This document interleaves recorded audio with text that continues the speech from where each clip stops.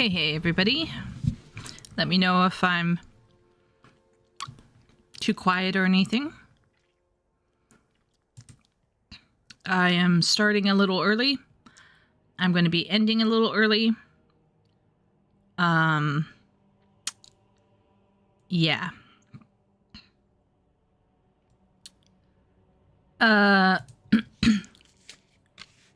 Good volume? Awesome. How's everyone in chat today?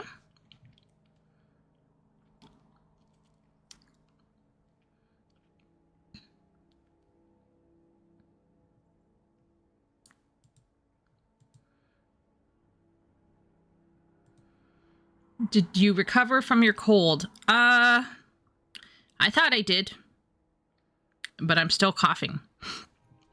It just might be very dry here, or I may have gotten a different kind of a flu.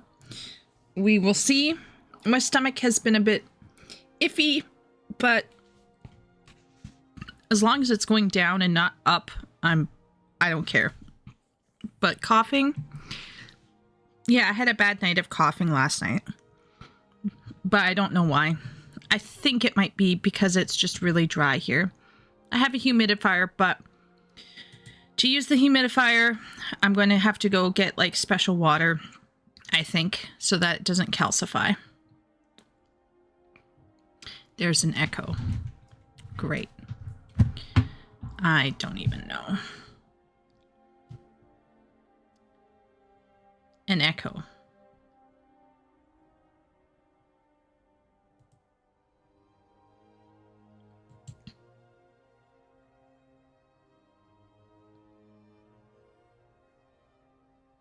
Yeah, we need distilled water.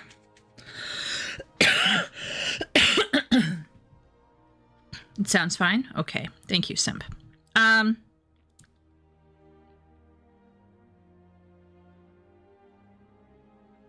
Maybe Party just hears me through the wall or something.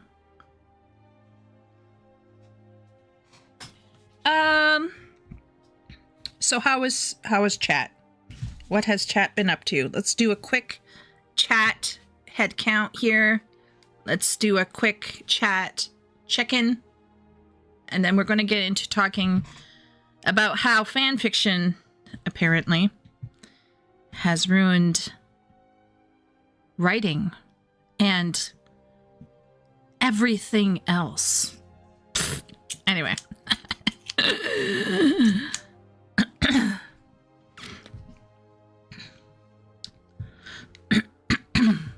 Must be the hairy cat ears. She wouldn't be hearing any echo if she had furry cat ears. Dane is doing well. Welcome in, Dane. Simp has been trying to beat the last Silksong boss. It's just tilting you. Yeah, maybe walk away from it a bit, Simp. I find that if I run into a wall, I walk away. Unless I'm on stream, and then I can't walk away. But just generally speaking, I totally feel your pain. I heard it's really difficult. Emmy caught up on grading. She's watching the Packers in the background. We're down by 1. Oh, well, hopefully they can catch up. Ben finished the old lady crack at work. And is in China, as usual. Yep. In the final quarter. Oh, well. Here's to hoping, I guess. Doing Palace of the Dead with Dane from level 51 again. Ha. Yeah. That limitation warning was real, wasn't it? That's too bad. But I'm sure you guys will be fine. Hopefully. Party has been taking her boyfriend through the Palace of the Dead. And, you know, when a man and a woman are alone in a never-ending dungeon together, like, goodness knows what's going to happen in there, right? Today I've slept a lot, which makes me think I might be sick again. But if I am sick, I don't know what I'm sick with. That being said, I didn't sleep at all last night. So there's that. I tried to fix my sleep schedule, and yeah, it's not been easy. But I'm excited for a few things. Number one, I had some fun watching the VGA Awards. I thought there was some interesting games that I saw there. I'm excited about the 7.4 patch that's being released this week for Final Fantasy XIV. Is anyone else excited? When a man and a woman? Yeah, exactly. Exactly, Leo. Anyone else excited for the Final Fantasy XIV 7.4 patch? I'm thinking maybe Epic might be. Possibly Ben. I'm not sure about anyone else, but I'm definitely excited. Were you ever going to play Claire Obscure? Yes, it's on my Steam wish list. I'm just watching for it to drop down a certain amount, a certain percentage, and then I will buy it. My only concern is, will my GPU be able to handle it? So we ordered a GPU, but it hasn't come in yet. I don't know. Has it even shipped? Not sure. Party has the details. But when you are running a stream and trying to stream something while running a game, it can be a bit hard. But I do intend to play it at some point. Yeah. I want to find out what all the buzz is. I had one hot take on the whole thing. I was bummed out on Kingdom Come Deliverance 2 on their part. As much as I think Claire Obscure deserves all of the accolades, I do think they should have probably given Best RPG to Kingdom Come. It was unnecessary to give Best Indie RPG and then, Best Indie Game and then Best RPG and then Best Art Direction, Best Game they had 13, I think. And once again, I don't want to take away from anything that they achieved, given that they won Game of the Year. Spoilers. But I just felt like they should have probably given the Best RPG to KCD 2. I think it was nominated for 11. Yeah, it was a sweep. It felt like a big sweep.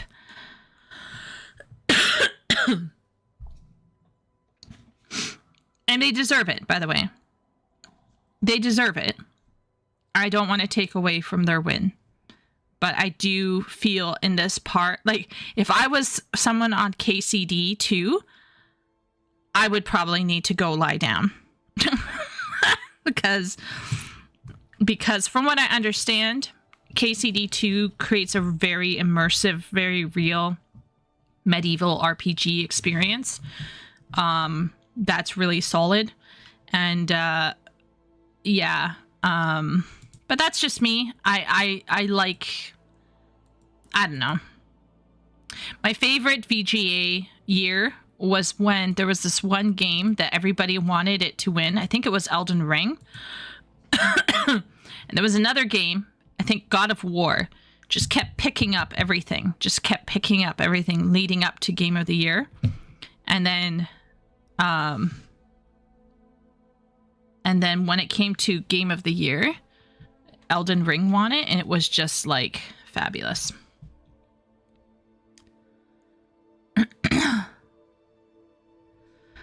Expedition 33 also hits that masterpiece tier. Yeah. That's what people keep telling me. I'll get there. I'll play it at some point. I just feel like how can I say this? I just feel for KCD. I just feel for them. They didn't get one thing. If they could have gotten one thing somewhere, I'd have been like, oh, okay, the team can, feel that pat in the back that, good job, well done. Like, by the end, actually, I'm gonna go full reveal here. I think by the end, I also was very annoyed with hearing the same musical riff from Expedition 33. So even though I think Expedition 33 is the masterpiece, just the fact that there was barely, like, any category that they were in, they picked up. And it just felt a little bit unfair. The pat on the back is the big OG money they got from sales. Yeah, FF fans seem to want games to move more towards Expedition 33. That could be the subreddit, though. Well, the problem with the whole situation with Expedition 33 is that previous to Expedition 33 coming out, somebody at Square Enix, I believe, said nobody wants turn-based games anymore. And Square Enix was pivoting to more action-oriented gameplay. But at the same point in time, they were still putting out Live and, or Live Live. Anyway, you know, Live X Live. And they were still putting out Octopath Traveler.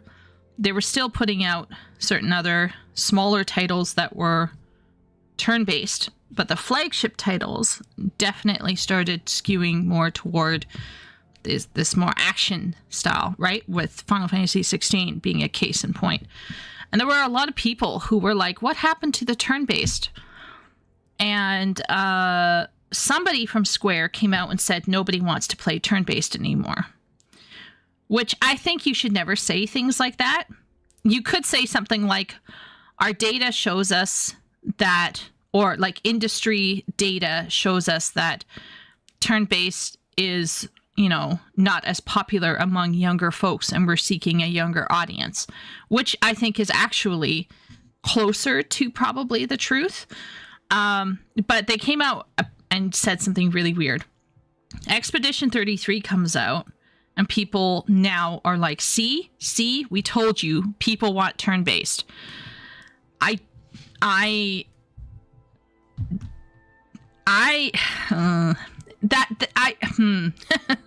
If you want to target like the older crowd, I definitely think turn-based can be one of the many ways to go.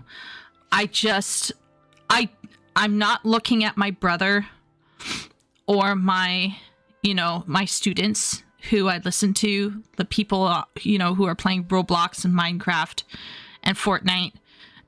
I don't think that they are as interested in turn-based. And I was talking with Johnny. I don't know if any of you remember Johnny, because he's in Eastern Europe, so he barely can make it to stream, if ever.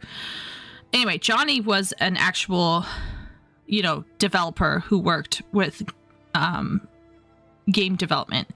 And he sent me a series of chats where he talked about discussions that are going on right now amongst game developers. And apparently one of the biggest concerns is where the audience is going to come from. Because before, the audience used to be this pack of kids from the 80s, 90s, early 2000s. But there are less and less Western and European children. And the actual population demographic has lowered enough for the industry to feel it. So they're looking to India and the Indonesia as their next group to target. So you have to ask yourselves, what are those kids interested in playing?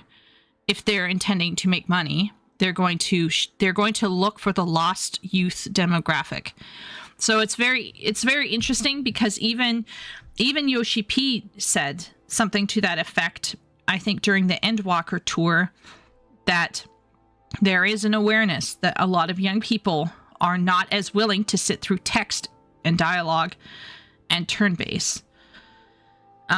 They tend to prefer the more flashier game stuff.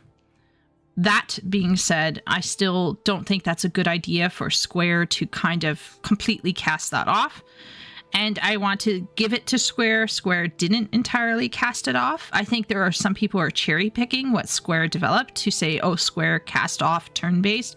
They didn't, but they relegated it to the side franchises. If anyone noticed, there was a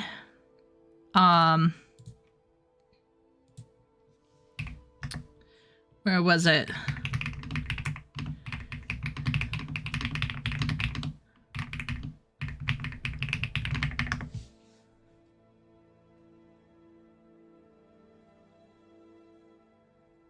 I'll try to, yeah, here we go. Let's go with IGN, because although IGN is very, you know, meh,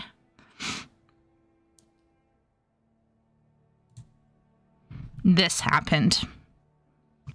Clear Obscure developers visited Square Enix's office for a rich exchange of ideas.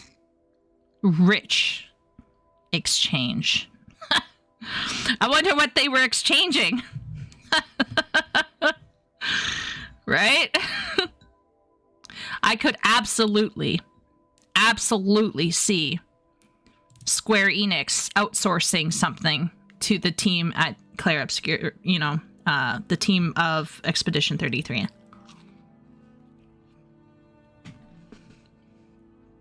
Thanks.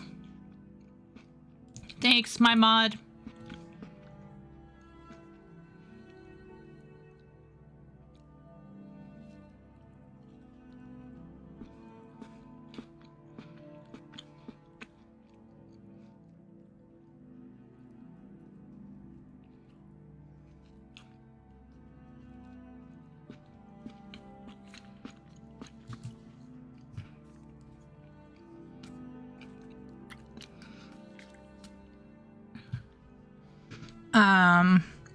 African points out KCD2 didn't have diversity. It's possible. Vavra did it to himself. Ben said, it's one of those things. When Witcher 3 won Game of the Year, it bugged me since Bloodborne was peak, but after playing it, I can see why both are awesome. That is absolutely fair, Ben. Jonathan said, I can't wait for Final Fantasy 17 to come out. Everyone hates that game. And FF16 is all of a sudden a masterpiece. Yeah. Sounds like an executive, not a dev. Probably was an executive. No more girl bossing if they go to those demographics. Maybe not. I don't agree that E33 is successful because it's turn-based. E33 is a successful game that was turn-based. Yes, absolutely, Jonathan. Yeah. I think the story, the music, the direction, the vision, the focus, and the gameplay. I heard from Ben a lot that he loved the gameplay. And so it is very possible that if the game is impactful enough that people will try out a turn-based game. But I know that there are some people out there who are rabidly anti-turn-based, and as soon as they see turn-based, their brains turn off. You know what I mean? So yeah. Indie devs will pick up dead genres. No worries if the big guys start making AI slop games. Oh, hello, Royal. Indie devs will pick up dead genres. Absolutely, Royal. Yeah. So many things contribute to how good it is. Yeah, yeah. So this is where I'm saying I don't think Square Enix gave up on turn-based insofar as they were still putting out turn-based while this was happening. It was just like Octopath Traveler. They put out the Evilise Chronicles, which is technically turn-based to a degree. They still had Live. There were a couple others. I don't think Square Enix completely abandoned turn-based. They were just talking about why they weren't doing it for their flagship titles. Of course, people then catastrophized everything. Spoiler alert for the rest of tonight. But what I find very fascinating is the game director, Guillaume Broche, gave a direct shout out in the in his speech, he gave a direct shout out, I believe, to Sakaguchi, I think. And this is where I find it very interesting that the director, apparently a producer and a technical director, as well as, and this is very important here, publisher Kepler Interactive CEO Alexis Garavarian went out to Tokyo to visit Square Enix's offices and met development leads there, including director Naoki Hamaguchi and Ryosuke Yoshida. So, just to put it all in perspective here, I'm sure this is a dream come true for Guillaume Broche. I hope he had a lovely time there. But I with the presence of Kepler, you know what I'm thinking, guys? It's just like, this isn't some director going on a vacation and wandering into the Square Enix offices. This is, yeah, a heavy exchange of ideas. Don't know if anything will come of this heavy, rich exchange of ideas, but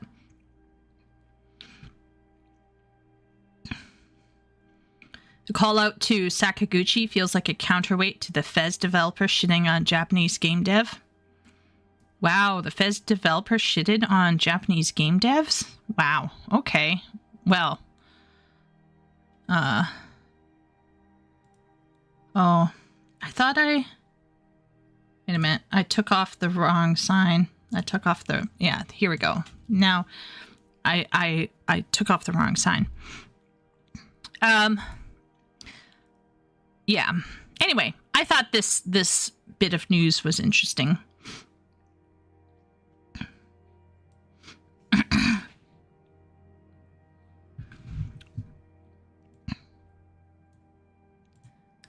Yeah. Generational haters on SE only want FF to be turn-based. They don't care about other franchises, even DQ. Yeah, here's the thing, right? Like, if I'm of a great belief that if a creative wants to do what they want to do, they should have the right to do what they want to do. But there's two caveats to that, right? Number one caveat is they don't have a right to your money, right? They don't have a right to you giving them money just because they're trying something new. And the second thing is, insofar as they have a relationship with the publisher, they have legal commitments to that publisher to fulfill what the publisher also wants, right? And so this is where, if the publisher is on board and wants to, try something out, all good. But I'm of the opinion anyway that if a developer is like, I don't want to do turn-based anymore, I want to try something else out, more power to you. But just know that you might alienate your existing fan base. So that's something that, they have to consider. But yeah.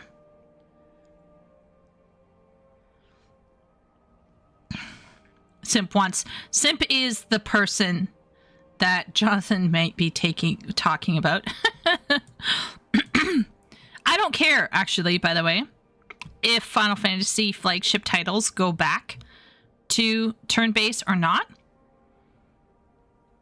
But Square Enix has made turn-based. Maybe you're an old man.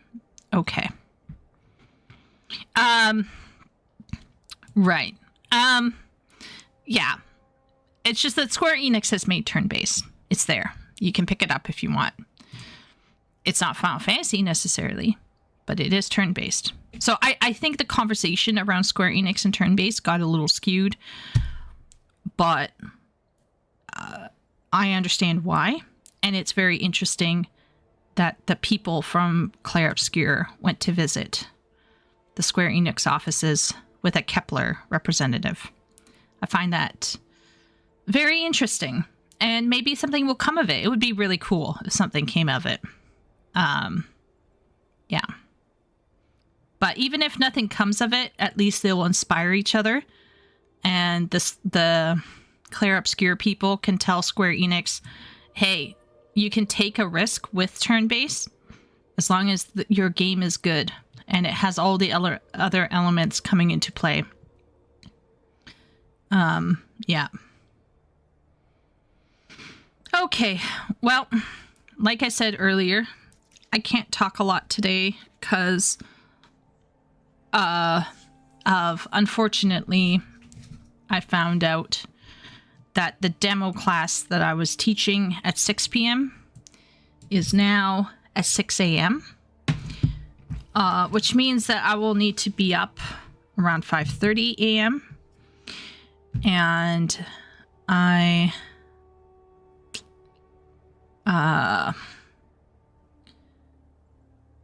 yeah.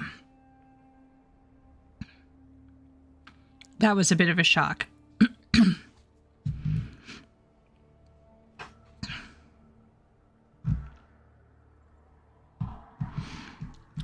I don't think SE will outsource flagship IP again. The last time that happened, it took 7 years for FF7 Remake to come out because they took the project back from CyberConnect 2.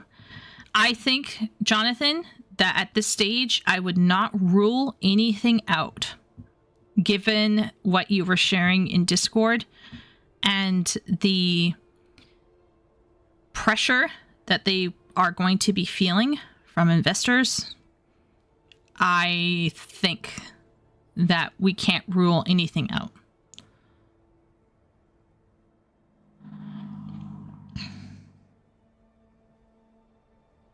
Epic said, unfortunately, the lack of turn-based is why I even gave FF16 a chance. See, this is what I'm telling. This is what I'm telling people. There are people out there, I think, who would absolutely interact with FF, the Final Fantasy flagship titles, if they had action-based stuff. I personally think this pressure from people on developers to only do one thing is asinine, frankly. And it's unfair. But at the same point in time, if a publishing house decides to go and try something else, then they have to live with the fact that certain people are not going to be happy with them. Square Enix finance looks pretty bad. They misspent, Simp. They misspent on a shitty action RPG with a girl boss character called Forspoken. That was a mess, and it cost a lot of money. And then there was the Final Fantasy VII Remake stuff has cost a lot of money. Do you know what did not cost a lot of money and clearly made some good returns? FF16, which was helmed by Creative Unit Studio and some other side folks. So, yeah. Go to bed. No, you don't understand, Miro, okay? My nighttime is now my daytime, and my daytime is now my nighttime. I effed up my sleeping schedule. But I'm going to end early so that I can relax before the demo and get other work-related stuff done because I get really nervy before a demo. So I'm going to go and relax and play a game or something before teaching. But I will, there's a very high chance I will be up all night because of my effed up sleep schedule. It was a lot, that was a lot of wasted dev time. Yeah. Square Enix finance looks pretty bad. Yeah.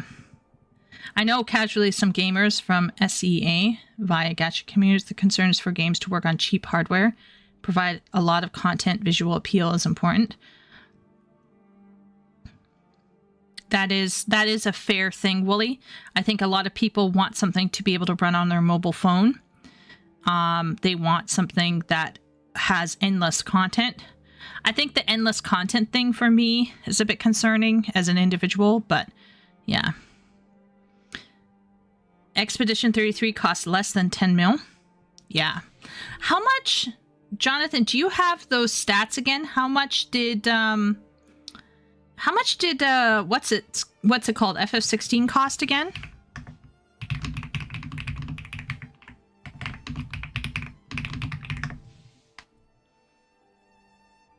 $59 million. Okay, so one of Square Enix's cheapest games to make was $59 million, supposedly.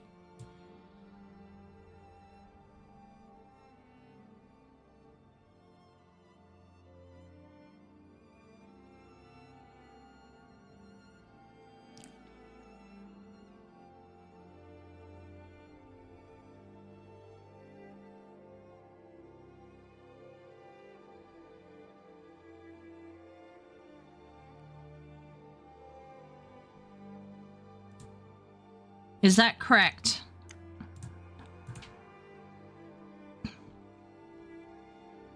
$90 to $100 million if we include promotion and advertising. Yeah. So if Expedition 33 devs came to Square Enix and said, hey, we made our game under 10 mil and this is how we did it, I'm telling you, Square Enix will be like, they'll want to know. There'll be a rich exchange of ideas.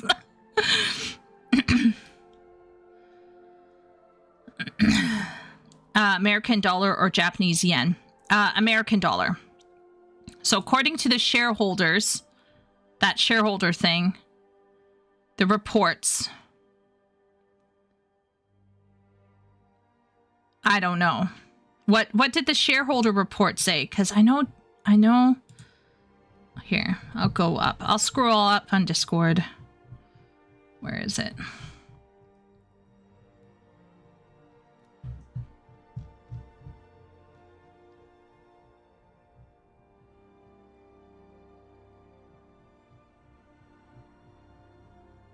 Wow, how long ago was it? Am I in the wrong? Yeah, here we go.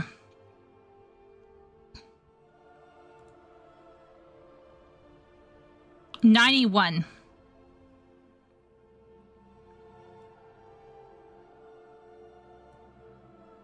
So Final Fantasy VII Remake and 7 Rebirth, 209, 185. The average is 15.6 billion Japanese yen. So this is 137 million Japanese yen. Billion? I don't know. Anyway, 91 down here. So it's Japanese 100 million. The Asian people have a weird way of separating the zeros, but essentially this is in yen.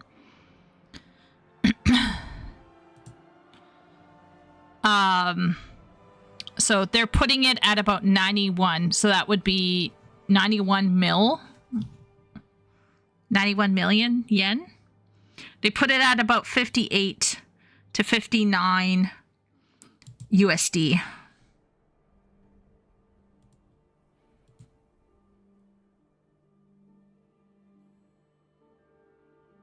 Even if FF16 was not the runaway success Square was hoping for, CBU 3 knows how to use a budget. Yes.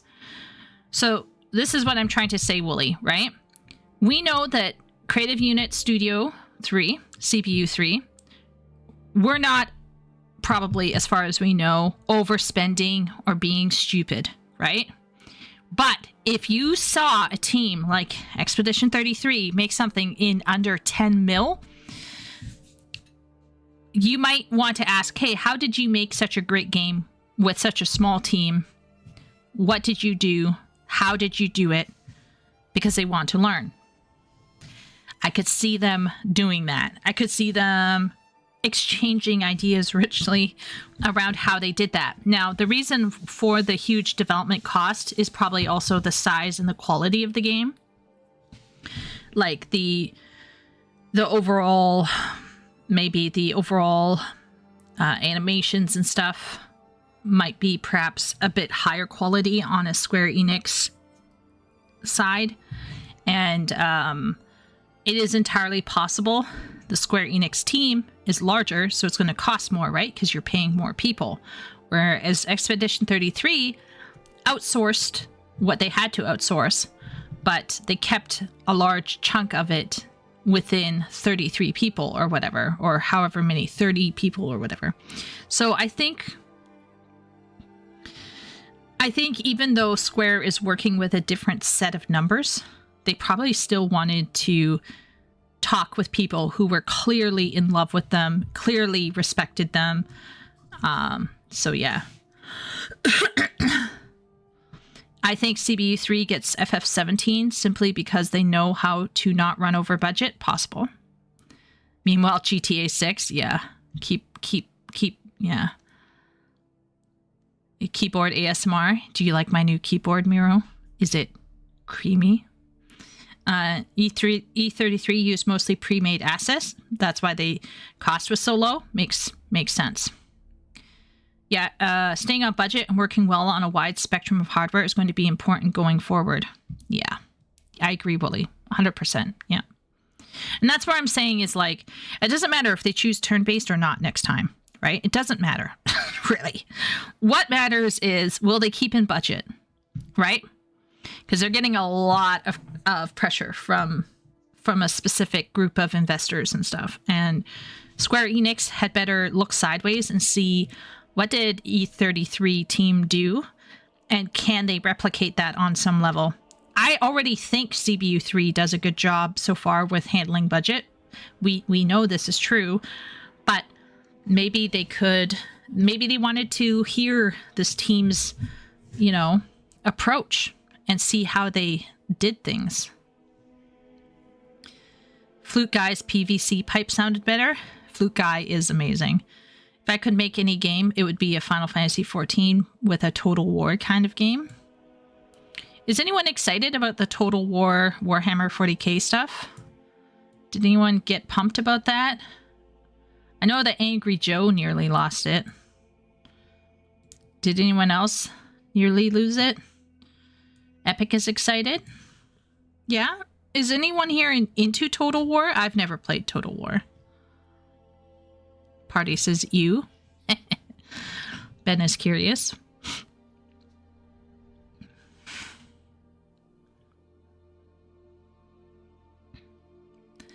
Yeah, it looked like not my kind of game at all, but I'm very happy for a bunch of people who were pining for, I think it's RTS, is that what we call it?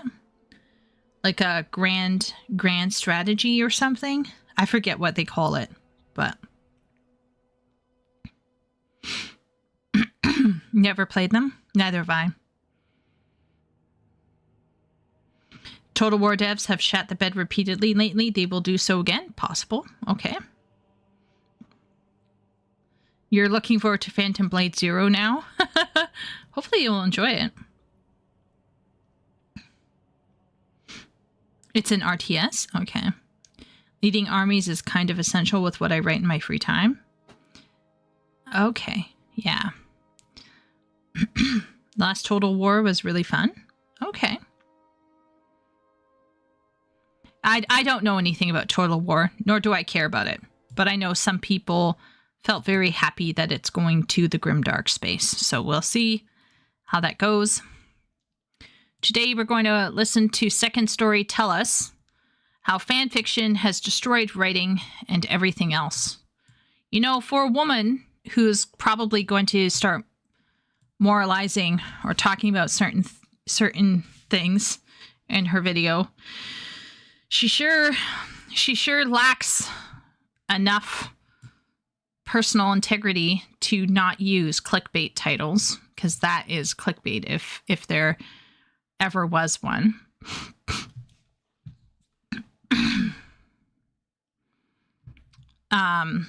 Yeah. Everyone should know how I feel and think about fanfiction. I started writing fanfiction when I was a little girl before I knew what it was. Then I found out that what I was doing was actually a common thing. So I started posting it online around 2005. And I've written fan fiction on and off since then. I don't write much fan fiction now because of time. But I actually started writing some fan fiction for Final Fantasy XIV, regarding my own Catboy and a certain other person, redacted. And I can actually see how I've progressed as a writer from being absolute shit to being much, much better than I was when I started. So when I look back at what I was like at the beginning versus what I was like at the end, I can say that I did a much better job. Over time, I improved. And part of that improvement wasn't just from the practice of writing. It wasn't just me practicing writing over and over again. Part of it was reading more widely. Part of it was being a teacher and coming into contact with basically teaching kids how to write. And as I taught kids how to write, I began to formalize my own writing style and writing habits and writing approaches. It transformed how I think about writing. And I wasn't really into reading what writers thought about writing. I didn't do a lot of research from famous writers on how to write. I just would write a lot. And I would write a lot of fan fiction. I also wrote a lot of original fiction as well on the side. So I was doing a lot of writing at one point. So I can't disagree with this title more. I think that this title for her video is absolutely atrocious and she should feel ashamed of herself. But we're going to find out if she's going to say anything truthful about fan fiction. Is she going to say anything that is actually factual? And then we'll find out if she says anything that is cringe, weird, hyperbolic. We're going to go through this with a fine-toothed comb. And then probably right after, I'll probably sign off and go and relax. And hopefully not lose my mind over this situation anymore. But you can see from this video, she got 129k views. And I have heard from Simp that her story got review bombed as a result. So I know that there are not a lot of people probably watching my stream. So I don't think I need to say this. I'm just going to say, okay, all 15 of you, please don't go.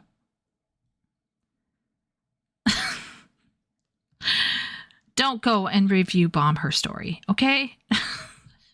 That's cringe. This lady will get pushback online, as she should. But if you're going to give criticism on her writing, do so with a spirit of fairness and integrity. Don't go and review bomb her Royal Road story. But anyway, we're going to get into it. Too late, already review bombed. Titles like hers are a red flag, but I'm here for the ride with everyone else. Yeah, it's a red flag.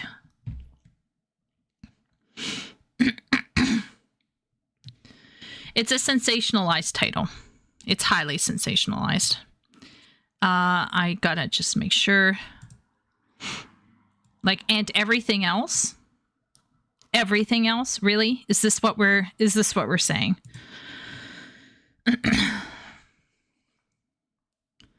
I think it's highly sensationalized. And that's what makes it clickbait. People are going to click on this because it's highly sensationalized.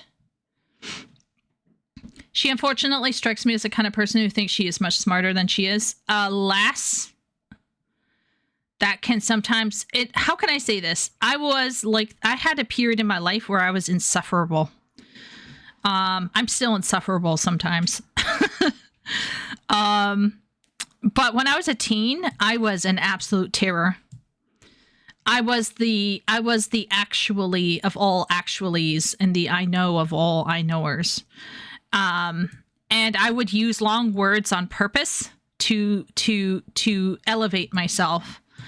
And it was highly pretentious. And I was not, in fact, more intelligent than anybody else. I was simply intellectualizing everything. And I think there's a level where some people can be speaking truth. And she may be saying some facts in this video. We're going to find out what facts she brings to the table. So she might have some actual factual statements to make. But unfortunately, she does rub people the wrong way, I think. So, yeah. You can't start a video only 40 minutes in. I have to. I don't want to be here till like 2 in the morning, and then I don't know. I just want to be quiet tonight. So, yeah. Mauled incoming. Yeah.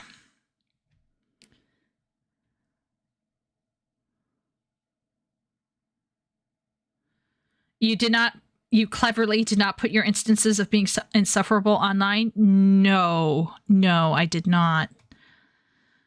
Wow, party got more foe. Crazy.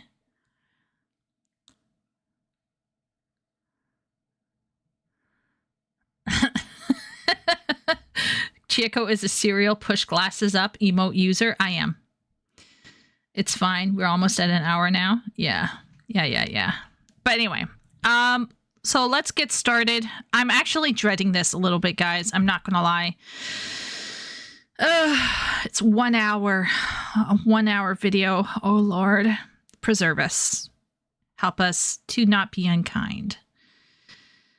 Oh gosh. Okay, here we go. Aware that good fan fiction exists, or to be more accurate, I know that good fan fiction is possible, and I know that fan fiction in itself is a neutral thing, like all of fiction, and can be good or bad depending on the writer. I know that there are probably people out there, or at least there were at some point, who wrote genuinely excellent stories set in worlds of someone else's creation.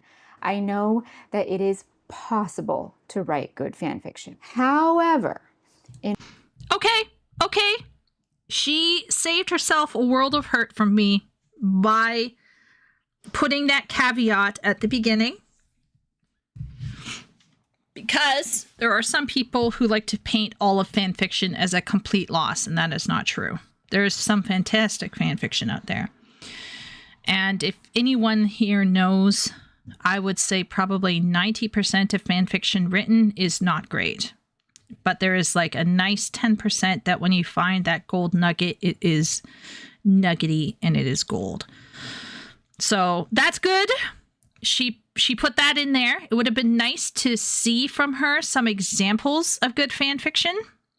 We're going to find out if she's even actually read fan fiction or if she's just flipped through fan fiction websites and then just generally noted things. We're going to find out the hard way, but I do appreciate her putting that there at the beginning. I think I would have wanted more from her from that to show that this is not some sort of slapped in caveat, but I appreciate that. In recent years, despite any outlying works of alleged genius, and they are outlying and not the norm, fan fiction has developed a manifestly particular kind of image and reputation. The aesthetics of fan fiction, if you'll allow me, have become a very specific sort. And that image and those aesthetics have broken internet containment and entered mainstream literature and storytelling. But is that the fault of the fan fiction writers entirely, or is it the fault of the publishing houses and the editors not gatekeeping? Like, I hate who did it, really? Okay, because you see fan fiction people, okay, fan fiction community writes for free online.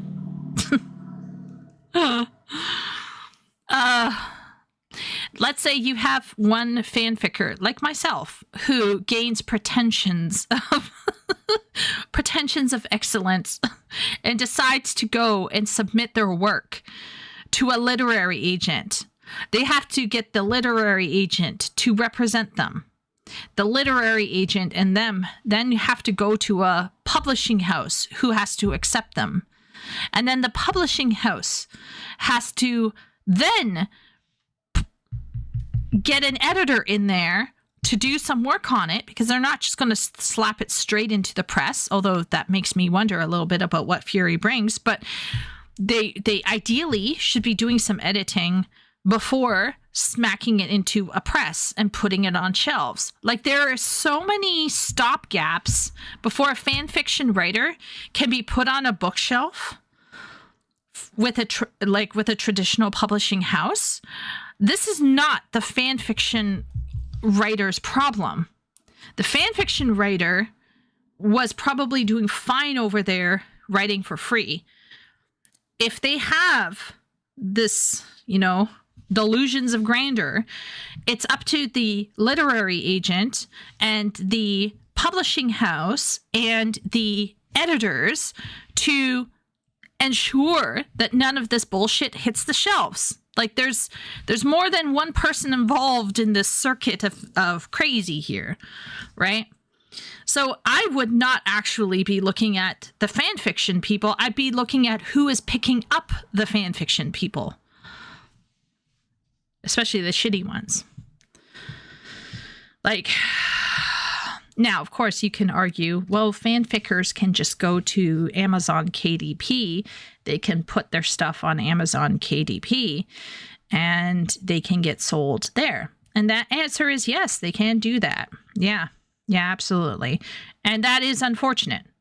But I would argue that tons and tons and tons of other writers who have been properly represented by traditional publishing are also shit. And honestly, they get put on shelves or go straight onto, online bookstores. And I think this argumentation, it's not a route that I would go. It's not a route that I would go.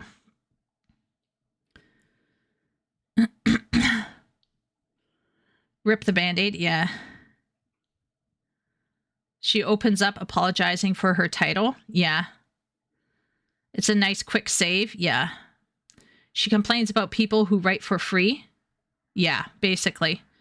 The truth is also that Rings of Power is not fan fiction. It was a paid-for story that was reviewed and people said, okay, push it through. Nothing about it was fan-made, so I wonder about her examples. Rings of Power, Wheel of Time TV show, and House of Dragons got produced by professional writers.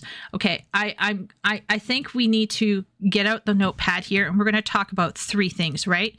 There's a difference between an adaptation and fan fiction.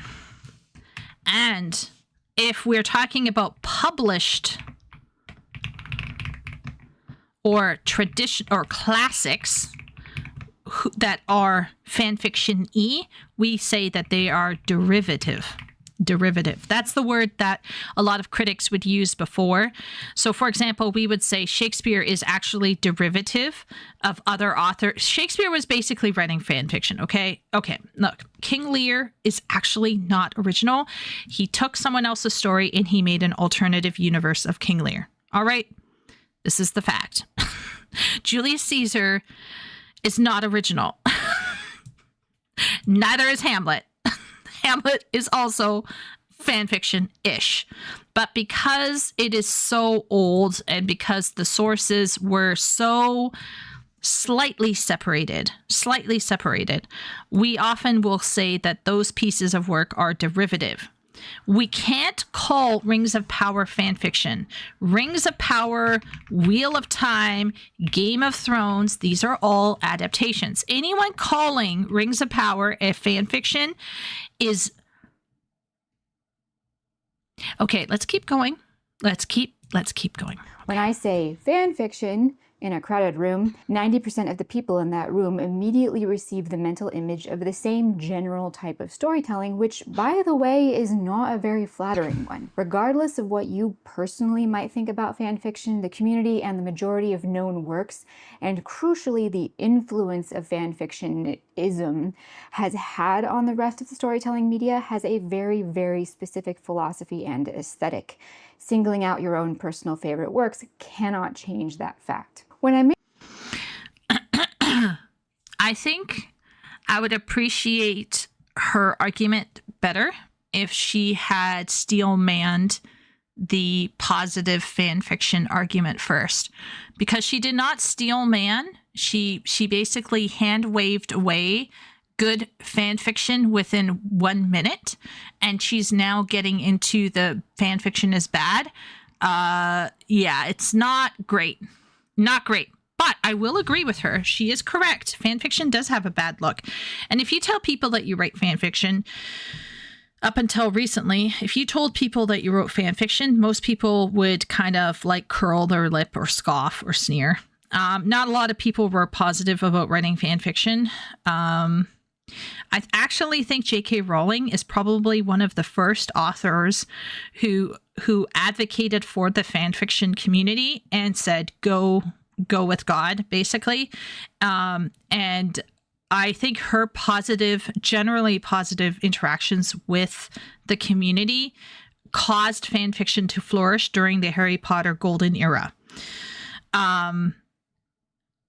That being said, like previous to that, I think there was a lot of stigma around fan fiction, and now there's new stigma from fan fiction from would-be cultural critics and aesthetic, armchair critics who are like, oh, this is like fan fiction. Yes and no. Like, yes, it is bad, like some fan fiction. No, I've seen worse fan fiction. You don't know what bad fan fiction looks like. Bad fan fiction is a 12-year-old figuring out how to write a scene, right? Like, are these the people that we're really going to spend our time shitting on? Like, now there's a lot of fan fiction in the mature section that's written by much older people, much older teens and young adult women. But your average written fan fiction is actually written by a much younger person than you think. I think probably my first form of fan fiction I wrote when I was around 12 or 13 years old. So some of us started writing fan fiction really early on. If she references Rings of Power, Star Wars as her examples of fan fiction, that's a bit meh for me. They have fan fiction quality. Last Jedi is fan fiction. The top comment is Last Jedi is fan fiction. Yeah, you can't consider Rings of Power and the sequels as fan fiction. The people making them are clearly not fans. Well, I don't know if the publishers look at every manuscript as quality as long as it checks certain boxes. That's true, but they should make sure of that quality before it hits the shelves.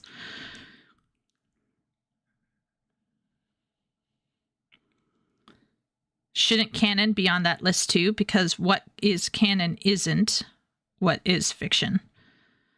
Keeping in mind, this is the same creator that got worked up over romantasy being too steamy. I'd predict she's mad at fanfiction's penchant for less fade to black romance scenes. Probably. That's true for a lot of genres. Romance is looked down on a lot. Okay, here's the thing, all right? We're going to get into what fan fiction actually comprises of in a bit. Let's see where she takes this. I made my little jab at fan fiction in my video on the rise of smut in fiction. Many people came crawling out of the woodwork to send me various strongly worded messages about how wrong I was because, that one particular XYZ fanfic was good, actually, and because not all fanfiction is smutty, actually. Listen, I don't really care. I get it. Some of you like to read or write fan fiction, and some fan fiction is, to you, worth your time. But I'm talking today about the broad idea of what fan fiction generally has come to embody and mean in current year. So if you like fanfiction,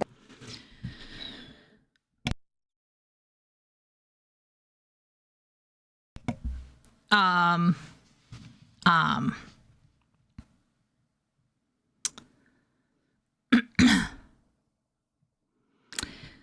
oh boy. Okay. Okay. So here's the thing. My question is, how much fan fiction have you read? Second story. I'm just curious.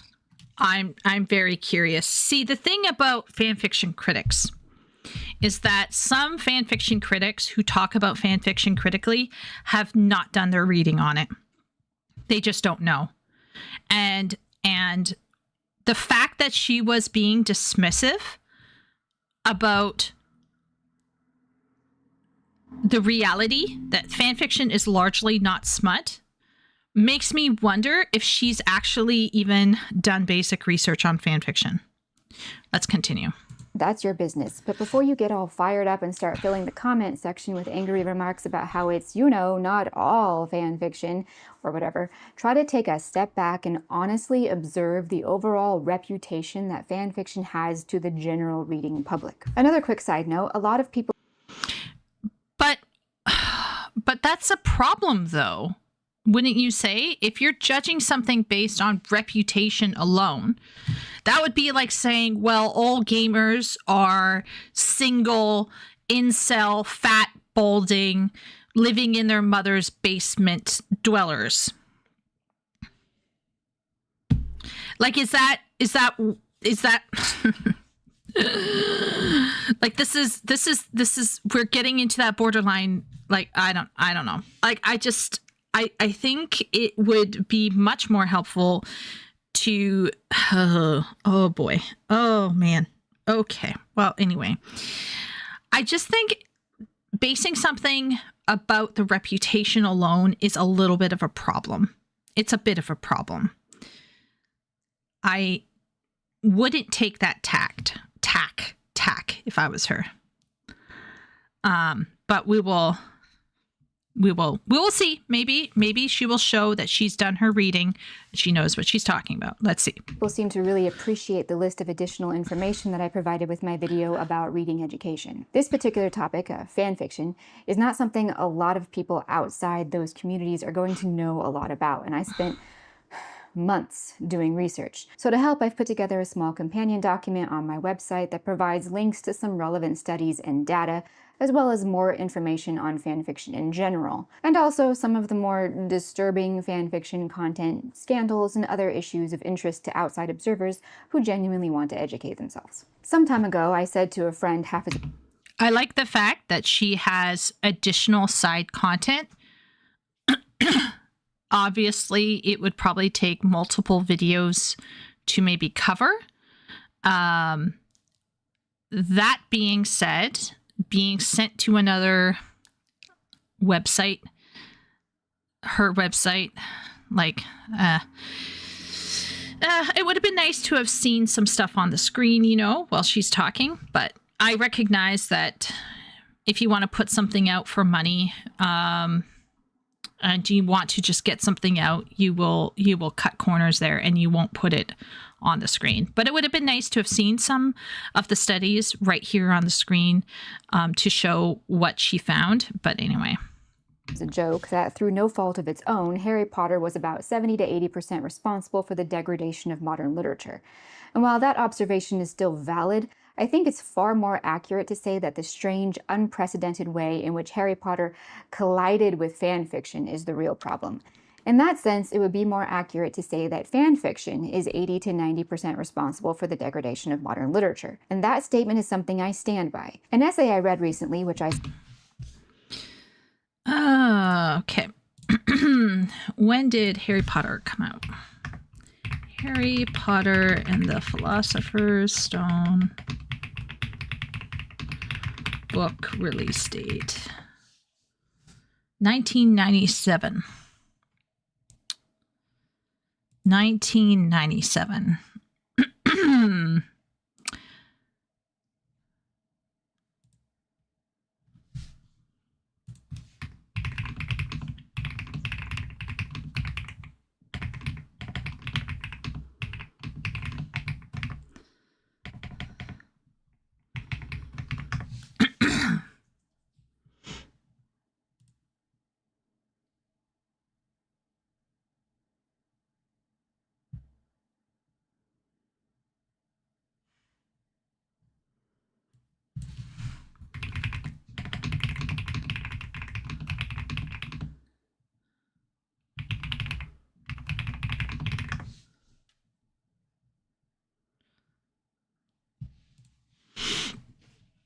She forgot another factor for why.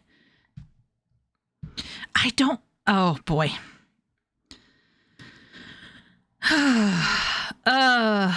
Okay. So let me break it down. She's not entirely wrong. Harry Potter has this particular special trifecta with fan fiction. Okay, and the reason is because of something else that happened in the 90s. You see, Harry Potter was released in 1997. Does anyone here know what happened in the 90s that spurred on the creation of more fan fiction? Does anyone know?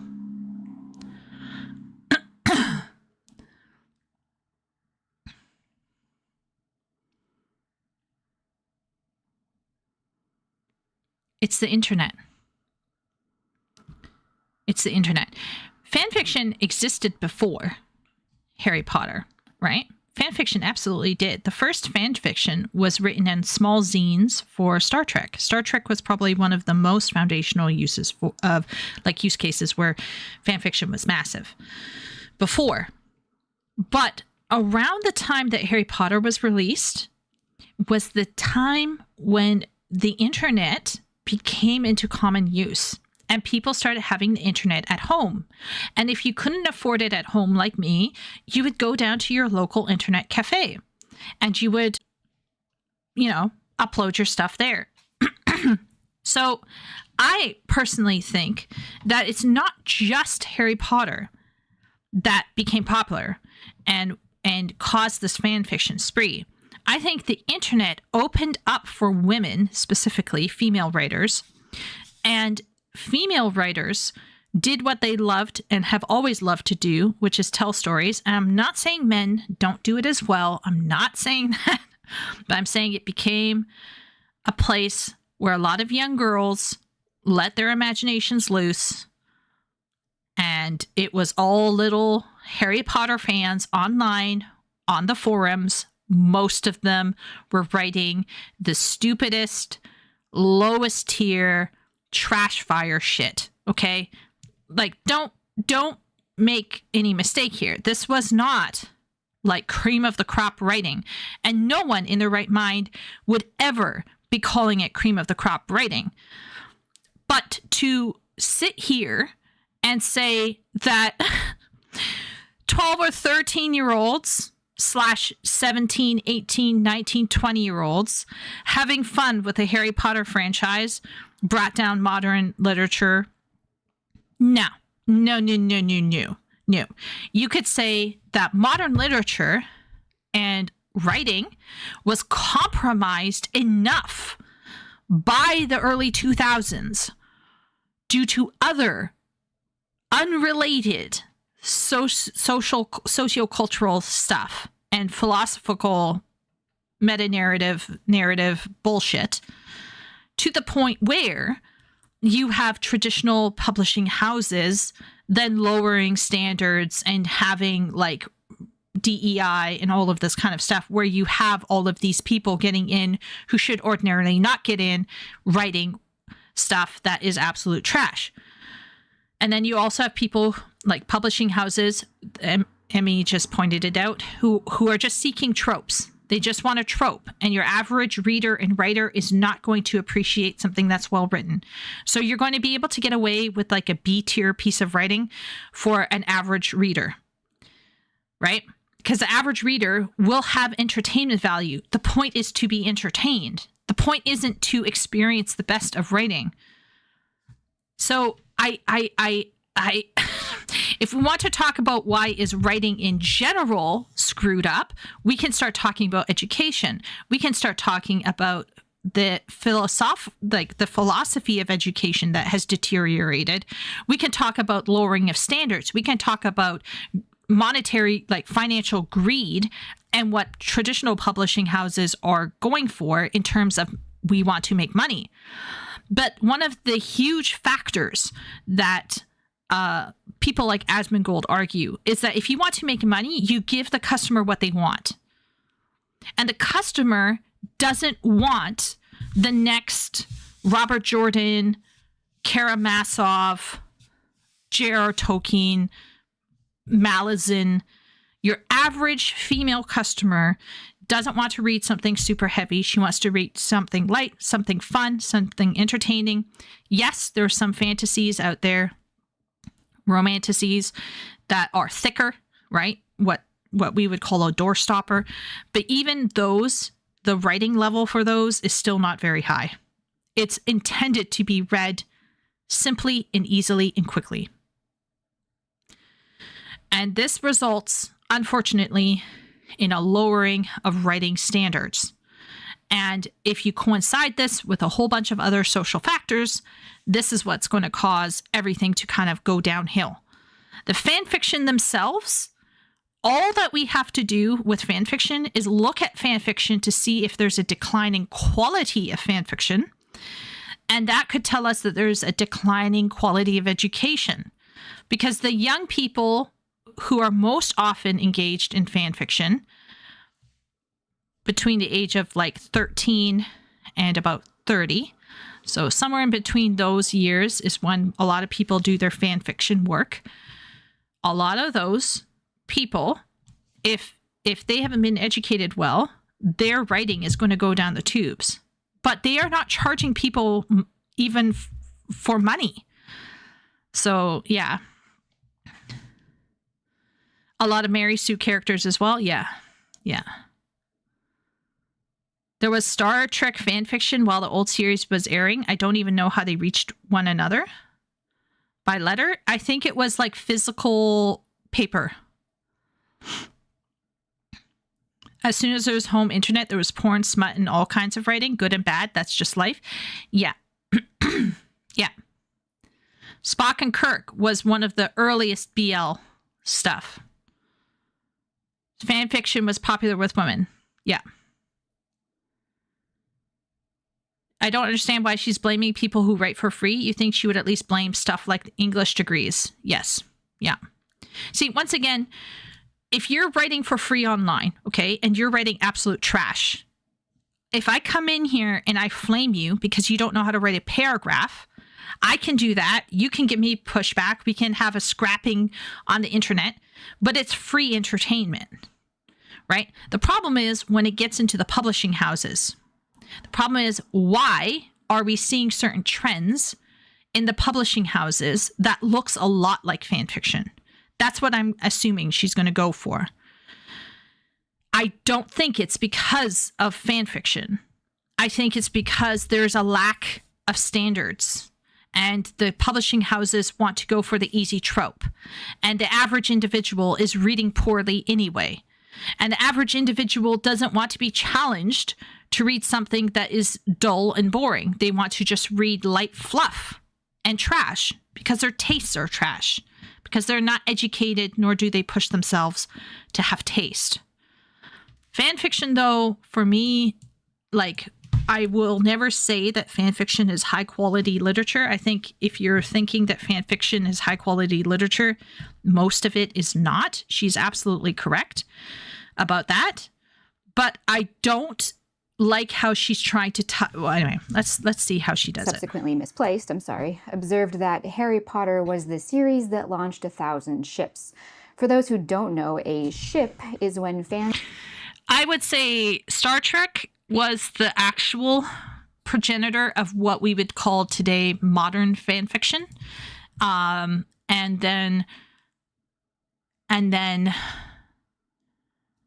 then Harry Potter represented the next big wave.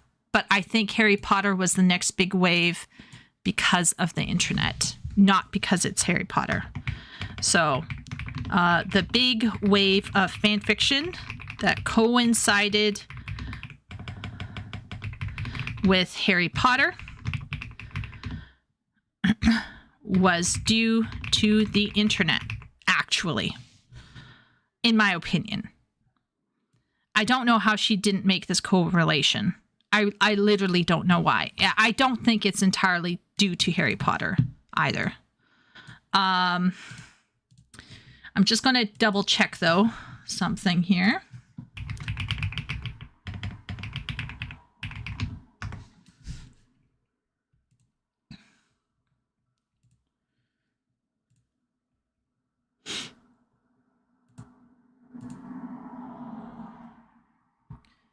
Yeah.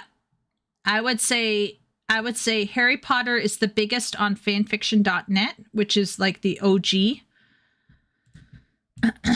I'm just going to check movies. Yeah, I would say hands down the biggest fanfiction kind of swirly is Harry Potter, followed by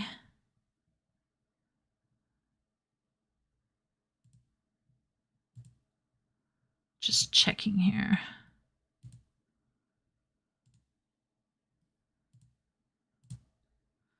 Okay, followed by Naruto and then Twilight. Yeah. Naruto is second. So it's Harry Potter, Naruto, Twilight, and then after Twilight, I believe it is I'm going by most stuff published, okay? Like most fanfic published. So after Twilight comes Supernatural. And after Supernatural comes Inuyasha.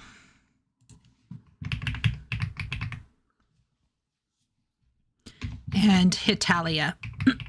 I did not know Hitalia was that big. Holy shit. Clearly I'm out of it. Avengers and Bleach and Star Wars come after in some order. Bleach, Avengers, like Marvel, and Star Wars.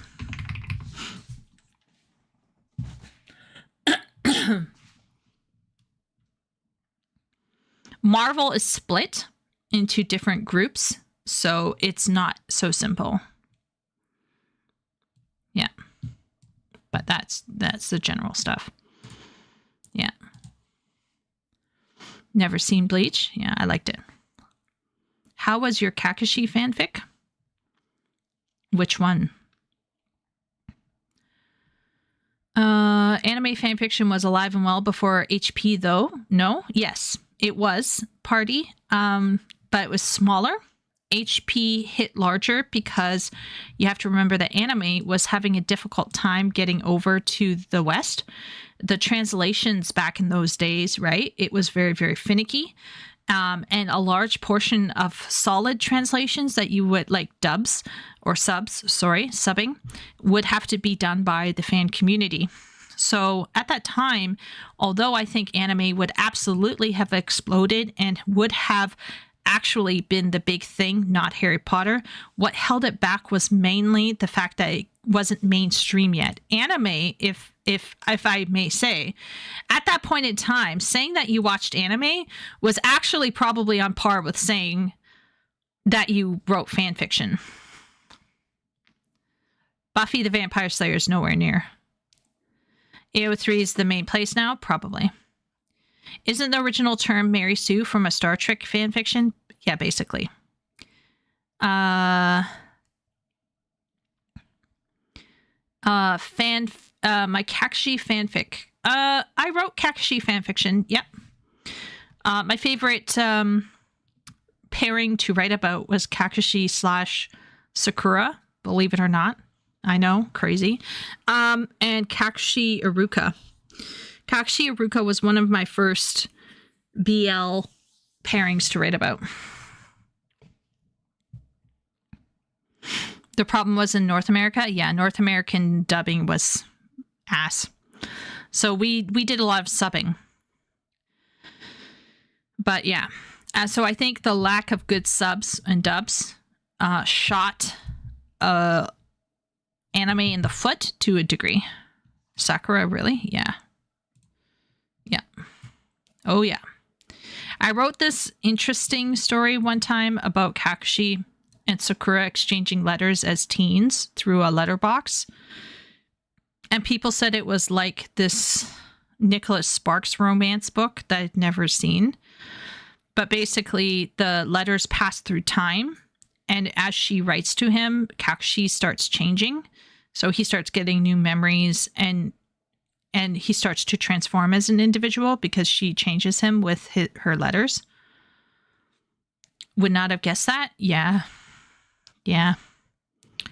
I did. It wasn't smutty, though. I never wrote smut. Like, not hardcore stuff. No. It was very, very, like, what would be very, very lemony. Like, it was hardly, yeah. Yeah. Okay, anyway, let's keep going. Of a story will root for two characters to get into a relationship. Wait a minute. Hence, ship. Can everybody hear this?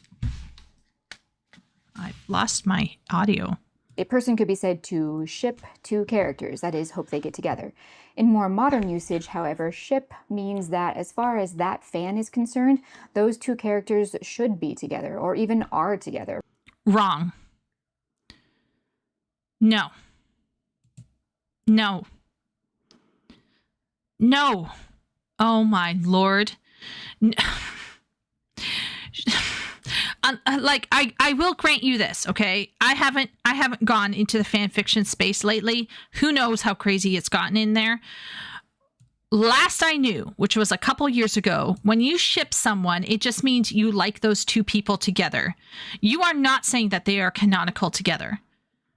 Now, I know some people who ship something so hard that they start skewing, right? You get into your head, you start role-playing too much, and you lose sight of the canonical material. That has happened before, and you start literally reading into the canon things that weren't there. That I have seen. But if you're saying that the pairing is the only pairing, that is not shipping. Shipping is simply the act of putting two characters together. I believe there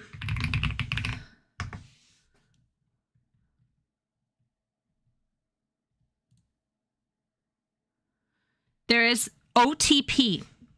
OTP means one true pairing, which means basically it is the preferred pairing, or like the fan, like the group of every, like, for example, too many people who play Final Fantasy 14, many people will have an OTP, let's say, about, what is an OTP in FF14? It would probably be something like,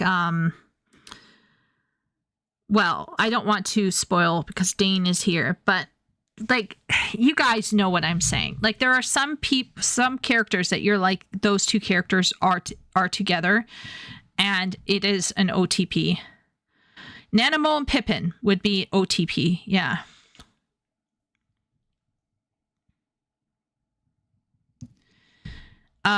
She's trying to demonize every baseline term. Yeah, it's stupid.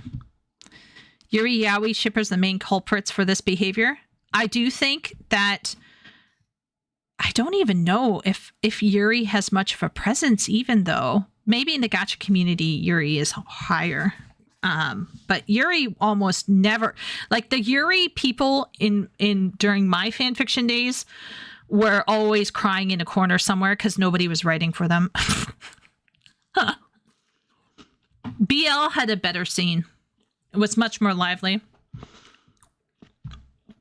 Oh, a white cat and a handsome Hrothgar under a starless sky. Yes, there you go. Yuri is really niche. Yeah, unless Wooly knows something is going on in the gacha community, in which case it's probably the high male interactions, because guys like to see girls make out together. I just don't. In the fanfic world that is dominated by women, Yuri is incredibly niche. It is a rare female writer that is writing Yuri. That's what I'm going to say. Okay. I would say off the top of my head, het pairings are the most popular, followed by BL, yaoi. And then Yuri is trailing behind. Trailing. And we're talking about female-dominated writing. Yuri, I refuse to believe Yuri is at fault for anything in terms of fan fiction written by women, like standard fan fiction that we're talking about here.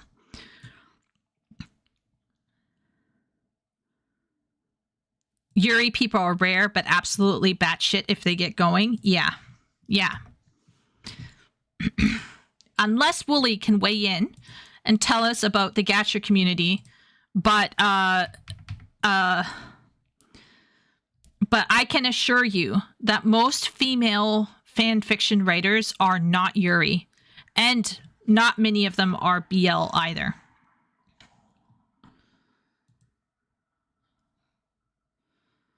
They wanted to claim her as a lesbian. Oh, yeah, that's stupid.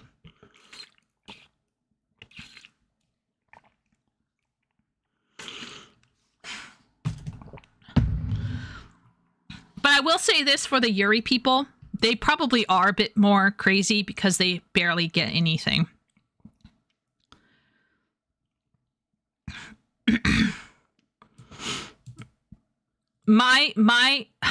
Here's the thing.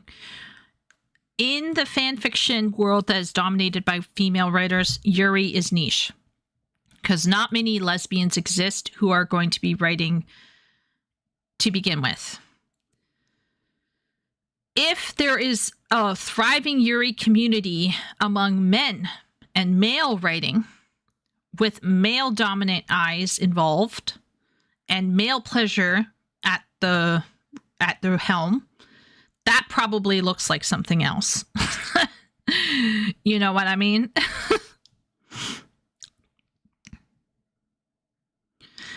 The protag is a self-insert, so shipping has a crossover with gender identity and cultural war idiocy. I could believe that. Yeah. Self-insertion is a problem.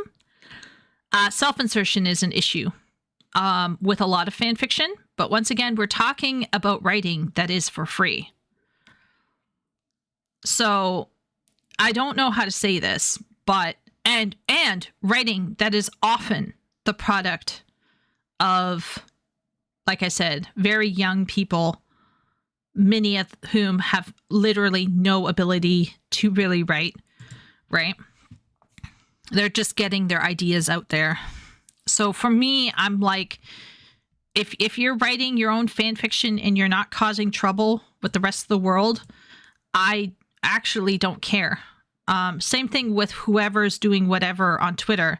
I'm not on Twitter.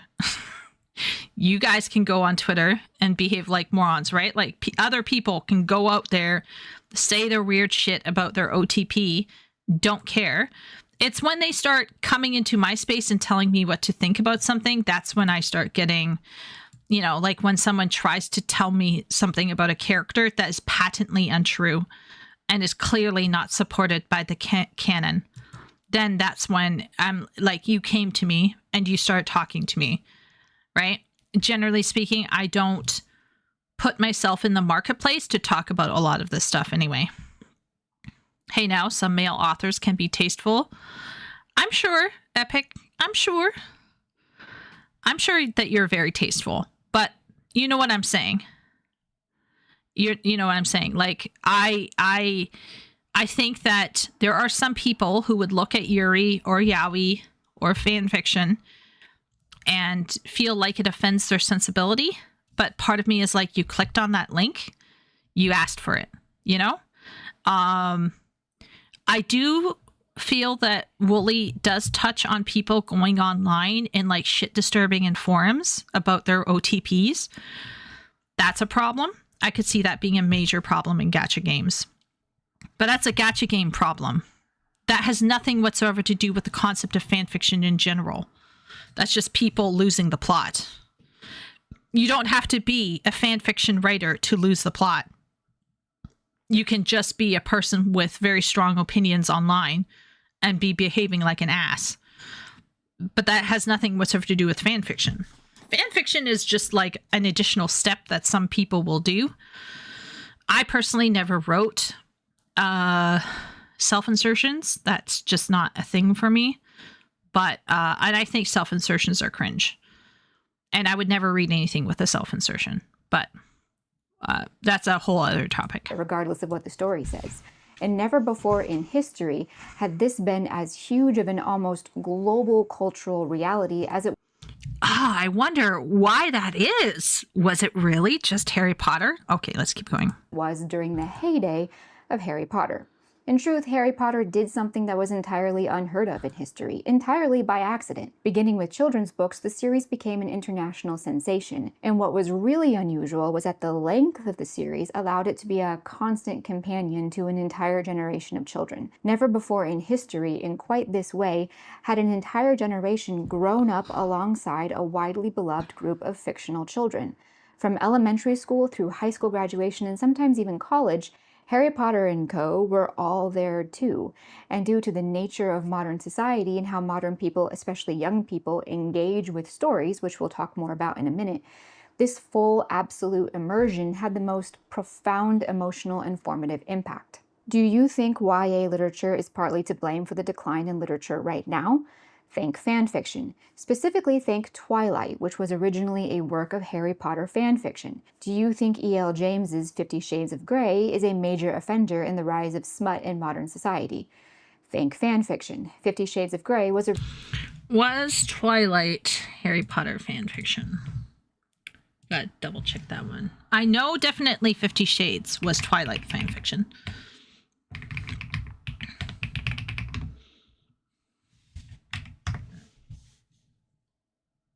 No.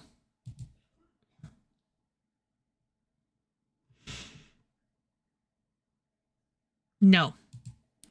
Wow. Okay. All right, guys, fact check. Community note here.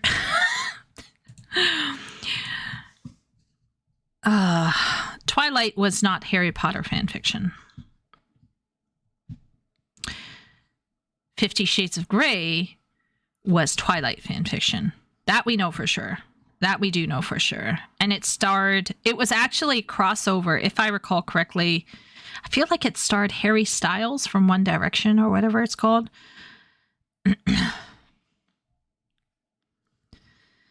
But she is absolutely wrong here.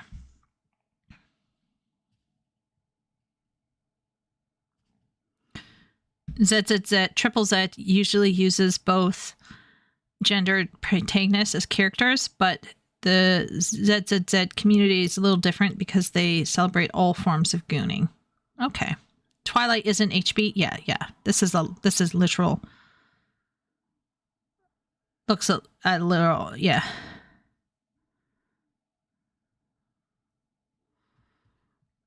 If she is doing so much research, how could she not have, like, did she find something that we don't know about?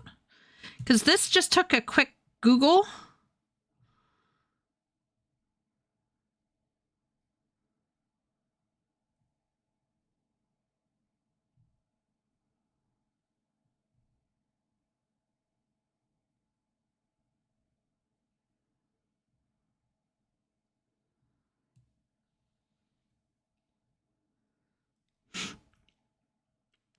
Some people are saying there's a higher chance that it was Buffy fanfiction.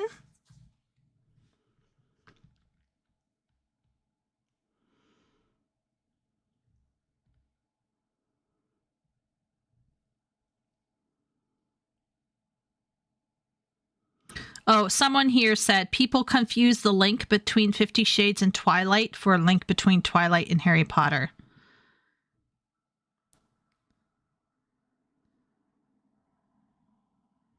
Someone else on Reddit says it started off in its early days as HP fanfiction. The only thing is I can't find information on it anymore.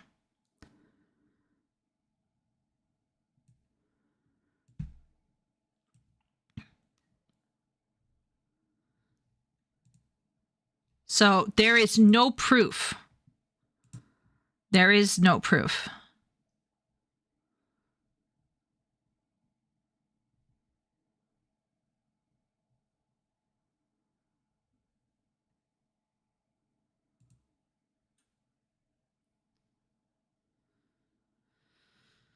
Uh,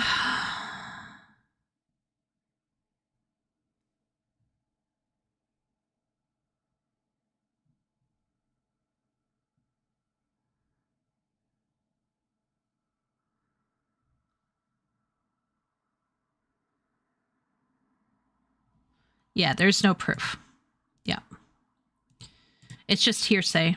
She's literally quoting hearsay as fact. That's 1 month, months of research, apparently. She can't even qualify that. Anyway, let's keep going on. Okay. I think her not talking about the impact of the internet is a misstep here, because I think the internet actually is the larger factor as to why fan fiction spread and became more mainstream, in my opinion. Before the coming and advent of the internet, fan fiction existed, albeit in like little web zines, in like, you know, very, very special people who had access to very old forms of the internet could access it and share stuff. When the internet came, it so happened to coincide with Harry Potter in anime, and that is why Naruto and Harry Potter have the highest fanfic amounts. So I just feel like she should have added in the internet. Originally Twilight fanfiction, and the list goes on and on and on and on forever. So yes, in a sense, Harry Potter got the ball rolling, but there wouldn't have even been a ball to roll had we not had fanfiction. But no matter what series started it, Pandora had opened the box, the bell had been rung, etc., etc. Fanfiction was here to stay. Worse than that, fanfiction was making tangible contributions to the shape and trajectory of literature and culture. And as a result, both have suffered massively, and we're going to talk about it.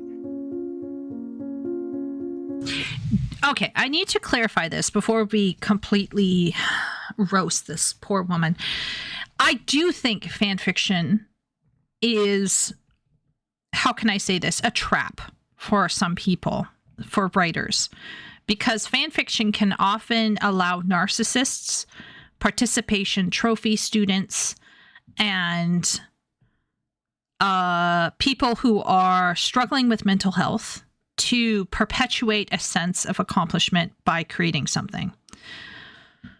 I will say, though, that if I had to choose between someone spending umpteenth hours in a video game versus somebody who is writing some fan fiction, I would have a bit more respect for the fanfic writer, because at least they're doing something that is partially from themselves, as opposed to a video gamer who is a passive consumer pretty much on almost all levels, unless we set aside the rare video game that allows for personal expression, like on unprecedented original levels. I think a fanfic writer is a slightly more engaged consumer, and so I personally respect fanfic writers to a higher degree than I do most other consumption.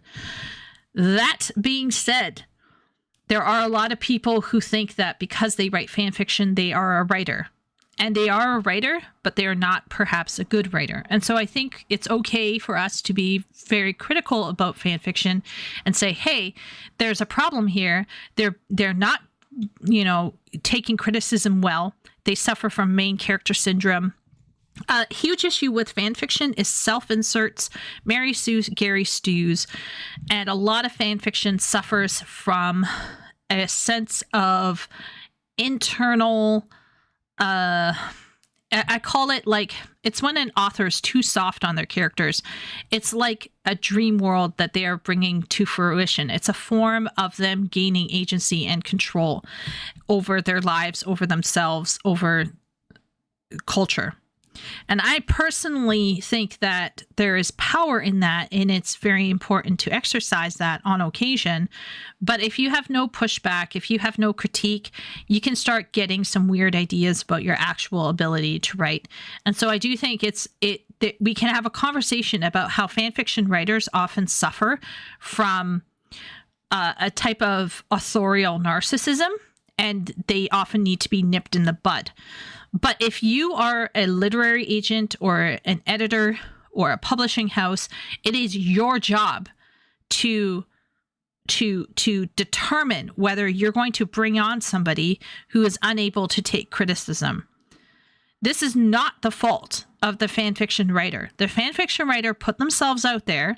We could continue ignoring them, and they will continue writing, and it will be fine, and we would all be fine. What we actually need to do is we need to look at, why did publishing houses start looking at fanfiction writers? That's number one. And number two, we can also talk about, why are we seeing more of this kind of self-congratulatory writing or whatever, certain types of writing approaches and writing styles? Why are we seeing them published?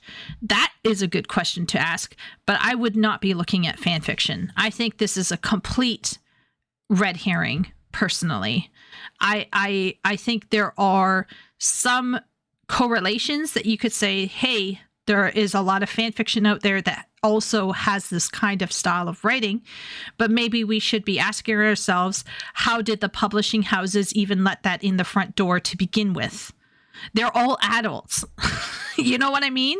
This isn't like big bad fanfickers bamboozling a multi-billion-dollar industry, a billion-dollar industry. You know what I mean? Like, it's what are we talking about here? But anyway, let's keep going. At some point, this was probably the early 2010s, I, naive, foolish, innocent, ventured onto AO3, that is Archive of Our Own, the main online fanfiction hub for the last 15 years or so, to see what there was to see. We're going to talk more soon about what a casual traveler is likely to find when walking the highways and byways of sites like AO3, but first I want to talk about some general observations I've made about the influence of fanfiction on popular culture and the literary world, and then we'll break down each one at a time. First, fanfiction is directly responsible for the epidemic of self-insert characters and self-insert mentality that has pervaded the entirety of storytelling across all mediums. Second, fanfiction is directly responsible for the smut-pocalypse that has devastated literature. Third, fanfiction is directly responsible for the meta-derivative nature of storytelling that is starting to become dominant. Related to that, fanfiction is partly responsible for the overall drop in literary quality and is directly responsible for the degradation of the art of writing, including but not limited to dismal world building and one-dimensional characters, as well as the elevation of arguably non-literary approaches to certain styles, such as the disproportionate use of present tense.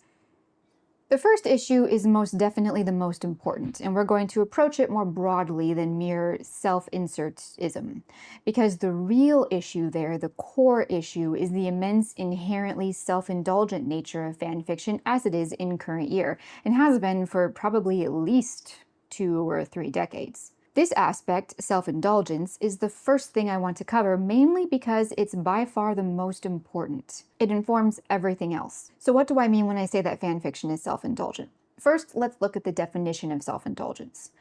To indulge oneself or one's inclinations. And indulgence itself is defined as, among other things, over-leniency, gratifying appetites and desires, lack of restraint, giving way to temptation or inclination, yielding to gratification. I know that there are some people who would hear all this and genuinely find nothing wrong, but I think an honest person who seeks to... She misspelled yielding. Okay, let's set aside that little thing. I agree. I do think fanfiction is self-indulgent. A large portion of shitty fanfiction is incredibly self-indulgent. I wouldn't be surprised if 50% of fanfiction is self-indulgent. It is, after all, about your interest in a particular character or their point of view, or inserting yourself into a situation or creating a Mary Sue that is often your best version of yourself. It is essentially taking what I think women have done for ages, except probably Second Story, which is to imagine in their head alternative viewpoints of a story and then putting it out onto paper. So I I personally think that there are tons and tons of people who will rewrite stories in their heads to do, with the story what they will. It's just few put it out on paper. And when the internet came, I do think that a lot of people put it out on paper, and some of that stuff should never actually hit the public eye, personally, because it is self-indulgent. When I am daydreaming, I'm daydreaming for me.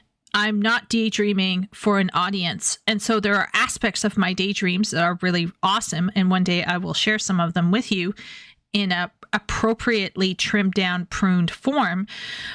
But the daydreams that I daydream, there is an aspect to them that is what I would call very personalized. I don't think it's particularly self-indulgent, but it could go into that realm of self-indulgence because you want to focus in on and fully experience something that is interesting to you. And I do think that self-indulgence, when this is put out onto the internet, it is incredibly cringe and it can be called out as being poor writing. Absolutely. But the reason why you don't, I'm very critical, right? I'm a very, very critical person in some ways. But the reason why you don't see me running around on fanfiction.net or AO3 and shitting on fanfiction writers is because, number one, they aren't coming into my space. Number two, most of them are just having fun and or are starting writers. And I have no desire to come in and just crush them willy-nilly. And number three, and this is a very, very, very big one, I am more concerned about would-be arbiters of taste and quality misrepresenting facts online to an incredulous audience. I firmly, and this is one, recently Wooly was like, you're too perfectionist. And I was like, yeah, that's true. But then I thought about it, and I think part of my hang up is about the perfectionism thing is I firmly believe that if you place yourself in a role of teaching, you will be judged twice as harshly when you die. And it's not just priests and pastors and political leaders, but I think that teachers and people who are supposed to be leading and informing other people are going to also have to take accountability for their misspoken words. And I know I'm not teaching you guys anything. I'm not your teacher, but I am a teacher. And when I weigh in on something like this, I have to be careful. I try to be careful. Sometimes, of course, I mold and I start ranting, but I do try to be careful because if you're going to sit down in a chair with some tea and a skull and a whole bunch of books and some pens, and you're going to call yourself a writer, and then you're going to tell people how to act, maybe you should be holding yourself to a higher standard. And I feel like that's why I get hung up. And that's also why I may have started to reorganize my notes on Dawn Trail Review. And I'm not starting from scratch, guys, but but I realized I organized my notes the wrong way. I was looking at it completely wrong. Like I just wasn't looking at it correctly, I should say. And I realized I could organize my notes in a much better way by doing it more topical. Anyway, so it's back, not back to the, like, not back to scratch, but like, not back to the drawing board, but like kind of back to the drawing board. But yeah.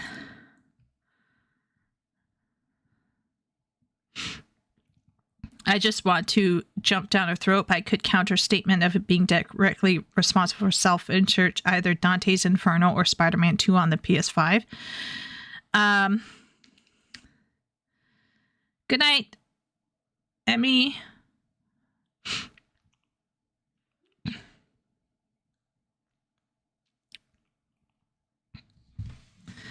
Hope you can rest.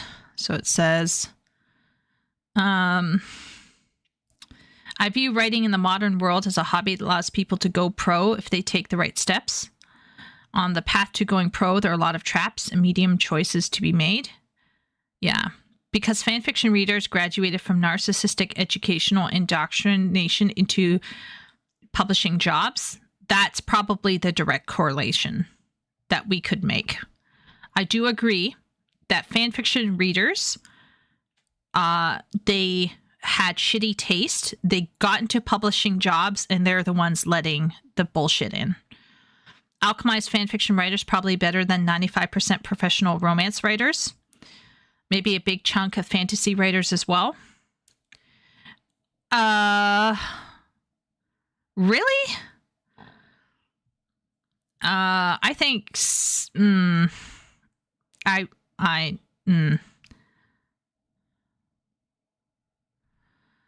don't know. I don't know about I would say Alchemized is on the same level as romance writers, but not better. No, that's hard coping. That's a hard cope right there. That's a hard cope. Fanfiction writing at its best is at par with like a professional romance, like a good romance writer or a good romance fantasy writer, like a romantasy writer. At its best, like Distortions in Time, if I had an editor and a line, like a copy editor and all of that good stuff, and I sat down with it and tweaked it a bit, I think my Distortions in Time would technically be better than Alchemized. Would it be better than an average romance? Maybe, but I would not put Distortions in Time up against Lord of the Rings or Wheel of Time. Smut was popular way before fanfiction. Yes, that should be obvious. Directly responsible, yeah. So we're all in agreement that fanfiction is to blame? No, no. I don't want to just jump down her throat. Oh, yeah, I read that part. I'm learning. Yeah. Are you learning okay, Ben? No ranting. Yeah. I think her take is the worst so far. She has made some good points. She has made a good point that fanfiction can be often very poorly written. And she made a good point that fanfiction probably met its peak with Harry Potter. And she is trying to suggest that fanfiction has destroyed the publishing industry. And I don't think it has, for the reasons she's going to say. I think that the publishing industry was compromised, and that allowed certain people with personal interests in certain types of approaches or writing to let the fan fiction writers in. But fan fiction writers themselves would have had no power. And like I said, like the demographic for fan fiction is not as mature as you think it is. That's all I'm going to say. There are a lot of young girls engaged in fan fiction. I was engaged in fan fiction when I was around 12. And I didn't even know what fan fiction was. Like I said, most young girls, when they pick up a Barbie, are going to end up fanficking. Fanficking is taking what you read recently and making your own story with the characters. And this is like imagination 101. The only difference, and she has not mentioned this so far, is that the internet got involved. The internet happened, and that's what really like spread it all around the world. But fan fiction itself had existed previous to the internet coming, and it simply spread because of the internet. It didn't spread because it was fan fiction. This is Like, it's semantics at this stage, but anyway, let's keep better going. and master himself or herself as a person or as a writer would recognize that such tendencies are damaging and courting disaster. Self-indulgence prioritizes pleasure over difficulty. Self-indulgence turns restraint, self-discipline, and self-mastery into problematic trigger words that are deemed some form of elitism or ableism or some kind of big badism. But what does self-indulgence mean in literature? So I definitely agree that self-indulgence is an issue in fan fiction. Self-indulgence also is present within the male body as the men playing video and mobile games instead of reading hard literature. And so I think self-indulgence as a whole is a societal and human issue. It has nothing whatsoever to do with fan fiction. Fan fiction is simply one way that it can manifest, right? Her going after fan fiction is like my mom going after video games and mobile games. This same energy is the energy of old women talking about video games. Okay, this is the same spirit here. Now, can we be critical of fan fiction? Yes. So, for example, if a fan fiction writer came to me and said, "Hey, Kakashi Idiot, could you do some beta reading of my story?" I'd be like, "Sure. Do you want some honest feedback?" "Yes, please. I'd like some honest feedback on my writing." Yeah, then I'd go to town on them, right? Because a lot of fan fiction writers don't have a professional sense about them, right? They're just writing to have fun. I know, crazy thought. They're indulging. They're making their own entertainment. So of course it's going to be self-indulgent. Hello out there. I don't know. But unfortunately, because a lot of them are shitty writers, or they don't know, they weren't educated on how to write, or they're very young, or they haven't read enough. Or they are, they have mental health issues. They're going to be really bad. It's going to get really bad. It does get very bad. And we can be critical about that. We can definitely be critical about that. Are we talking really long stories or long sentences or big vocabularies? Are we talking purple prose or an excess of adverbs? No, actually not at all. Those are all stylistic issues, and every writer, just like every artist, has his or her own style and will spend their lifetime perfecting and honing that style, even if some people hate it or call it inferior to other styles. Style is not what we're talking about here. No, self-indulgence for a writer means that every storytelling choice made by the writer is prioritizing the writer's fantasies, pleasure, appetites, and desires over the story, the characters, or the overall quality. To be clear, I do not mean that writers shouldn't write what they like or enjoy, but rather that writers who are honestly trying to write the best story they can and who are prioritizing the good of the story will very often put their fantasies and their emotional appetites and desires aside in order to make the story better. A self-indulgent writer would never do such a thing. She is right.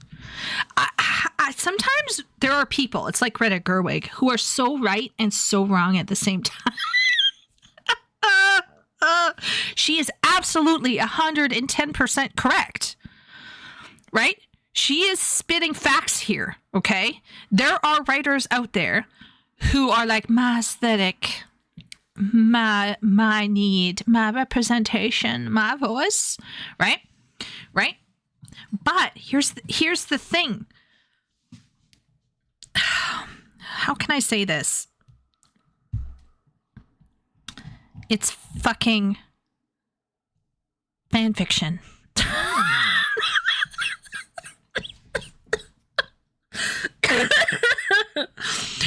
Oh my lord. She's absolutely correct that this is a problem that currently exists in writing. I'm going to go one step further. This exists, and she's going to argue this, okay? She's going to argue that this exists in the publishing industry because of fan fiction. I actually hardcore disagree. I think this exists because of certain values, certain cultural values took hold. And those cultural values put the primacy of the creative spirit into self-representation and self indulgence. That is what we're dealing with as a society. Fanfiction is simply one amateur side jaunt down the paths of human problems. I do not think it is the root. It is a branch on a tree of bullshit. But it is by no means the root of the problem. The root of the problem, she's making, I think, like a category. Do we call this a categorical error? She's literally missing the forest for the trees here, like Wooly would tell me. Okay, fan fiction is not the problem. The problem is fan fiction getting into the industry, and we can ask those questions, sure, but the root of fan fiction, which is having your own voice, having your own entertainment, fulfilling your own emotional desires. This is something that men and women do.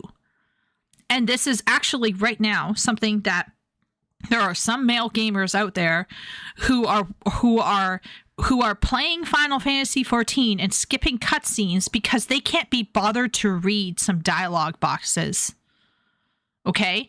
They can't even read Final Fantasy XIV's dialogue boxes. Okay?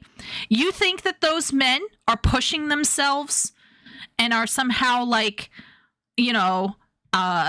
achieving some sort of mental enlightenment here with their like non-narrative FPS shooters? Like, this is the self-indulgence issue of humankind. It's like a character flaw that almost all humans have. So like for me, I feel like she is making a categorical error here where she is correct that self-indulgence exists in entertainment. And in fact, I would argue that right now we're seeing a lot of political self-indulgence in entertainment right now, right? We're getting a lot of people using entertainment as a voice for their own political fantasies, their societal statements, right? But this is a common root issue of which fanfiction could be said to be an offshoot of this root issue. And so we can definitely come into the fanfiction space as fanfic writers. I could go into the fanfic space as fanfic writers, and I could call somebody out for not using a tag correctly, for actually starting to believe that their headcanon is the canon, so on and so forth, right? I can call someone out if they come into my space and start making statements about something because they literally forgot what the canon is, and they're, reckless, headlong chase into their own headcanon. But if somebody is out there just chilling for free and doing their thing for free, I feel like they haven't put themselves into that place of authority. I think we should be looking at other things that we could ask ourselves. Why were girls putting stuff like that online? Why were girls writing this way? Why were young girls engaging in this content? We can ask those questions. I think those are very interesting questions we could ask. I just don't know if this is the tack I would take with this particular thing, You need more than a good point to make a good spirit. Yeah. Arriving at the right solution via an incorrect formula. Yeah. I suffered a little bit writing those chats. Did you suffer? A broken clock is right twice a day. We found your injuries are not service related. There are a lot of those aesthetic writers on Substack. It's cringe. A lot of them are college educated, so Shay may be right on the indoctrination part. Yeah. I will say I understand not wanting to engage with hard lit in your free time. Life has enough being thrown at most people to not want to suffer through hard reading in your little free time. Yeah, it's and Racken. See, this is where I'm saying we need to be gracious, right? We need to think about this with grace. There are people right now in chat who are struggling, right? We have people in chat who are struggling with stuff. They've had a rough year. We've had people lose people in chat this year, okay? When you are in a tough headspace, when you feel like you're going nowhere, when you feel like your life is shit, are you going to want to beat yourself up and do something that's going to really, push you to the limit? Sometimes your first reaction is to curl up with something cozy and turn your brain off. This is called the escape part that Tolkien talked about for fantasy. And I think that there is value in going away and escaping for a little bit. My problem is when an individual comes to me and admits to me they're not pushing themselves anywhere, either creatively or with their reading. I think if someone came to me and was like, I can't write, I can't create, I can't knit, I can't sew, I can't do anything, I'm just eating, shitting, sleeping, and working, and that's it. I'm like, well, at least you're working. That's good. But if you are feeling mentally, intellectually, emotionally dry to the point where you can't create something on some level, whether it's a sculpture or a wood carving or something that can beautify the world around you, I'm going to worry for you, right? I'm going to worry for you. But to suggest that people have to be striving all the time with their entertainment is wild. It's like those Souls-like bros who come in and tell cozy gamers that they're not really gaming because they're managing a farm. Well, you're not really, it's not real gaming, right? Oh, you're using a macro in a dungeon. Well, that's not really, gaming. It's like not all of us wants to be challenged all the time. Like sometimes we want to just have fun, right? And this is where I'm saying is like, we need to be a bit gracious and we need to understand that not everyone on this planet, unfortunately, is here to be challenged. It's great if we are wanting to challenge ourselves. It's great if we want to push ourselves to read some poetry or to listen to classical music or to, participate in, let's say, something that we would ordinarily not participate in, or do a hobby that we would ordinarily not consider trying. Like for me, probably the big Souls-like boss of my life is going for a walk. Like just me going for a walk is like, oh my gosh, it's like Tree Sentinel times 10. So I think for me, the huge issue here is she's correct. There is a problem with self-indulgence in fanfiction writing. But fanfiction writing is free to begin with. That's number one. And number two, fanfiction writing, being self-indulgent, has never been considered good. No one at any point was like, yeah, fanfiction, cream of the crop right there. Like for ages, people considered and even today, most people, when we say the word fan fiction, most people are like, oh yeah, it's that shitty stuff that kids and girls and women, lonely women with lots of cats read and write online. Like nobody is sitting here standing with a straight face for fan fiction. Or even romance to this day is getting slammed for being conservative propaganda, or for being like, too simple, too basic, not pushing the envelope enough. This is where I think like this is where I think like she's a little bit off here. She's a little bit off, but I do agree that like you can definitely see self-indulgence in writing. But is it fan fiction only that is self-indulgent? Or was modern writing self-indulgent before fan fiction? When was White Noise written? Don DeLillo, White Noise, published date 1985. So fan fiction would have probably existed in 1985, but probably not in a major kind of way. I do not believe Don DeLillo's White Noise novel was affected by fan fiction, but it is, in my opinion, extremely self-indulgent and pretentious. I think a lot of modern writing was already self-indulgent.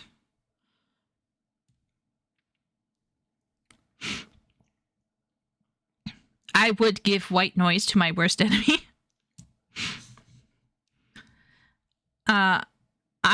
I would approach the criticism of fan fiction from an entirely different perspective than it's the original sin. For me, fan fiction got me on the path to making money with my writing, but nuance. I can stand for anything with a straight face. I would view fan fiction as a good place to learn how to maintain a structure, how to learn to follow rules and narrative. There's a lot to learn, but once you learn on, you can move on. Yeah. See, fan fiction is great for you to just learn structure, maybe learn your voice, learn how to format properly. And also, you know what's even more important than all of that? Something that I'm sure some people in this chat will recognize as being the hardest thing in the world. Completing a fucking story.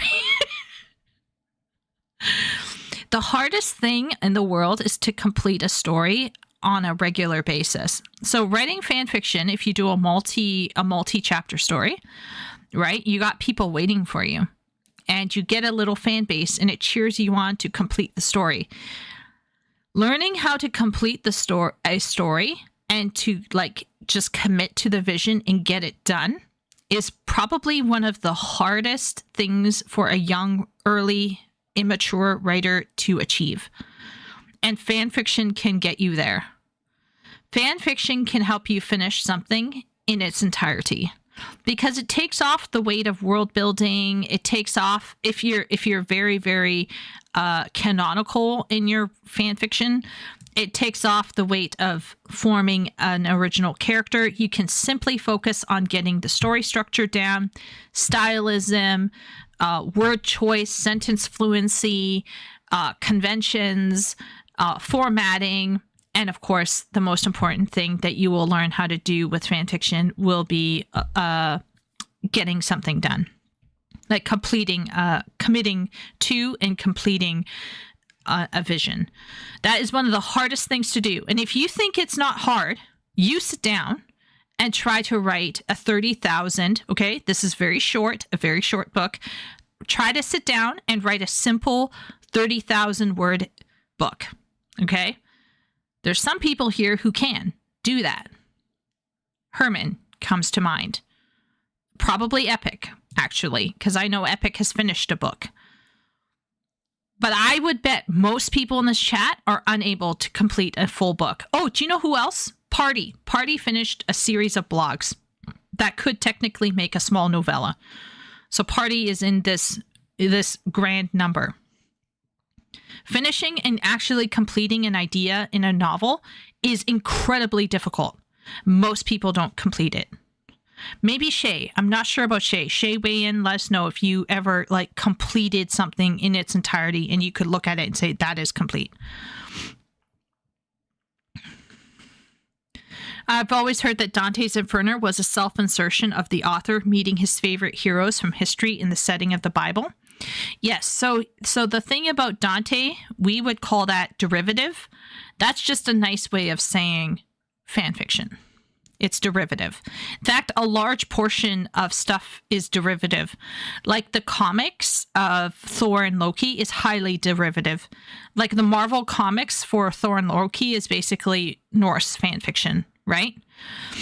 So like tons of what Stan Lee wrote it makes sense to a lot of people because it's incredibly derivative of myths and archetypes that work really, really well. And that's why his particular characters and things that he created, Stan Lee created stuff that could be easily understood and felt impactful because they were incredibly derivative, aka fan fiction in its own way, of pre-existing tropes and archetypes and myths and legends and yada yada yada. Looks at his lab of incomplete stories, like an array of cobbled together cadavers attached to various medical chairs in a room that looks freshly shook. Oh yeah, I always finish a story. Is it Dante's Inferno or the Divine Comedy? You know, I get to maintain that. Yeah. Yeah. I just think that this is, I don't know. Anyway, let's keep going. Because the primary function of writing for a self-indulgent writer is personal gratification. And this... I mean, that is probably the point of all hobbies, usually. You usually, let's say you're crocheting something, you're doing it because you like it and it gratifies you. Sometimes people will use their hobby to foist their hobby off on other people who didn't ask for whatever was made by that person. But generally speaking, I would say a large portion of human life is unfortunately about self-gratification. I mean, that's just the way humans work. It's very unfortunate. I do think like there are some people on this planet who are very giving and they have husbands and wives and kids and they have put out into the world and they're working hard. But I would argue that there are tons and tons of people who operate on self-gratification and self-indulgence. It's very unhealthy, and it certainly does exist in fan fiction. This necessitates the avoidance of anything that is particularly uncomfortable to the writer. Self-indulgence means that villains can't be too disturbing, or rather the wrong kind of disturbing, as that would be uncomfortable for the writer to write. Or, to borrow the new popular adjective, it would be icky. Which is where we get genocidal maniacs who are nevertheless really good at sorting out their minions' pronouns, and also would never use a racial slur. Being a genocidal maniac will in some ways serve the emotional needs of the writer, sure, but those emotional needs would be harmed if the villain was insensitive to gender issues, say. Self-indulgence means the heroes will have long conversations with each other about popular current year political issues, despite the fact that they live in 13th century England or 38th century Saturn or some random medieval fantasy setting. Okay, so she just highlighted a piece of writing from Veilguard, where in Veilguard they had this whole discussion about pronouns, which was incredibly cringe and very poorly written. Was that because of fan fiction?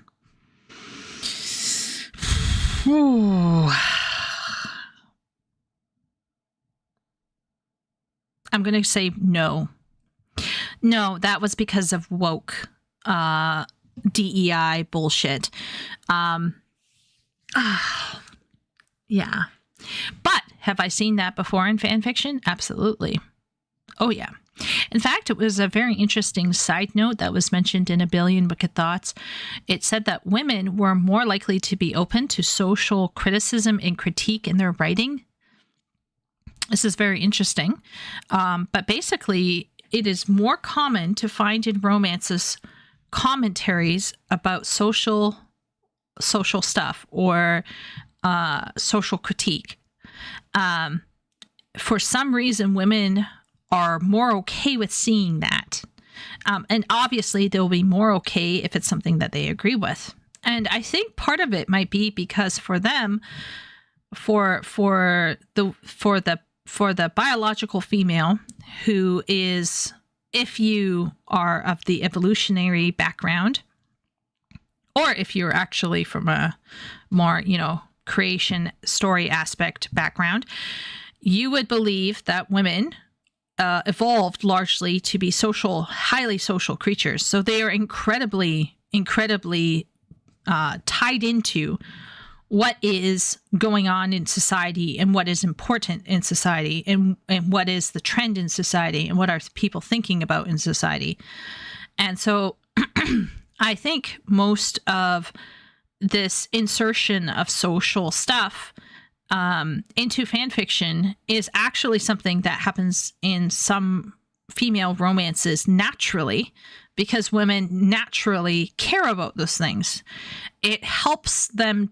It can be one of the many check boxes for the men as well, is that they agree with me politically, because a woman who is going to have a baby with somebody wants to ensure that they are all on the same ideological path, so to speak, right? You don't want to make a baby with a man who's going to start saluting a certain gesture when the next dictator comes around.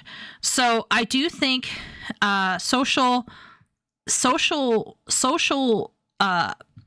ideas have always been present in romances. They've usually been written better, I will say, but generally speaking, apparently, according to studies, and you can read a billion Wicked Thoughts to find more about it, women are definitely more open to it. So you're going to see it in fan fiction as well, because this is a female thing. Women do this. Now, I am one of those women who hates it, actually. I personally think it's cringe. I was reading this wonderful Sandman / Hob fan fiction story. Oh my gosh. Yeah, it was Dream / Hob. I went down that rabbit hole like a couple of years ago. It was during COVID. And Hob actually has a moment where he rhapsodizes about the importance of taking the COVID vaccine, because it was very clear to the writer that this was very important, that these two people support COVID, the COVID vaccine. So she inserted it into this character. And would this character be pro-vaccine? I don't know. But the point is, they inserted it because it mattered to that writer. And apparently this happens quite a bit in female romances. They will insert certain things because it matters to women on a certain level. Do you know how men say that women never talk about politics? How men say women don't like talking about politics. Women care very much about how society is going, okay? They care more than they let on. They're just, especially white women, they're afraid. They're spineless, and they're catty, and they're bitchy, and they're backstabbing, and they're two-faced. But women care about as much as men care, okay? They just don't talk about it forthrightly. That's why the Karen, I was talking about it with Willie, the white Karen is an aberration. It is not a constant. White women specifically, and I think Asian women also probably suffer from this as well, are often caring way more than they let on. And you can see this erupting in their entertainment. It erupts in their entertainment, where the characters that they get attached to, in often a parasocial kind of way, are going to replicate what they believe. They're going to seek affirmation in their characters. This is a normal female psychology. Like, now, obviously, that is not true for all women. Okay, I am not one of them. I think it's cringe. Okay, I do think it's cringe. And if I see fan fiction where they start telling me to get a COVID vaccine low key through the voice of an character, I'm going to roll my eyes. Okay, and a point is going to detract from my mental headspace of the analysis of the story that's ongoing when I read. I'm going to automatically start detracting points. Okay, because I think it's cringe. I think it's stupid and I think it's cringe, but it does happen. And it happens outside of fan fiction and it happens inside fan fiction. What happened with Veilguard is probably something else entirely, though. Veilguard was woke people going nutty. Okay. Veilguard was woke people going nutty because the writers on Veilguard were all original. Most of them were had been writing for that company for years. There was a bunch that had left, but there was enough remaining that you could say this was not even derivative or fan fiction. It was just a shitty adaptation of a previous franchise. Herman says, I've actually got completed books that I've never published. Me too. Some stuff should just never see the light of day. Second story is like that Lit Bro where she's reading for self-improvement. Yeah, probably. Normally, these people just get stuck reading self-help instead. Normally. Veilguard. Published romance has a lot of social messaging. Yes, exactly. Simp knows what I'm talking about. Women care a lot about men's political beliefs. Yeah, obviously. Her character needs to be in the right side of history. Yes. I mean, these days, liberal white women can't shut up about politics. They seem to lean the same way for the most part. I don't like when religion is crapped on in fiction. One of the reasons why I like the settings I like is they don't make a cliche out of religious characters to prove an atheist point. That's another good point, Epic. Once again, okay? If there are male writers out there, okay, Philip Pullman comes to mind, where you can sense that they're extremely bitter about religion. You know what I mean? Like there are some writers out there where you're like, I think you have an axe to grind, right? Okay.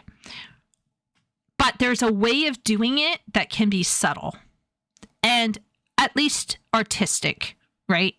The problem is that a lot of this writing is lower level and they're clearly not being called out by their editors or their fan base. And so they get away with being very unsubtle and blunt. So then it's really shitty. Do you see what I'm saying? Everyone has a belief, and that belief is going to seep into your writing. It's going to be present there. No one can take that away from you. But I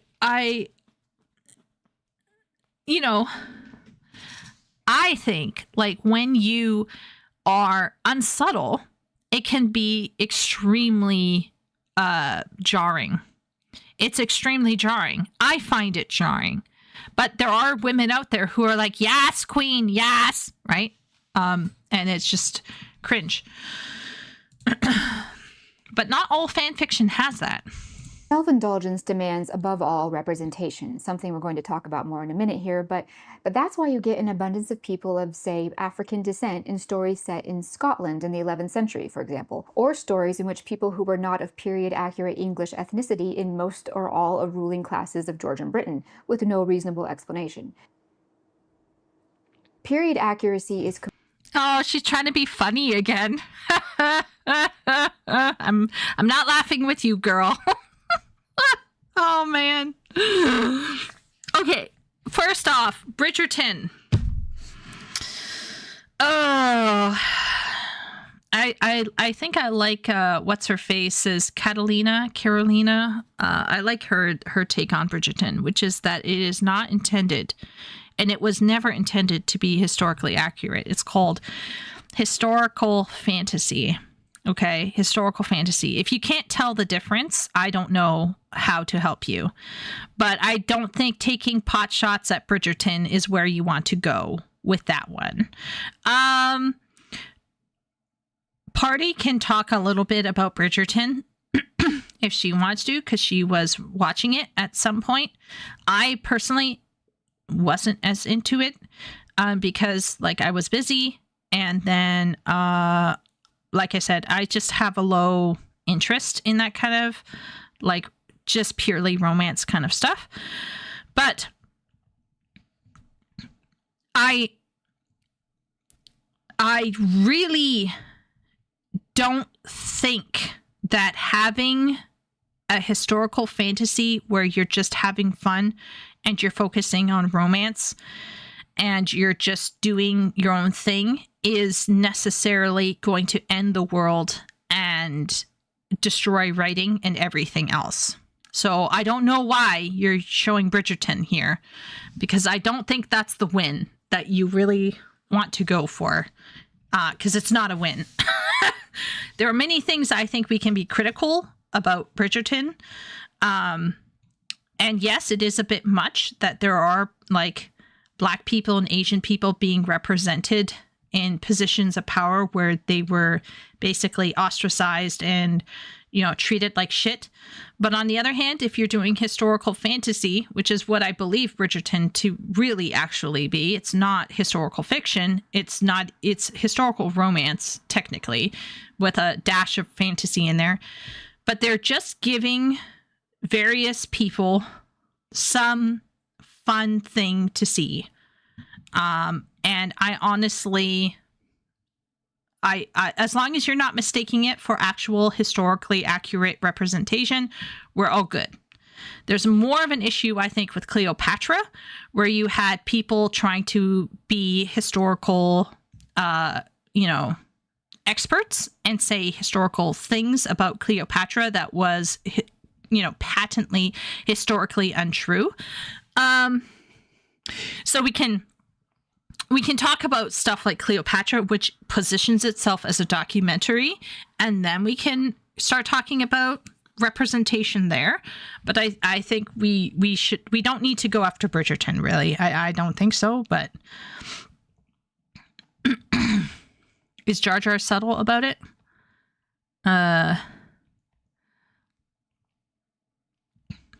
Did Party want to go to that Bridgerton con? That was a disaster. No. She says no. That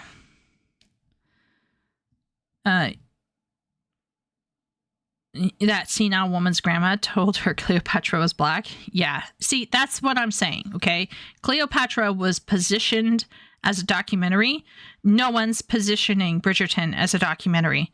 So I don't know. Anyway, let's keep going. Completely irrelevant to the self-indulgent writer who is only writing to feed his or her own personal fantasies and emotional needs.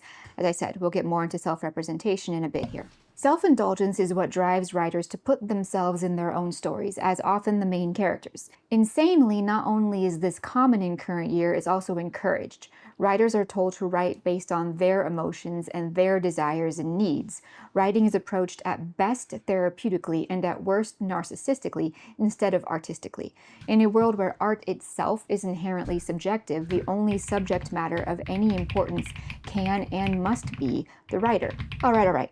So how does fan fiction produce this specific attitude towards literature and storytelling? Well, buckle up, because we have some bumpy ground to cover. Fan fiction, as I've said, has been around forever.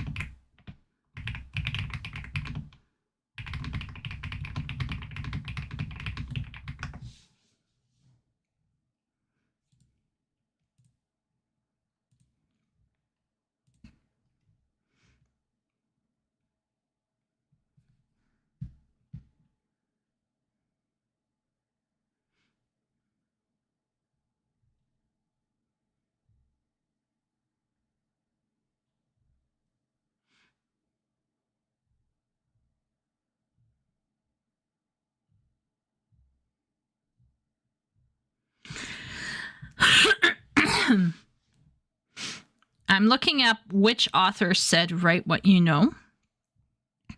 So one of the things that one of the famous things that people tell new writers is write what you know. And I'm going to be honest, I actually tell a lot of my scared, less mature writers to do this, because let's say I give them a narrative essay, and the narrative essay is write about a time that you overcame a challenge. That is part of the assignment. They have to write about something that pertains to them. But when it comes to creative writing, this is where things start falling apart. So I don't know if Second Story has taught writing. but usually, let's say you have a grade 5 student writing, right? And you teach them about characters and setting and plot. You teach them the plot mountain. You teach them what does setting mean, time and location. You teach them how to build a character. You break down their general story with them, and you set them off. But if you don't do all of that work with them, and you just tell them, write a story, does anyone here in chat know what happens when you tell a grade 5, 6, 7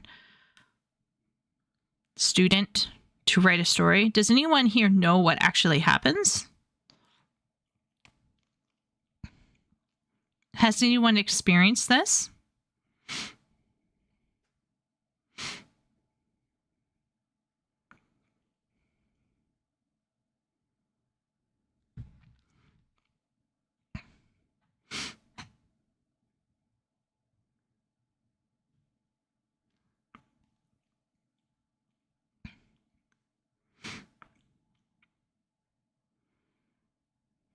Never happened to me. Minimal effort. This happened, and then that happened, and then this happened, and then that happened. Yeah, Wooly is so close there. Wooly is super close. It ends up a bloated list of paragraphs of simply action. And this is because a lot of them have these big grand dreams. Like this one girl had a grand dream of writing about a girl who was a dragon rider helping turn the tide of a battle. And on paper, that sounds pretty straightforward. But to a grade 5 student, this is not so straightforward. And and it really, really, really became apparently clear to me that if you try to write something way outside of your ken and you have no help to help you formulate it, you're going to actually end up just basically writing a timeline of events. You're not going to have an actual story. It's going to be like the Silmarillion on crack, and not as good. And so essentially, it can be very damaging for young writers because they will not complete it. Okay, this is another thing that will happen. It will be they cannot complete the story because the story got too big. I had one student hand in 3 papers worth of something that was not a story. And this is because they didn't pay attention to what I told them, and they lost, air quote, lost their pre-writing. And so then they just made up a story on the fly, and they couldn't even complete it. So I think one of the reasons why a lot of teachers tell students, beginning writers, write what you know, what they're trying to do is they're trying to simplify it for the student. Okay? They're trying to say, okay, write about things that you can describe well, right? Because when you're teaching a student how to write, you're not teaching them what things to choose to write per se. What you're teaching them is the techniques and approaches to writing, such as how do I describe the scene? How do I show the characters' personalities? How are they talking? What dialogue are they using? How much dialogue do we have here? What is the balance between dialogue and pacing? Like if anyone in their right mind sat down and started to teach a very young child, usually I teach between grade 3 and grade, these days, I think I have a grade 9 student. Yeah. So between grade 3 and grade 9, I do teach younger ones, but I don't really teach them much in terms of writing. But like grade 3 to grade 9, you do tell them write what you know, because that is the easiest thing for them to fucking describe.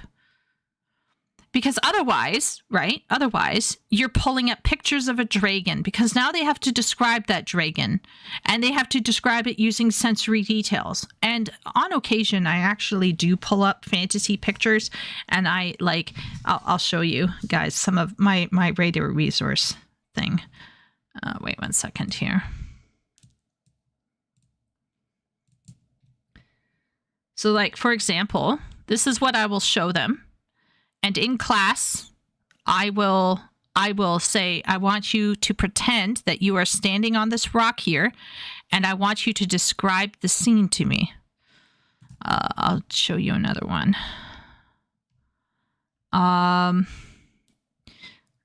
This one here, this is another one that I do. I want you to describe that scene.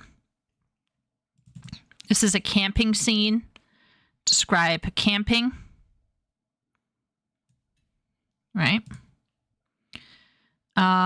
This one here, describe this lady reading in the fall. Beach description.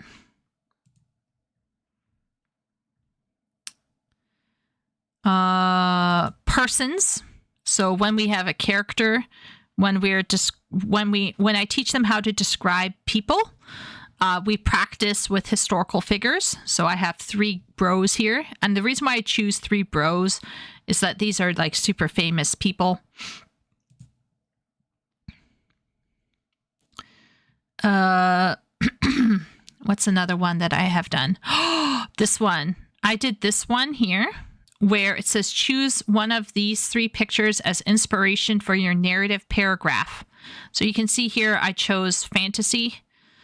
There's some fantasy, some fantastical, some weird horror shit going on. A love shit thing. And like you can see here, I do push my students to write beyond what they know, but I'm not just telling them start writing. You know what I mean? This is another one. This is about like weather. This is for like really young students. I will say like write 1 sentence to describe each weather pattern that you see, because like these students are so low in their English. They have to learn how to say it is cloudy, it is snowy, like that.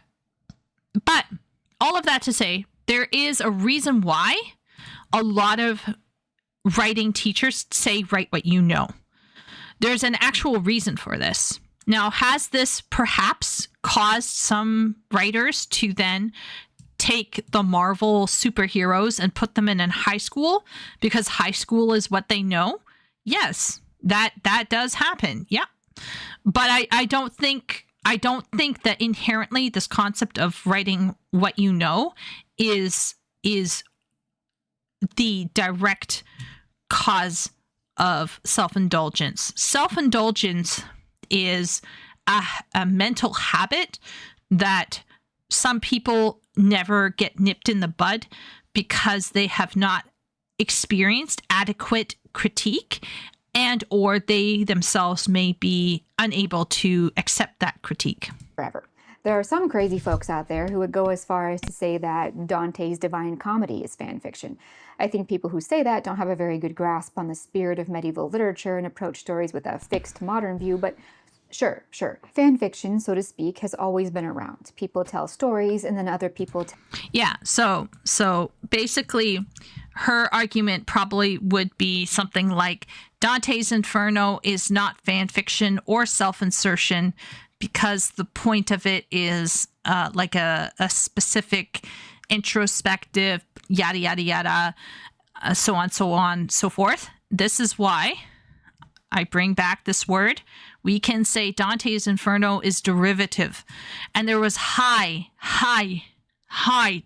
derivative functions within writing for ages and ages. I think derivation, if that's a word, is normal. It's absolutely normal to derive ideas from somebody else. There's almost zero original ideas, in my opinion. Everything is pretty much derivative. But how derivative is it and how well is it done? That is another thing. Fan fiction is derivative writing coming from the position of being a fan. That is all. Fan fiction is just literally a form of derivative writing from a place of fandom, being a fan. So if you are a fan of something, or you really like a specific story and you want to write your own version of it, like Shakespeare probably, then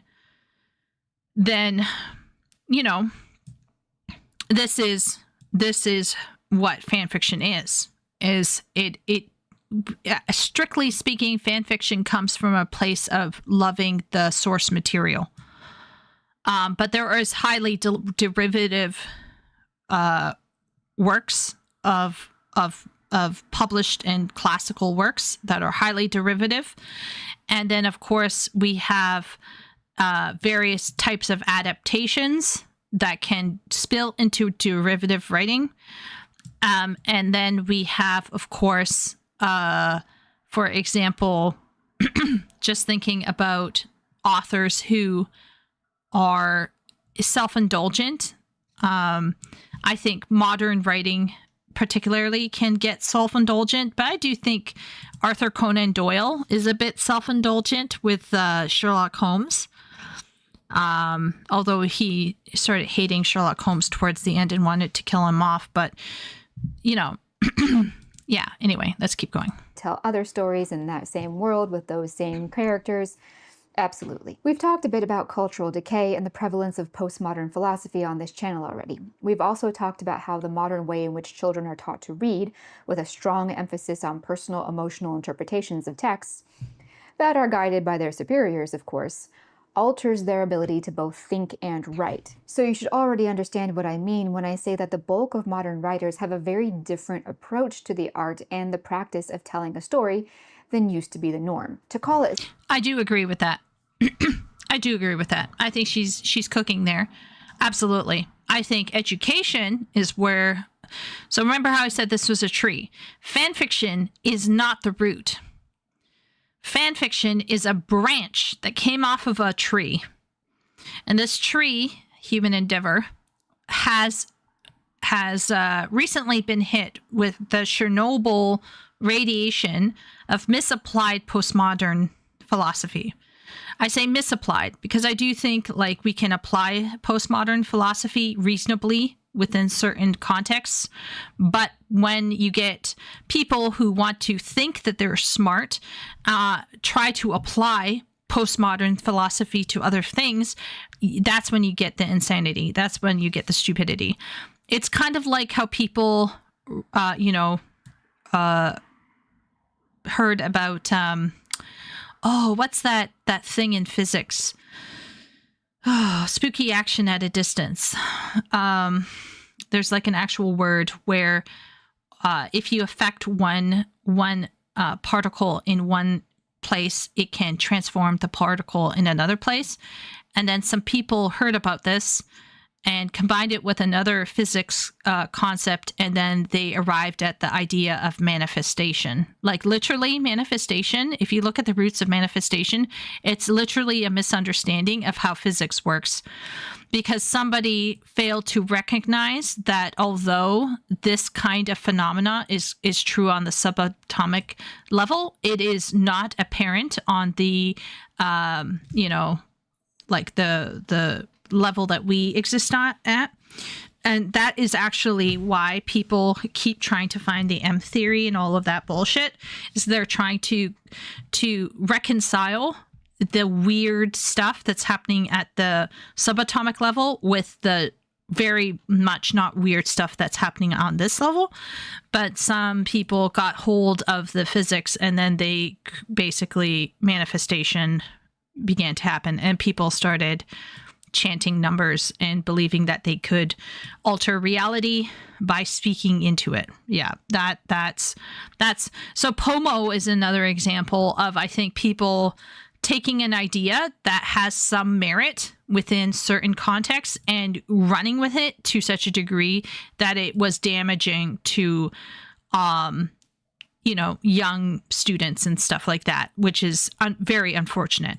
Self-indulgent is probably too kind, but the average young person with storytelling aspirations has, for at least a decade, been almost exclusively emotion-driven in every way. They have also been brought up saturated in the moral and cultural landscape created by social media: attention-seeking, self-absorption, narcissism, propaganda, emotional generative hot words, pop culture trends masquerading as important social themes, critical literacy, and the poisonous influence of internet politics have created anxious, fragmented, hollow creatures who nevertheless crave meaning and profundity in their stories. Combine that with the enormous emotional battering ram that they receive in college literature and creative writing classes.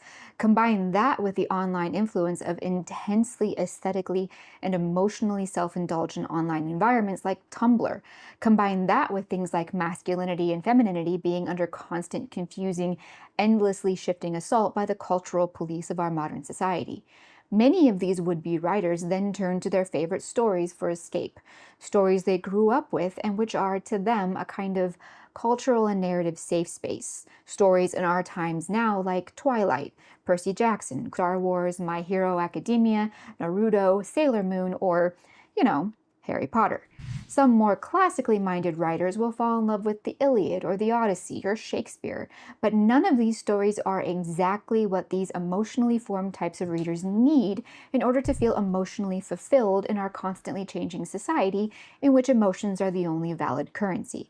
So they take to fan fiction to change these stories or characters or update them or shift things around so the story satisfies some specific fantasy or emotional desire.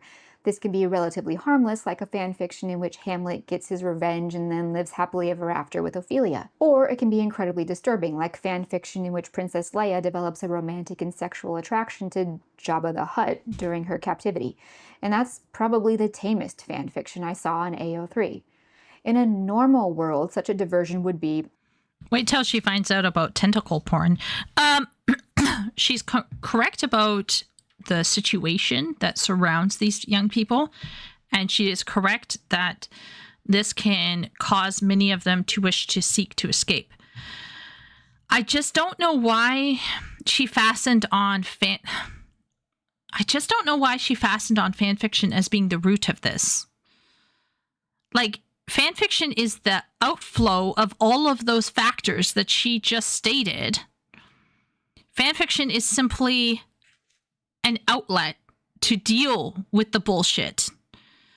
It is like fan fiction itself is not the root. Fan fiction is the like she's oh my lord. Like did she sit down and like outline this at all? Because if she sat down and outlined this, she'd go, "Oh, wait a minute, actually fan fiction is actually a direct effect of all of these other social issues, and maybe we should deal with these social issues first, and then maybe fan fiction will improve, at least in terms of quality." And honestly, I don't think fan fiction will ever go away because fan fiction has been around for ages. I personally think fan fiction has probably been around even before Star Trek. It's just not visible. I refuse to believe that fan fiction is only the product of modern society. That just does not make sense to me. Most things that exist for long periods of time have existed for even longer. Usually there's like a precedent set within human behavior for this. So anyway, but she's bringing up some great factors. I do think those factors can cause people to write poorly and or seek out fan fiction. Yes. She did outline it in her essay. I'm taking psychic damage. Yeah. I'm thinking she had this made already through a dart at a board and hit fanfic. Maybe fanfiction has hurt her in some way. You'll see, give her a few more minutes. Fanfiction has been around since Greek times. Yeah. she had a bad experience trying to trad publish her stuff. All these videos could come from that resentment. Maybe. Okay, let's keep letting her go. In some cases, I personally think she's made a severe categorical error. But anyway, let's keep going. harmless and short-lived, which is to say, this kind of thing, minus the disturbing perversions, is normal in young teens, and then they grow out of it. In our society, people don't really grow out of anything. Ours is a society in which people have developed a prolonged, almost eternal childhood. This is aided by the immense prevalence of emotions. But regardless of the reason, if emotions rule, then emotions will always be served. And if luxuriating in fan fiction in which your favorite characters don't die and get together in the end makes you happy, you'll never stop. Because why would you? The story makes you happy, and being happy is the only thing that matters, right? And it's not like you're hurting anyone. As this indulgence is indulged, its grip on the mind of the reader and writer. Another categorical error. Fanfiction did not create self-indulgence. Self-indulgence created fanfiction.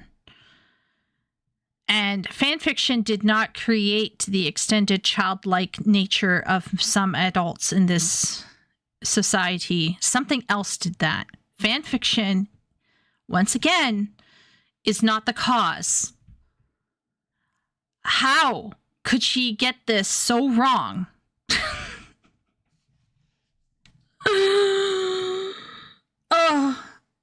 I don't know what's worse. Like listening to the chicks at university compounding error upon error and their desire to appear virtuous for the woke left, or someone else who's supposed to be an arbiter for reasonableness making such a simple error. Like if she had written this out in a visual graphic, how could she get to the, oh my Lord. Oh, this bothers me a lot. This bothers me a lot. And I think it bothers me a lot because she is on the money when it comes to the fact that there is a self-indulgence in all forms of entertainment, including gaming, right? But it's, oh my Lord. If you're going to get on a soapbox and start talking about self-indulgence and morality and how people are behaving, maybe you should be considering how you're sensationalizing your YouTube titles. And maybe you should be thinking about how you're organizing your thoughts logically. This bothers me more because she's it's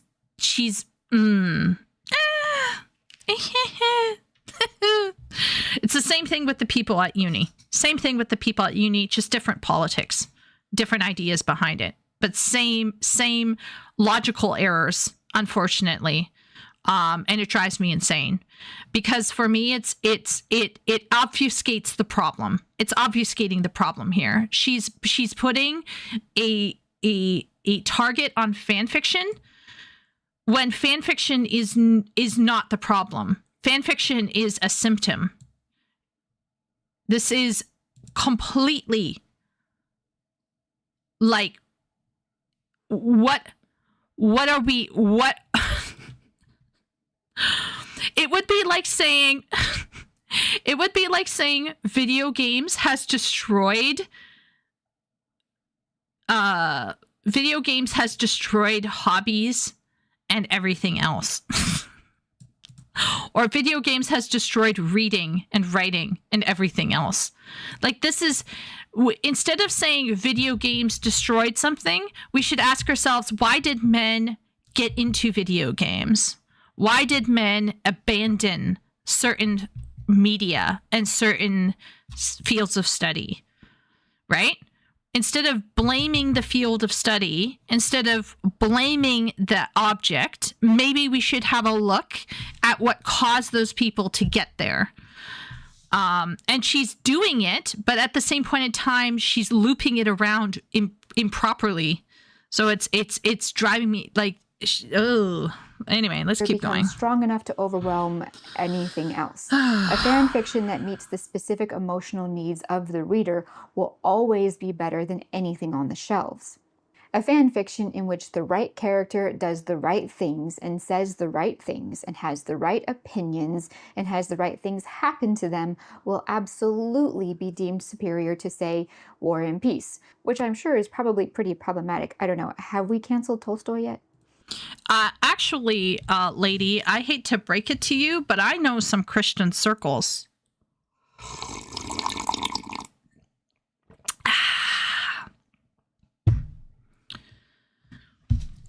who seek out those same self-indulgent, non-confrontational echo chambers of literature and writing. It's not just the Protestants. I hate to say. Just saying. Just saying. Okay? There are tons and tons of people who can get into cult-like mentalities, and then they will seek out what makes them feel happy. People do it all the time. It's unfortunate. I don't like it. I really don't like it.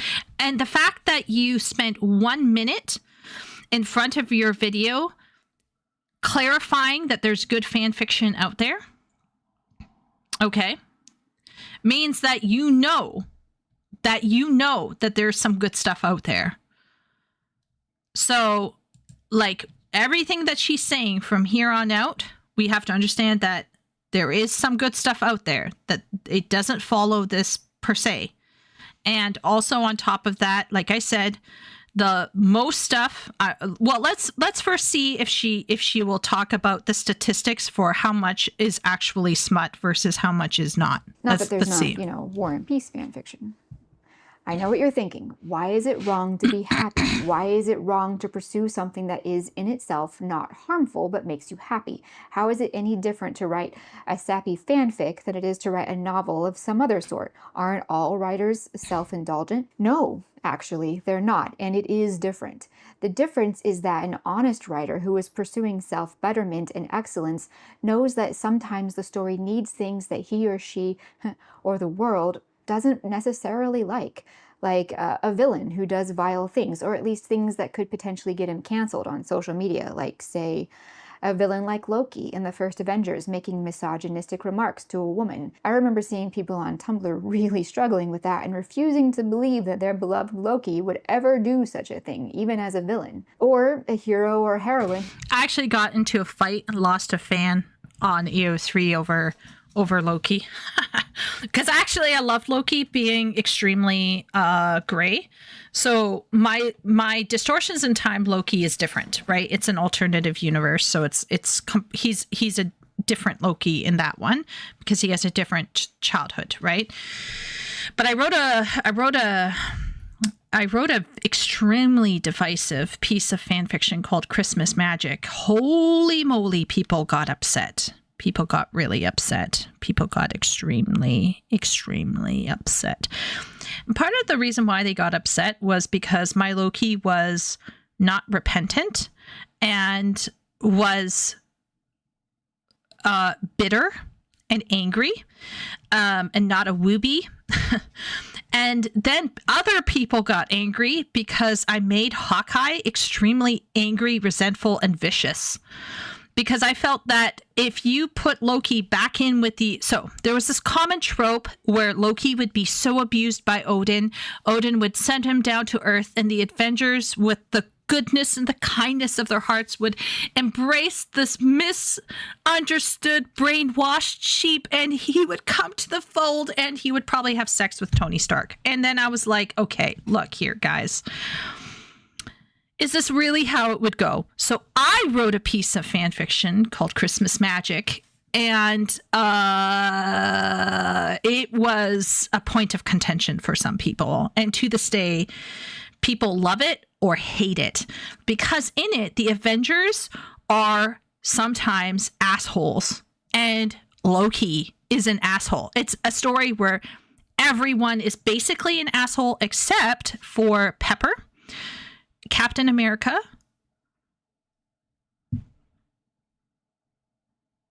That's it. Yeah, just those two people. Everyone else has issues, right?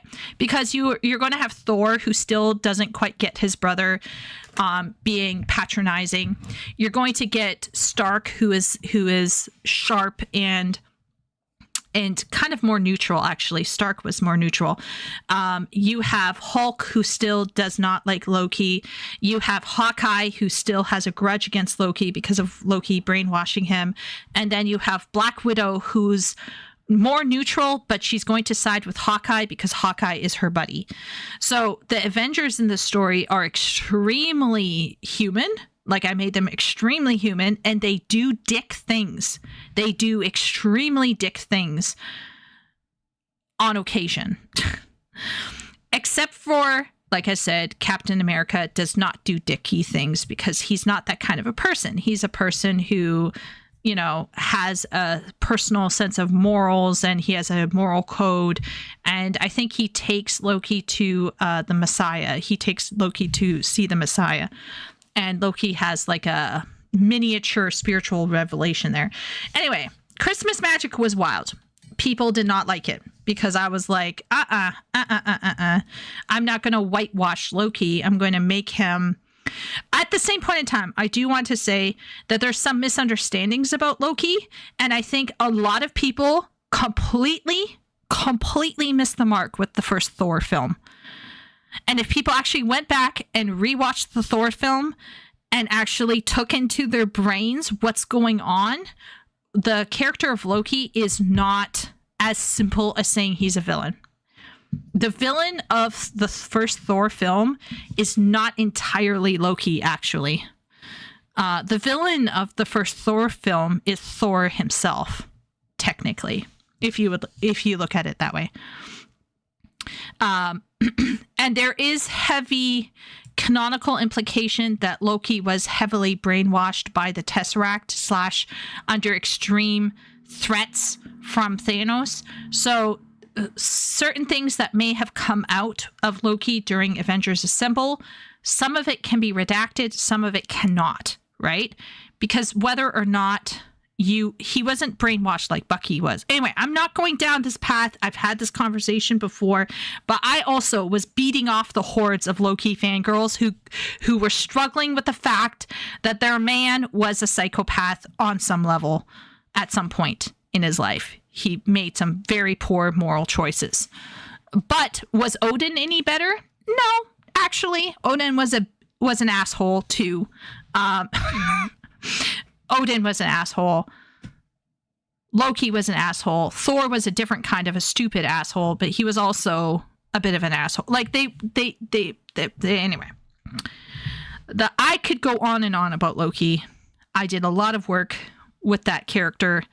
I know exactly what this lady is talking about, and there were tons and tons of what I would consider now to be fairly woke girls who were struggling with the fact that their beloved Loki was killing people. And yeah, they were bending over backwards to make sure that in their stories there was always a reason. I was not one of those writers. Just want to say I'm in that like 10% of fan fiction that's not cringe. Anyway, let's keep going. He does something wrong and has to try to make it right, like Jane Austen's Emma. Or sometimes a story simply doesn't need the 17-page description of the main character losing her virginity, and so the writer removes it. All of these represent writers not basking in self-indulgence. Instead, choices are made not based on the fantasies and emotional desires of the writer, but on the best way to tell the best story. Please bear in mind, the best story and self-indulgence are somewhat subjective. A lot of it depends on the specific writer and the specific story. For some writers, giving into their emotional desire to have a happy ending no matter what is what constitutes self-indulgence. For other writers, giving into the emotional desire to have everything be constantly bleak and tragic no matter what is what constitutes self-indulgence. I also agree with that. I think that there's like this modern mindset for men especially, this dark bro who it's not immersive unless somebody dies. Get wrecked. But all of that aside, I will say this.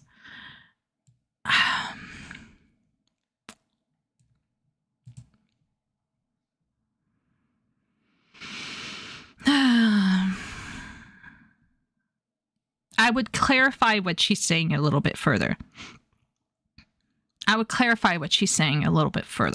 Okay. What I would have said differently is that there are mature and immature writers, and mature writers know how to sacrifice what they want to see in order to make their story better. And immature writers are unable to discipline their mind. And I remember talking about this recently with Shay, talking about the imagination and how that relates to creation and putting stuff on the page. And I said to her that my imagination is completely like a gardener when I'm daydreaming, right? Things go down rabbit holes and I, get inspired by things that I see online. Like recently, the story that I've been working on for about like two years now took a turn because I saw the Total War Warhammer 40K trailer, and that was so inspiring to me. I started imagining that character in a different timeline, and it's very much looks like that kind of like grimdark type of Warhammer 40K stuff.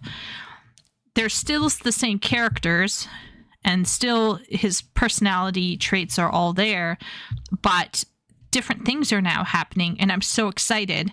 I can't wait to, after the stream, lie down for a little bit and have a bit of a daydream. So there is an aspect where we can say that a professional writer who wishes to write very well, or wishes to write for a universal or long-term audience, is going to discipline their mind. Like Snape said, discipline your mind. They're going to discipline their emotions. They're going to discipline their mind. They're going to prune their ideas, and they're going to be tough on themselves. They're going to take critique, right?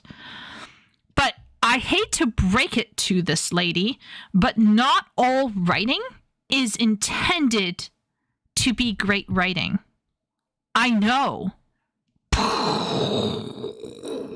In fact, I would argue that 4/5 of writing out there that has ever been written by humankind since they got a hold of the tablet and the papyrus, most of it isn't that great. Like, we get oral traditions, right? We get oral traditions from ancient societies that had no access to written language for long periods of time, right? Do you think that the oral traditions that were passed down are the only stories that they told themselves? No. More than likely not. The Epic of Gilgamesh simply constitutes perhaps the cream of the crop. Maybe. Perhaps. But that does not mean that there was no other storytelling going on. And the reality is that like 9/10 or 4/5 or 3/4, however, whatever percentage you want to think about, depends on how, black-pilled you are. But most of human endeavor in terms of writing is not intended to be great or to last or to mean beyond themselves or their group. Most creativity is about self-expression and about self-exploration. It is a rare author who says, I'm going to write something that will be remembered, hopefully, for all time. And even if they set out to do that, there is no certainty that what they write will have any weight or any impact on the world around them. And they may be forgotten like Lovecraft, and nobody will care about them, and they will be eternally poor until maybe after their death they are finally discovered. Maybe. Best case scenario. Best case scenario is that maybe you get lucky and that you happen to be writing something meaningful, and at the same time you are remembered. But But I am pretty sure J.K. Rowling didn't set out to write something meaningful that would last decades. She wasn't sitting there going, yeah, I am going to be writing this thing and it's going to be lasting years and years. Pretty sure she wasn't thinking about that. She was like, oh, I have this idea. I'm going to write it down. I think to expect that level of excellence from all kinds of writing is nice, but unrealistic.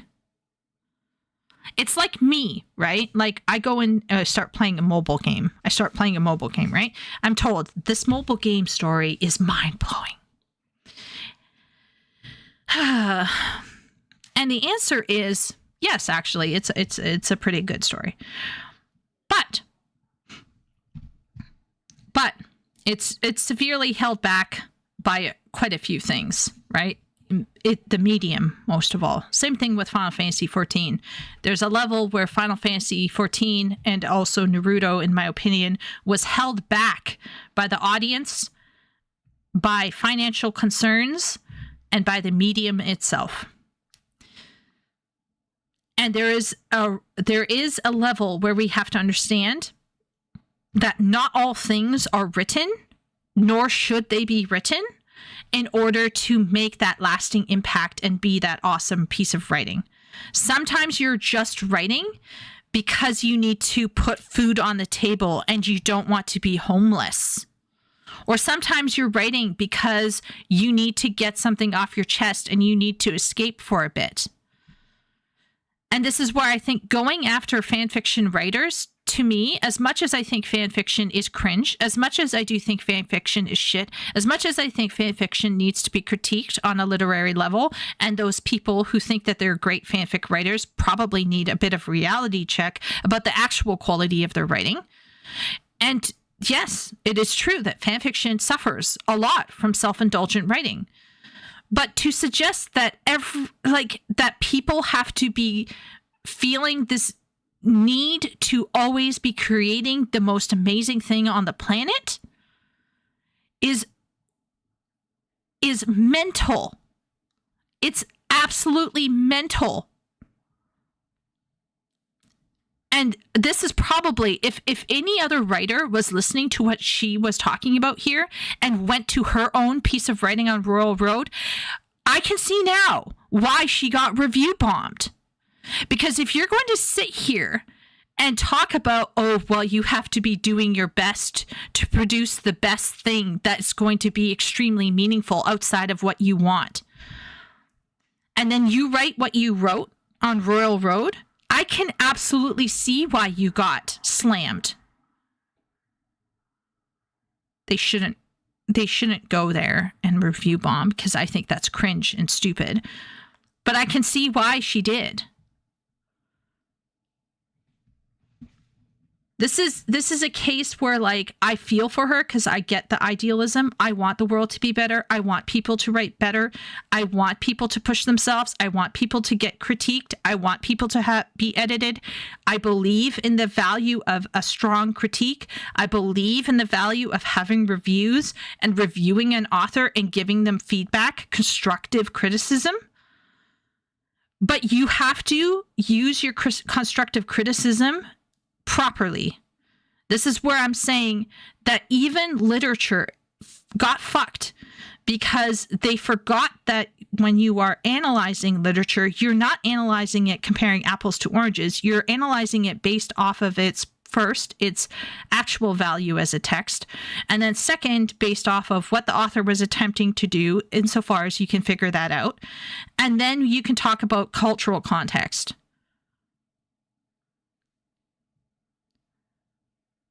I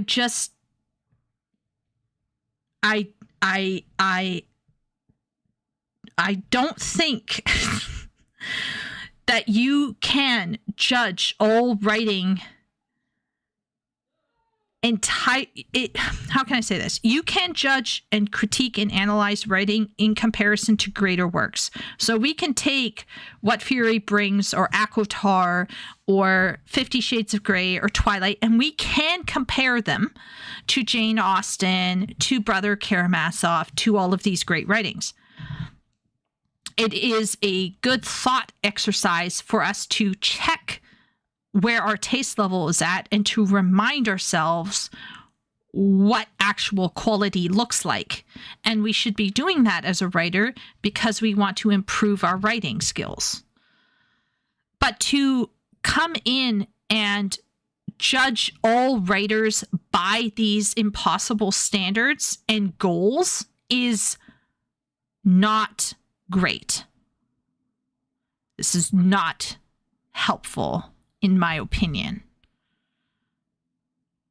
It would be like me slamming an MMO narrative or a mobile game narrative because it doesn't sound like Brothers Karamazov.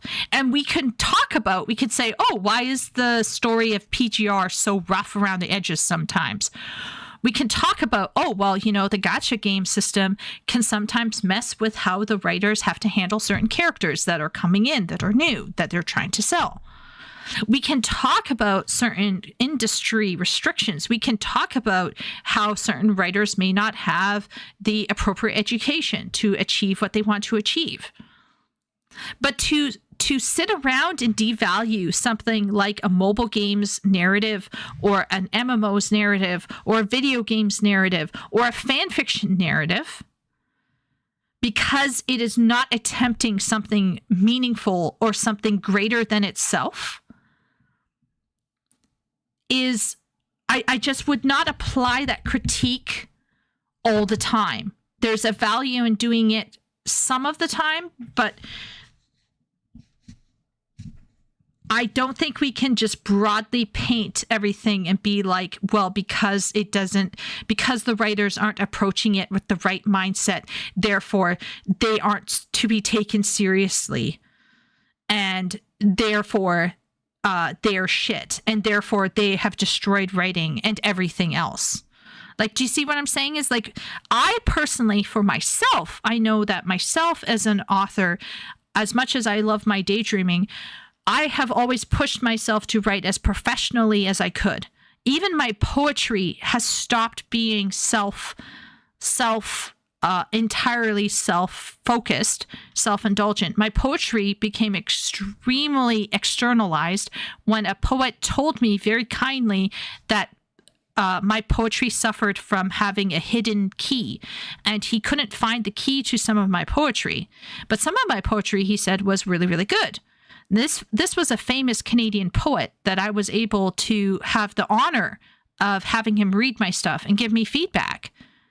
Helpful feedback, right? And one of the things he told me was that you have to be careful about making your poetry too personal, because you will know the key to understanding what's going on, and other people won't have that key. He used the word key, and he was using the word of like unlocking a door. And I took that away, and I took that to heart. And I have an Instagram that's very personal, so I'm not sharing it, but I have an Instagram, and on occasion I will post poetry to that, and the poetry that I post there is intended to be understood and experienced by a broad number of people. But does that mean that my mother's theological poetry or that my sister's emotional poetry has no value because it's not intending to be great? Now, she, of course, tries to, put caveats around, she's sprinkling some caveats here and there. But I still feel that she's being a bit heavy-handed here. I would have rephrased it a bit differently. I just think that she's, yeah. For other writers, having the entire story built around how hot the werewolf CEO is what constitutes self-indulgence. Often an unbiased, reasonable reader can recognize self-indulgence when they see it. Sometimes what it is a constant battle taking place at the writer's desk. Here's an example. If you look at the earlier versions of Cormac McCarthy's Blood Meridian, you'll find that things like heavily emotional scenes had been cut. There's even one scene in which a glimmer of kindness from the kid was completely removed. Keeping them would have indulged McCarthy's own comfort with his characters, his desire to like them in a specific way, or even just inject his own personality or inclinations into his character's behavior. But he was certainly not self-indulgent, so they were cut because he believed that would best serve the story as he was writing it. You tell me if you think the final version was better or worse as a result. And I'm not saying that all writing has to be as emotionally and descriptively sparse as McCarthy's, or that emotions or descriptions are inherently self-indulgent. But he was specifically pursuing a particular style in his work, and part of that pursuit was creative honesty and constant betterment. Creative honesty, by the way, does not mean bearing one's soul on the page. It means assessing honestly whether or not something is the best it can be according to one's goals, style, and abilities. McCarthy understood the danger of this siren call of self-indulgence, and he rejected it, and as a result, he became a better and better writer. Fan fiction, on the other hand, commodifies specifically the serving of highly personal emotions and desires, and pursuing stories with aspects which are... It can't commodify. It's not selling with... What? Okay. All right. What McCarthy did is, I think, what good, mature, professional artists and authors will do if they are interested in pushing themselves. And usually this can also be done with the help of an editor, I believe. And she's absolutely right that if you want to get to a certain stage of writing where you're taken, air quote, more seriously, then I think there is a level of removal of your ideas and what you want to see from it. I hate to burst her bubble, though. Like, has she read anything modern past the World War II? Don DeLillo's White Noise, by that definition, is inherently self-indulgent. This actually may not even be a fan fiction problem. This actually just might be a modern writing problem where people put in things that they want to, like Socratic type discussions that they would have where they own the other side, so to speak, right? So you have let's say you have a thing against men who are gamers, and in your story, your main male character has a conversation with a gamer where they own the gamer bro. Like, obviously, that's what was partially going on in White Noise and a whole bunch of modern writing. Like, I don't know. I don't know what she's going on about here, because I personally think modern writing as a whole suffers from this. This is not a fan fiction only problem. Like, has she read anything in the litfic world? Because, boy, do I have some... Personally, I think it dates those books. Absolutely. I don't think Don DeLillo and a whole bunch of that cadre are going to actually be remembered. If they are remembered, it will be through artificial sustaining in the canon. And IMO, I hate to say this, has anyone here read Russian literature? Russian literature is the epitome of self-indulgent social messaging. You literally have breaks in the narrative where characters, or sometimes the narrator themselves, goes off. What are we on about here? Let's blame Russian novels, actually, for self-indulging their opinions in their writing and going off. Half of their stories would probably work better if they cut out a whole chunk of that bullshit. As true as I'm not saying that Brothers Karamazov or War and Peace and Anna Karenina don't have legitimate things to say. I'm not saying I disagree with everything that those famous authors said. But what I'm suggesting is if we're talking about pacing and if we're talking about self-insertion of social messaging and personal beliefs, then oh boy howdy do the Russian novelists have a little monopoly going on there. And that was perpetuating since when was War and Peace? When were the earliest Russian novels written? I want to say 1800s, right? War and Peace. Leo Tolstoy. Let's see, when was this written? Is it the 1900s? 1863. Okay. What about Brothers Karamazov? 1870s. Yeah, the mid 1800s.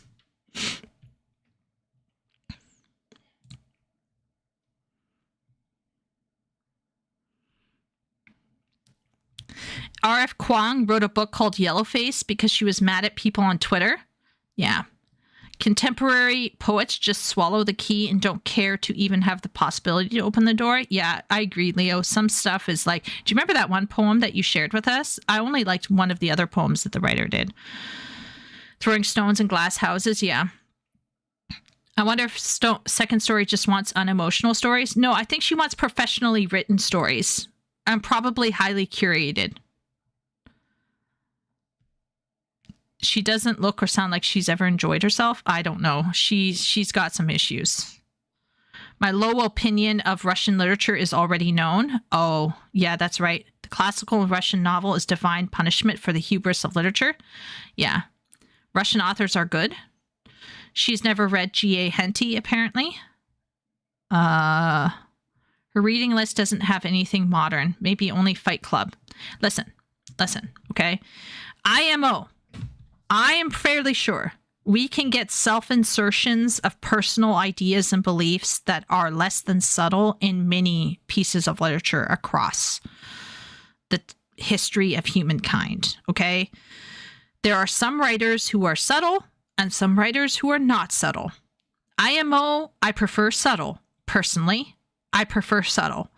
But the reality is that you are going to sometimes have writers indulge, unfortunately. I am not a fan. I liked Brothers Karamazov in terms of the general flow of the story, but I remember being bored out of my skull for a chunk of the time.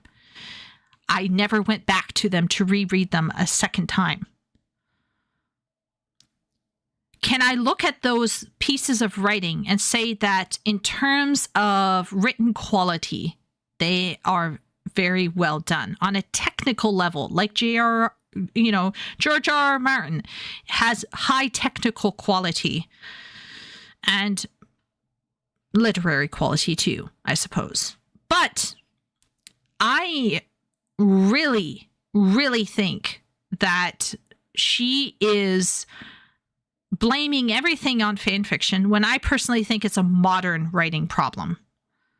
And this modern writing problem may predate the 1900s.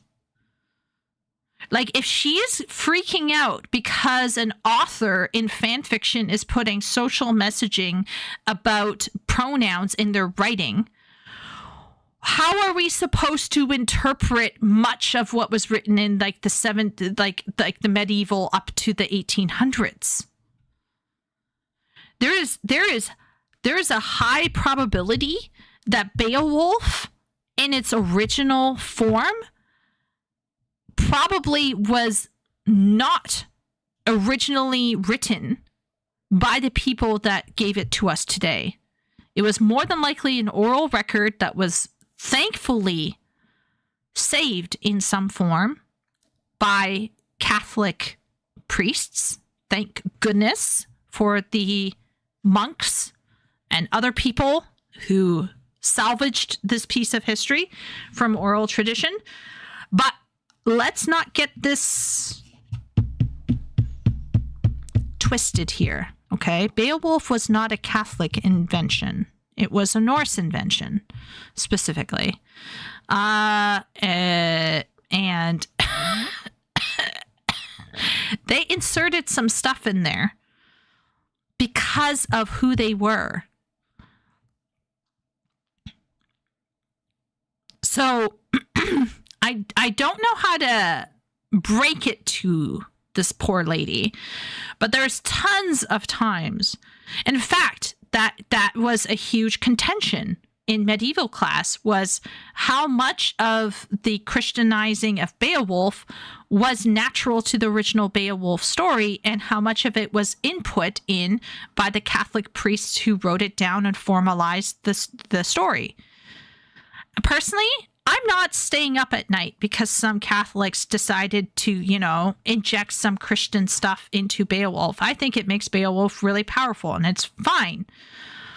But to suggest that writing as a whole has been free of the interjections of the narrator is...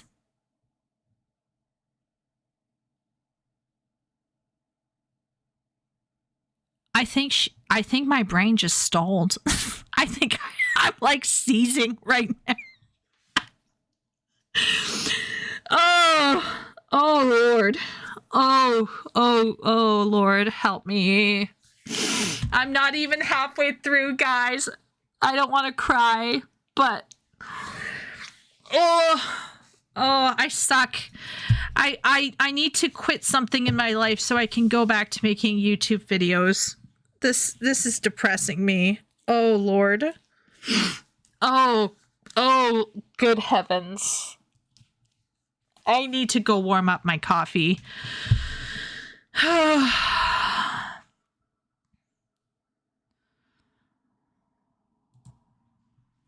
Beowulf was Saxon, but the story of Beowulf, he was actually from he was from Norway.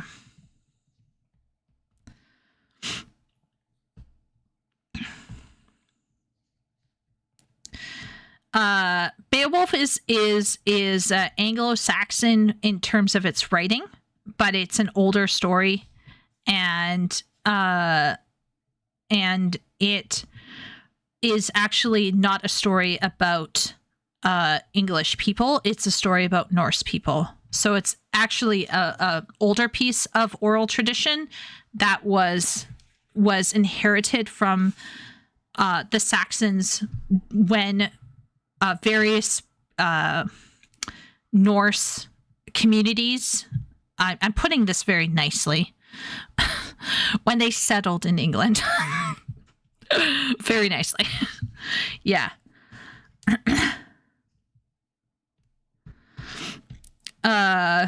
Yes. War and Peace is good. I think I might have typed out about 200 pages of it on Typelit website. In the story of Troy,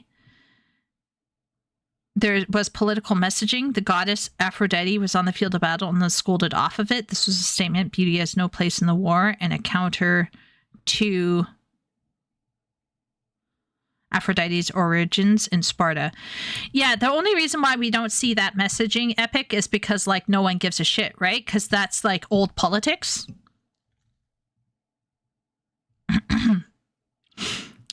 Saxon was pagan at that time. Yeah, so, like, once again, I'm not throwing shade on the Catholic priests for what they did with Beowulf. We should all be very, very thankful. What I am trying to suggest is that Beowulf is an older oral piece of tradition that's not actually from England.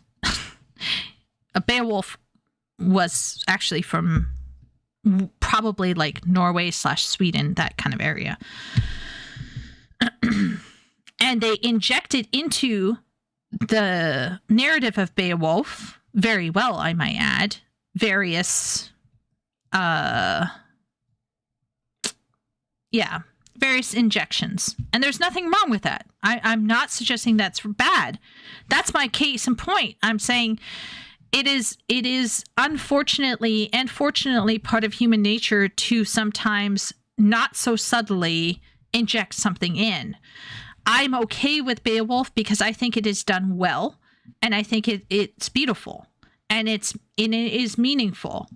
I'm less forgiving of current day politics making their way in, but I would argue that 500 years from now, certain political stuff will just be forgotten, or if it does somehow survive the passage of time, people won't even know or care about the political messaging. They might not even recognize it as messaging. I cannot get behind this woman. She has a messy assortment of good points, but she's just hurting herself with them in my eyes. Yeah, she's making some good points. Like I think I've reviewed that already multiple times. She has some good points, but she has made a severe categorical error. She's continuing to dig herself into a hole with her categorical error by referencing the real problems and then not attributing them adequately. And now she made another error where she has highlighted another issue with fan fiction, which is self-insertion of beliefs, where the authors got in the way of the storytelling because they wanted to make a point. I personally think that this is something that has happened in the past. Not all personal insertions are bad. Like, for example, in my opinion, I don't think in Beowulf, the various references to God, is hurting the narrative. So Beowulf is fine. But I would argue that Russian novels are bloated, and they are sometimes getting in the way of that very real human story that's being told.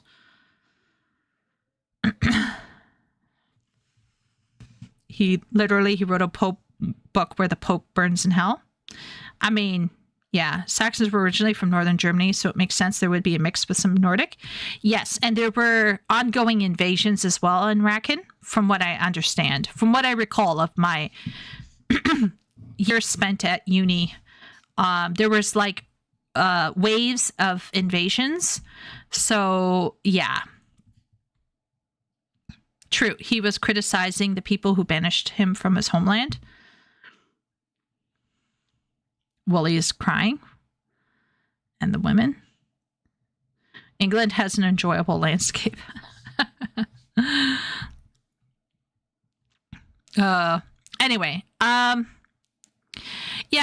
I do think, okay, so I agree with her on some things, but I disagree with her on other things. I'm going to tell another short story. I was writing Distortions in Time. I finished it. Somebody, you can actually find this on AO3. Somebody in the final chapters came to me and asked me, can you write a scene where this and this happens with these two characters? And I don't think I responded to them. I might have, but basically, no. And the reason is they wanted this emotional fraught scene between these two characters, Loki, I think, and Thor. And they were seeking that emotional fulfillment. And I refused to give it to them. Because I felt that it made the two characters look and sound like teenagers. And although in my story, the characters are in their early 20s, they are not 14-year-old girls. So the Loki and Thor in my stories are immature and they make mistakes, but they don't make the same mistakes and emotional outbursts that a, teenage girl would make. And so I would not write that. But I was asked to write it. And it's exactly this kind of mentality that pervades in fan fiction, where you have these writers who essentially cannibalize even their own characters in order to make a scene happen.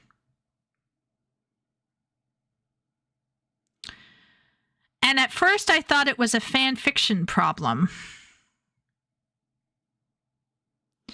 And then I became a ghostwriter. And I realized that this is just a problem overall. It has nothing whatsoever to do with fan fiction. It's just that you can see it in fan fiction because there is no pushback. They can just post it and we can all just see the silliness for what it is.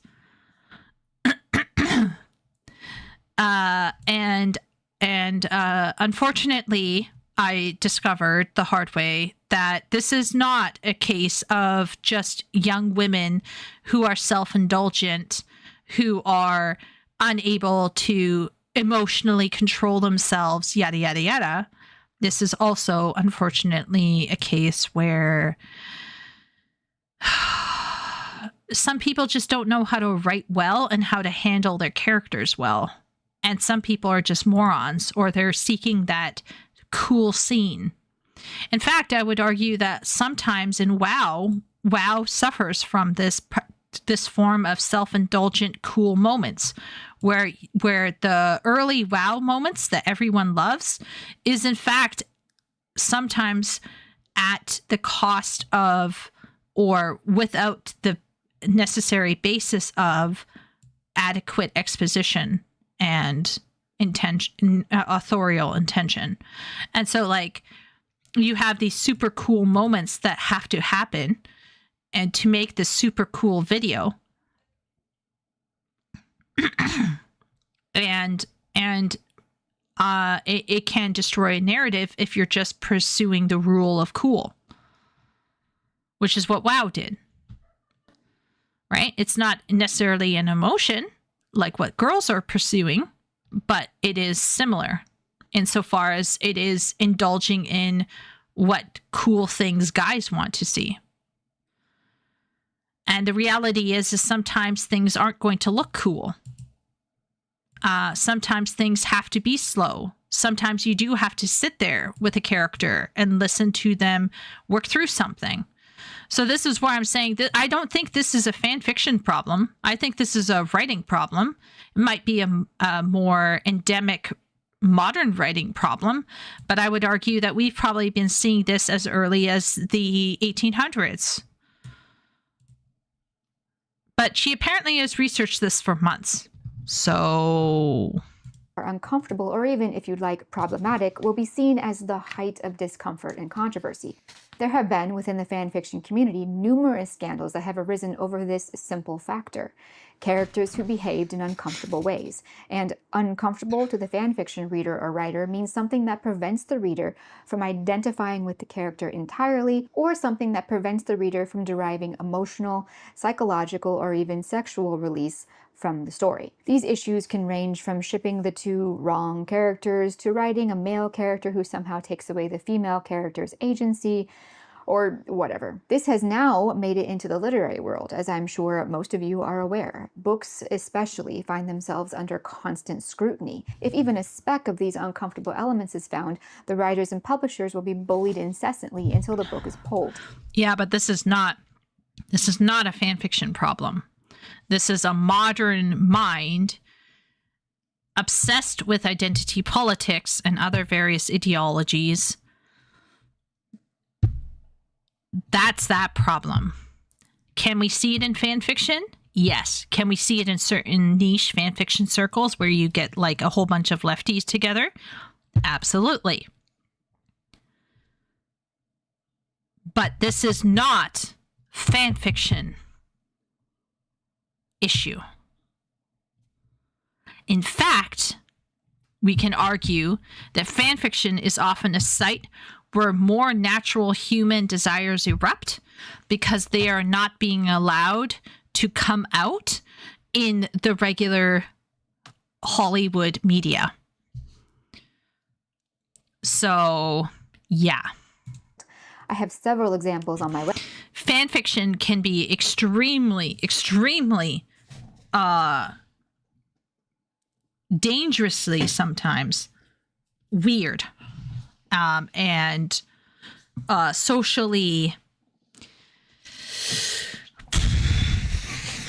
transgressive.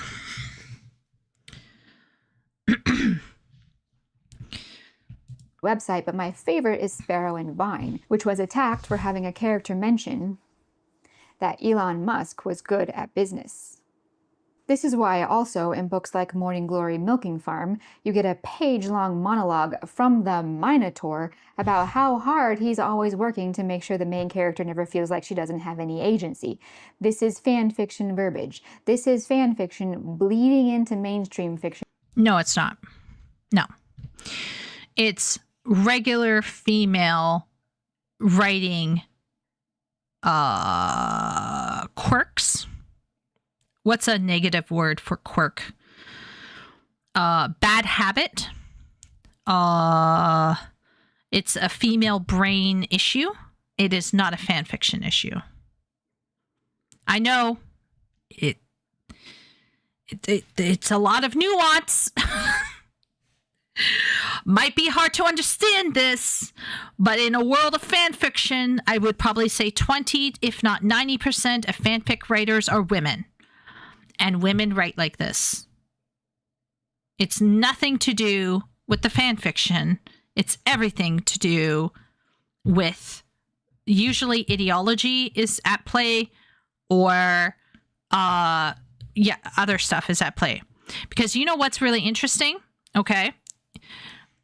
Granted, Christian fan fiction is not as massive of a thing, but you are less likely to see a Christian woman writing fan fiction and interjecting somebody praying or something like that than you are to see a woke person rhapsodizing about COVID vaccines or whatever. If it was simply fan fiction is the problem, we would see a broad range of ideas being espoused in a less than subtle way within literature. This is not a fan fiction problem. This is an ideological problem that happens to erupt in certain fan fiction circles.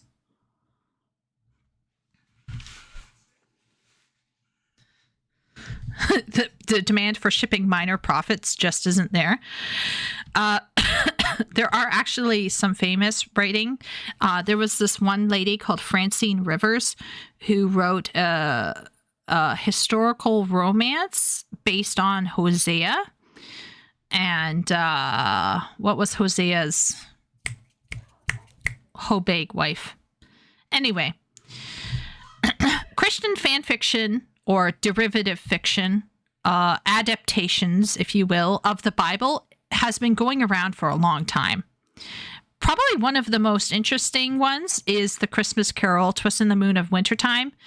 It was written by the Jesuits who were working with the Huron people. And the Jesuits rewrote the Christmas nativity to have the stylism of indigenous people culture. Gomer. Yeah, there we go. Hosea and Gomer. So like adaptations of scriptures to make stories or to make something more fitting for the culture that they are, kind of working with is a common thing, right? It happens a lot. I would still call them adaptations. I wouldn't necessarily call them fan fiction, although probably Francine Rivers moves it into fan fiction because she takes it I think she took it into Western land, cowboy land. I don't think it's set in the period of Francine River romance based on Hosea. Yes, Redeeming Love. Set during the 1850s California gold rush, where virtuous farmer Michael Hosea marries a prostitute angel to symbolize God's unconditional pursuing love for his unfaithful people, highlighting themes of redemption, worthlessness, and enduring grace.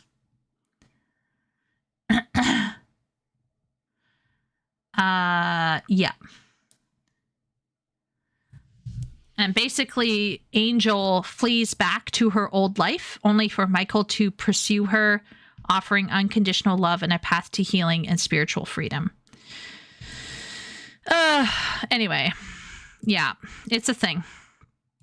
All of that to say, I do not see any of this as being from fan fiction, but that is the theme of this evening, is there is a categorical error here. Injection of woke ideology is a woke ideology problem. Usually I would say it would stem from the universities infecting the educational system, and then the educational and Hollywood, and then the educational is infecting Hollywood and all of the young writers, and then they get into these habits of thought and it erupts in their fan fiction. Early fan fiction did not have this, by the way. Early fan fiction, you can actually tell early fan fiction from older fan fiction, because early fan fiction didn't have all of this kind of like, it had some, obviously, because like I said, girls will inject their ideas into their own literature, but it wasn't woke, if that makes sense, because at that point in time, like in 2005 when I was writing fan fiction, that wasn't woke. Being woke was not openly a thing. So you wouldn't see it the same way, but were there still other kinds of, you know, social issues being broached in the writing? Yes, absolutely. So, but it's not a fan fiction thing. It's a female writer thing. It's a cultural thing. It's a socio-cultural thing. It's an ideological thing. It's a whole bunch of other things combined together. So anyway, let's keep going. I think we can all agree, ruining it. The idea that stories must... Well, sorry. To mention that Elon Musk was good at business. This is why also in books like Morning Glory Milking Farm, you get a page-long monologue from the Minotaur about how hard he's always working to make sure the main character never feels like she doesn't have any agency. This is fan fiction verbiage. This is fan fiction bleeding into mainstream fiction, and I think we can all agree, ruining it. The idea that stories must... It's not fan fiction verbiage. It's shitty, brainwashed verbiage. It's not fan fiction verbiage. Yeah. And the fact that it's there is not fan fiction's fault. It's the fault of the editor and the publishing house for letting it happen.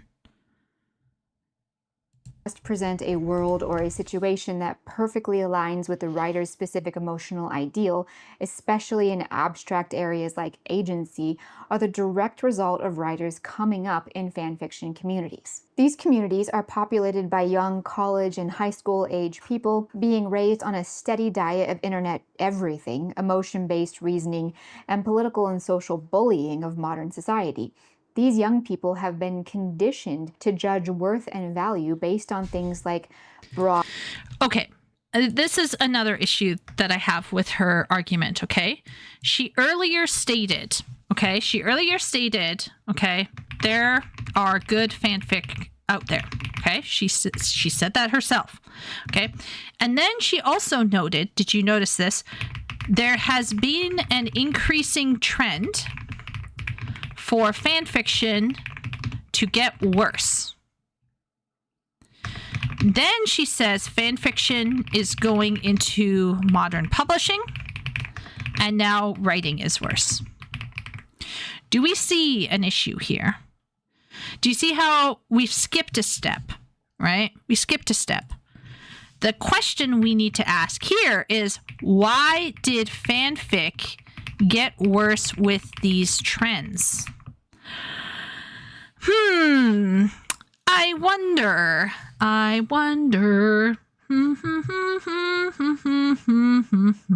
Like, you have to wonder at this point in time, like, what is her logic here? What is her logic?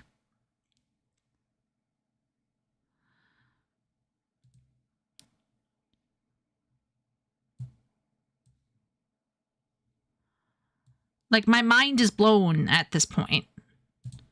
Because, like, I'm honestly at a stage where, like, why aren't we asking this question? Why?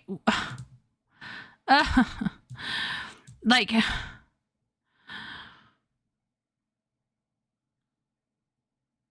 bold of you to assume she has logic. We didn't skip a step. Her words were, however it happened, Pandora's box was open. Yeah, we went from good fanfic to fanfic has been worsening. So what happened here? What changed? What made fanfic get these trends?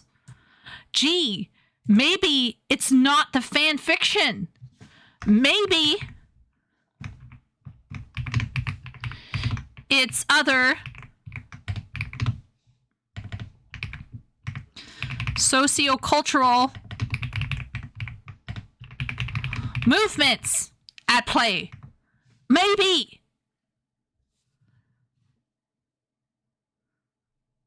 See, this is why. Okay, I'm going hard here. Because if you're going to get on to a video and tell a bunch of people that fan fiction has destroyed writing and everything else, and you skip this logical step, you can see where I'm starting to think that this is incompetence verging on malicious something.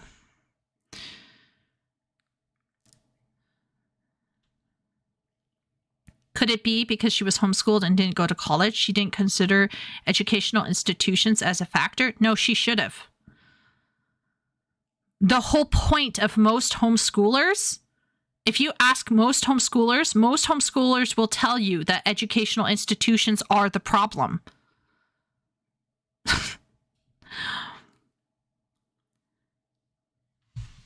Homeschoolers are like the right-wingers, and people who went to public schools are the left-wingers. Homeschoolers know more about the public schools than public schools know about homeschooling. Okay? If you have a homeschooler talking about public schools, they have a much better idea of what's going on than a person knows what's going on in a homeschooling family. Because homeschooling is niche. And they don't have the major mainstream, cultural output so that people know what it looks like. So you are more likely to have homeschoolers who understand exactly what's going on with the public school situation than you do with if you ask a regular public school person, like, what kind of books do a homeschooler use, right? They would probably not be able to tell you.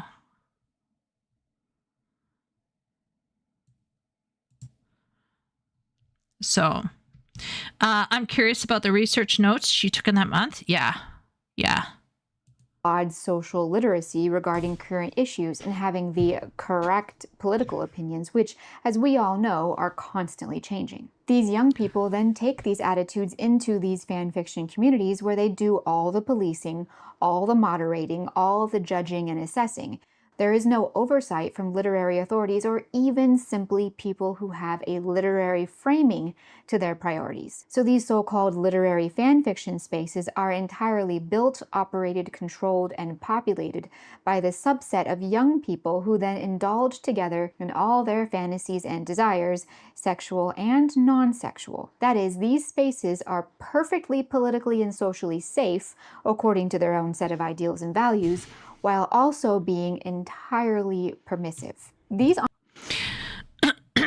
I personally think that all groups of ideologies can get into an echo chamber and perpetuate writing crimes of all kinds.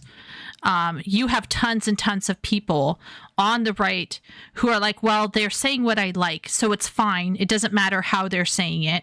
It's fine. It's okay if it's poorly written because it's at least it's based and it has a hot chick in it.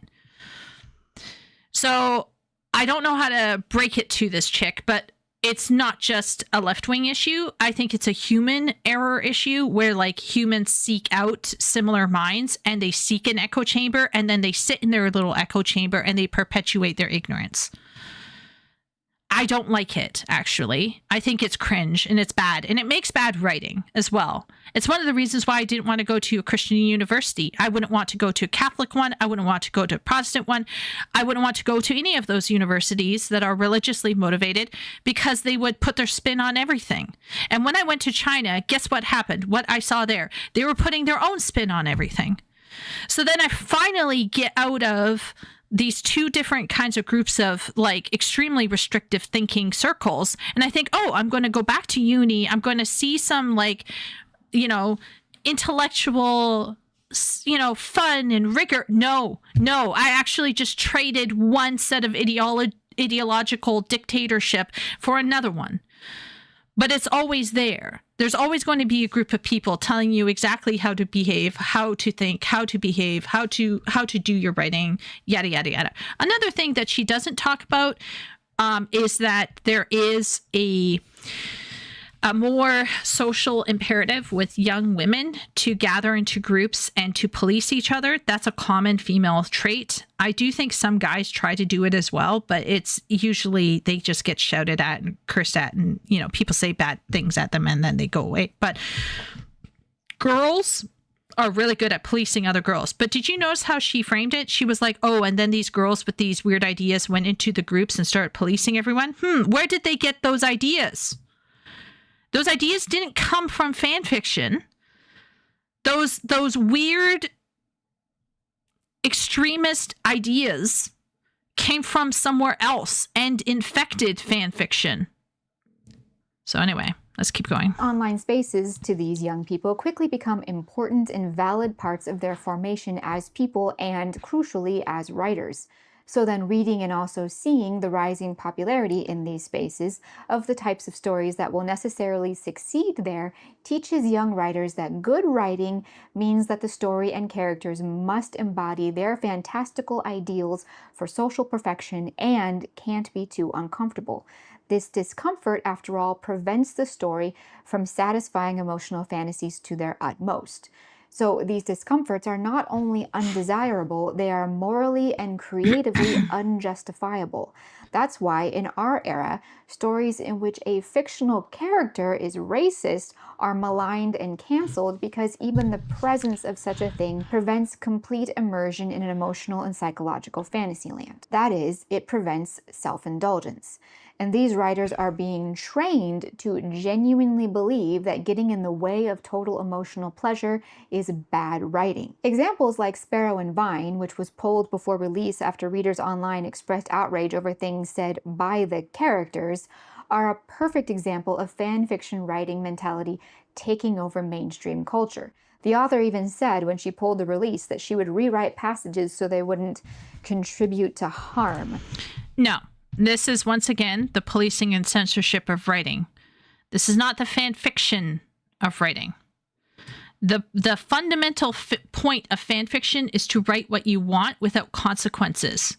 You aren't getting paid. You can do what you want. This is the opposite of the energy of fan fiction. This is pointing to something external to fan fiction that has impacted fan fiction and modern writing alike. I am literally mind blown that this is the take that Second Story is going with.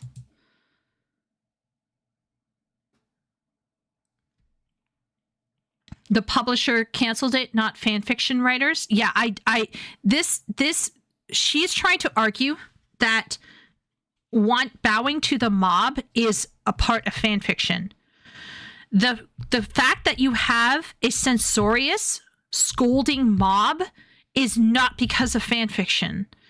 You have a censorious, scolding mob because of a particular set of movements combined with a culture of keyboard warrior, combined with the biological imperative of women to gather in groups to censor what they consider to be social injustice.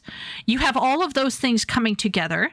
Fan fiction is just simply another arena in which that will happen.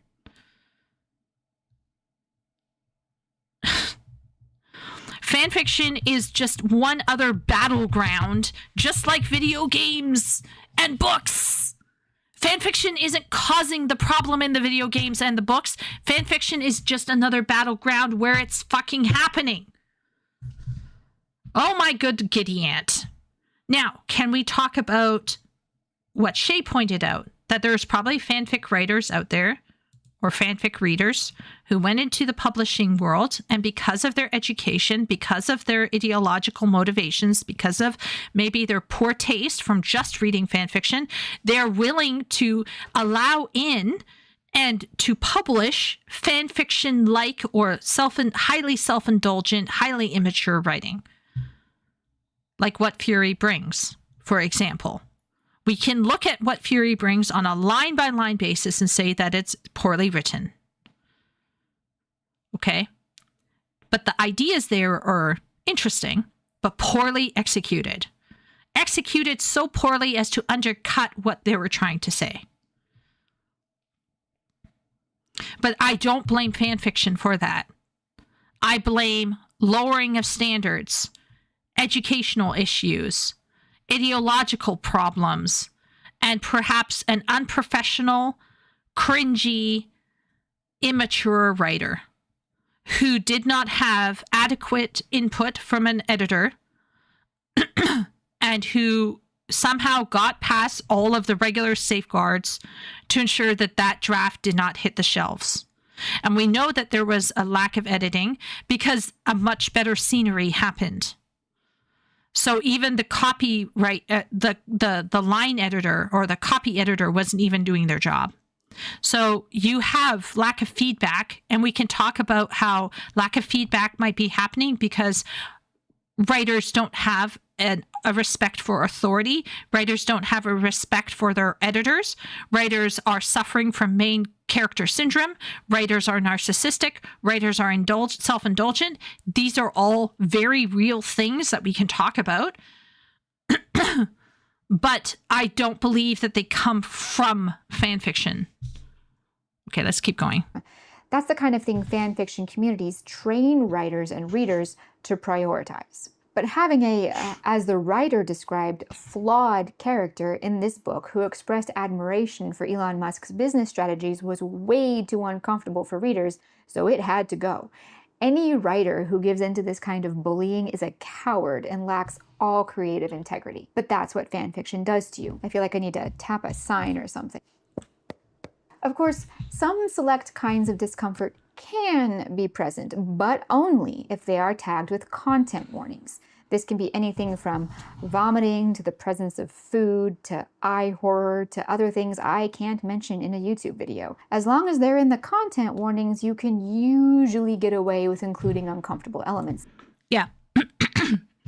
I actually visited and wrote on a certain very iffy fanfiction site that makes AO3 look like... Yeah, anyway, I wrote some racy stuff.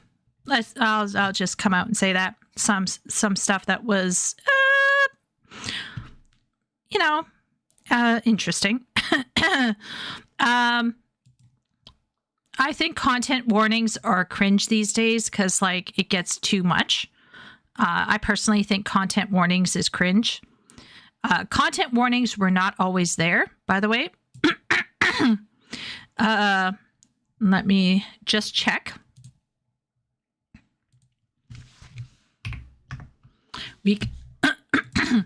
It's so handy that I've been writing since 2005, guys. You have no idea.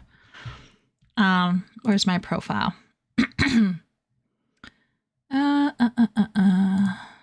Where is it?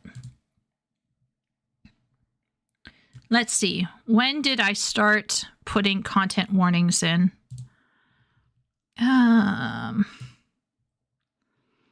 Let's take a look here. We'll go all the way down to 2005.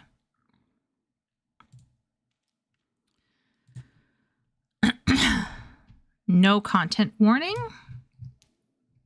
None. Okay. Not 2005. Let's skip a couple years. Well, just to be careful, we'll put this up. No content warning. Okay. Let's skip.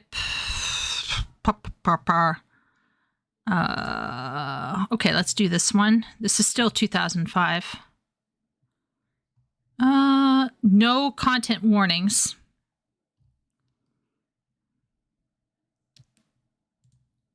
All right. Let's go to 2006. Restless Memories. Content warnings. No. No content warnings. Okay. Cold. This is a Ross fanfic.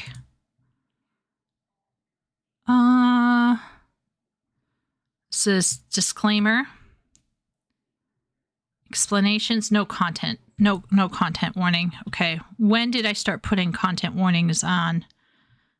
These are all really short stories as well, so that's part of the problem. Let's move out of 2006. Let's go. Okay, Letters of Yesterday is a longer piece. Let's see. Did I put content warnings at the end? No content warnings in 2007. Okay, let's skip a bunch. Let's try 2008. Did I write anything? Oh, okay. Gentle Lesson was a long-standing thing. The only content warning I wrote, it says warnings none. And it says, this story is an old story and is indicative of my older work. Immature writer, poor plot, and just plain bad. Okay, so this one has my first warning. Okay, 2005. First published in 2005 and up through 2011. So this had my first warnings. But they weren't real warnings.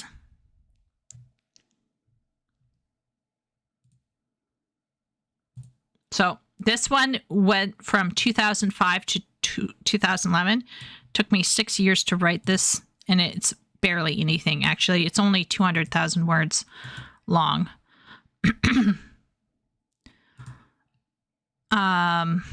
So that would be one of my first warnings where I put on, is it because it's mature? Did I put it in a mature? Yeah. Do you see, guys? I put it in M category. So this was air quote mature, and I put warnings on that one.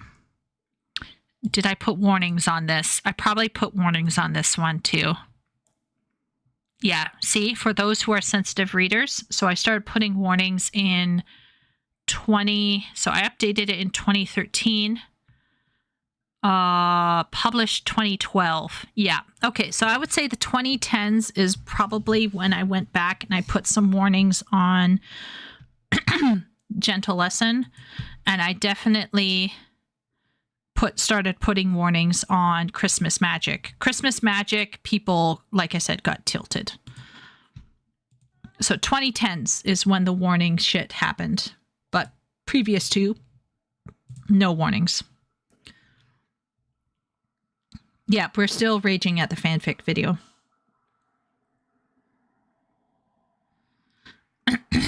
Content and trigger warnings. Way to judge a book before you see its cover. Warning. Pussies may be offended. Yeah, she argues about content warnings, but later says she read some stuff that didn't have a warning for the material. I think she just wants certain things banned. Yeah.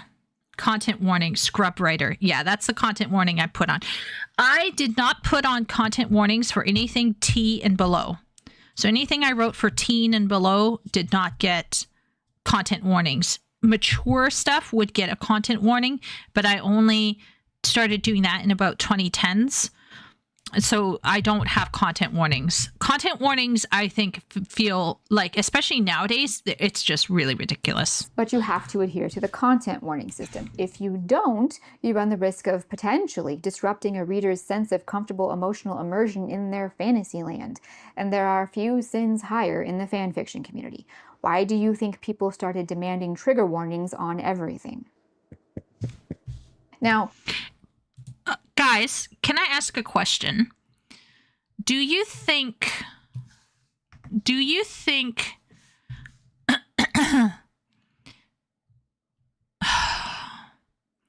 have you guys ever watched a video or played a video game and then suddenly there's something in it that you don't like?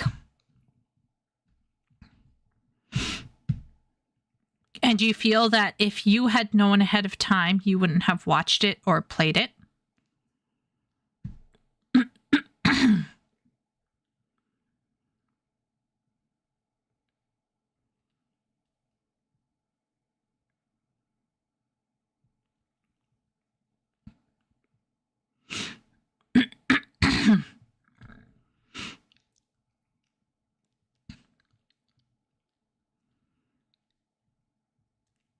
Probably, yes.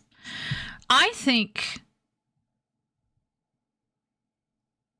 Okay, so if we're talking about body horror and gore, right? Body horror and gore. Some people are very sensitive. And so suddenly when they see something that they weren't expecting, right? It's kind of like, oh, wow, I didn't like that. Most people will just turn it off and move on, right? I think most people would. Some people might complain about it, right? That's why, for example, we have genre categories. If you put your game or your book in a horror category, I think, you know, it's fair to say you should know what you're doing, you know, going in. So I feel like trigger warnings are really, really cringy because it means that people are preemptively looking for material that will never make them feel uncomfortable. And this is where I completely agree with her. At the same point in time, there are people right now who are creating lists about video games that have certain ideological connections, like Sweet Baby Ink lists and stuff.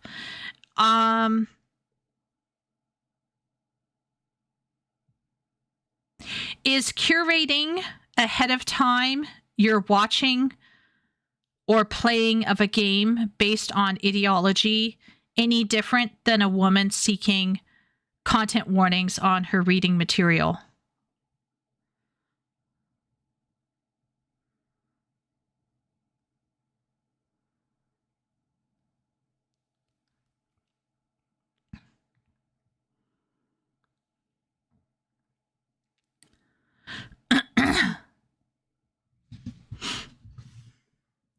I'm asking chat. What does chat think?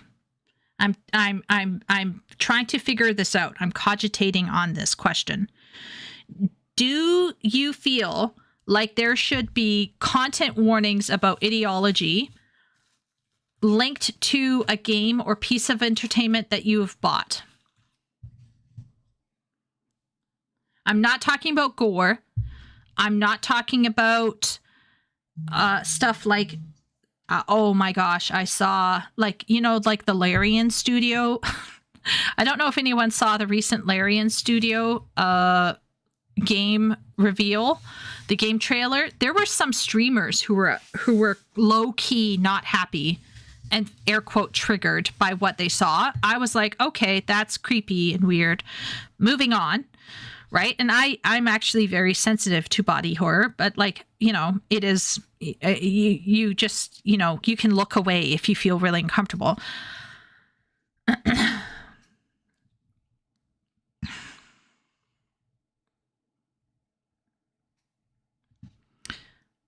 Well, that's what I'm asking, Wooly.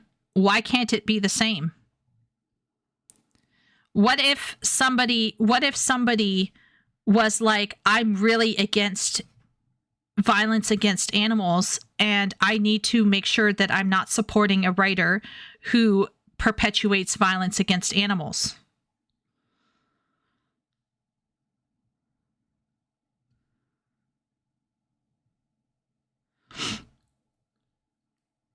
Epic says, I don't think there should be a list like that in an ideal world. I think every book or game should be judged by their own merits, but I say that with no belief that rights should be infringed on.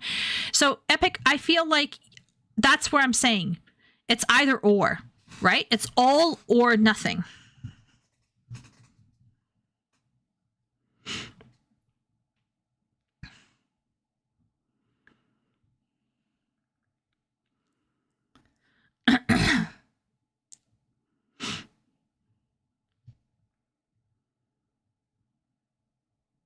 I just wonder. I'm just wondering.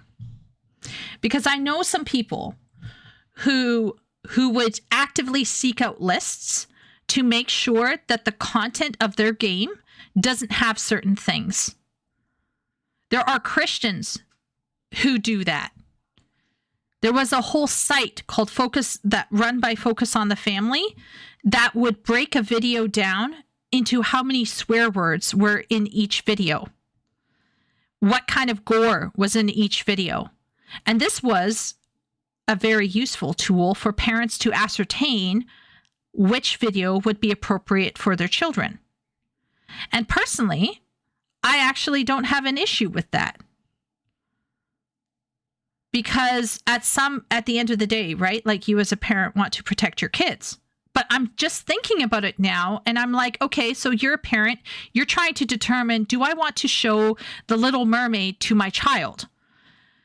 And you're thinking, well, what's wrong with The Little Mermaid? Well, we weren't allowed to watch The Little Mermaid because The Little Mermaid sassed her dad and was rebellious. And also, she had like 2 little conch shells on her titties. There was probably a couple other things. Oh, the witch. I forgot Ursula, the witch, in it as well. Oh, no, so bad.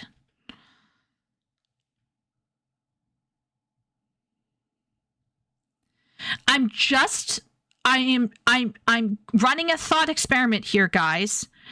And I'm thinking, if a whole bunch of women determine that they want to know ahead of time what's in their entertainment before they pay for it, and if you have a bunch of men who are also making lists to point out potentially unwanted content in their entertainment before paying for it, what's the difference?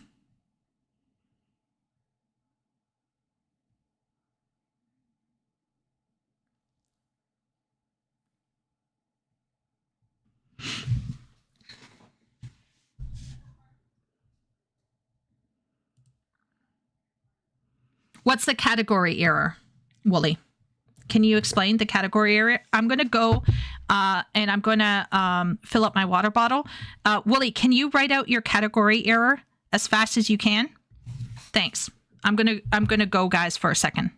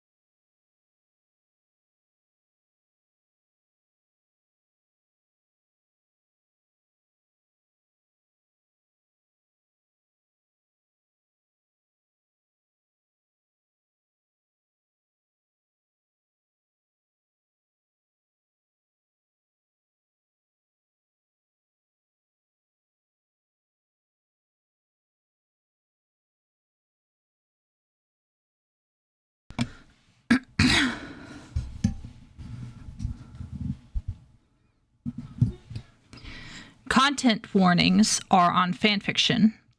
Purpose: permit readers to find their niche. SBI list: purpose: avoid buying culturally captured games. Wooly, you would be correct if that was the only purpose of fanfiction content warnings. Because we have here an example where people pushed back on the content of somebody who had a character praising Elon Musk. It's still about ideology.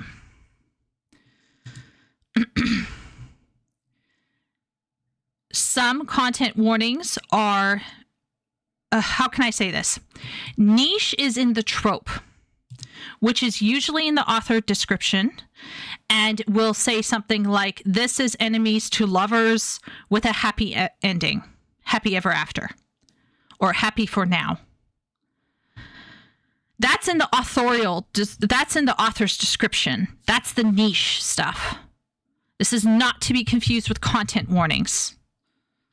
Now, some content warnings, I think, like I said, I don't agree with content warnings.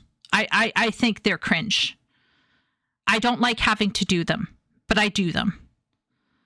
Because there are some women out there who don't want to read about an animal being killed.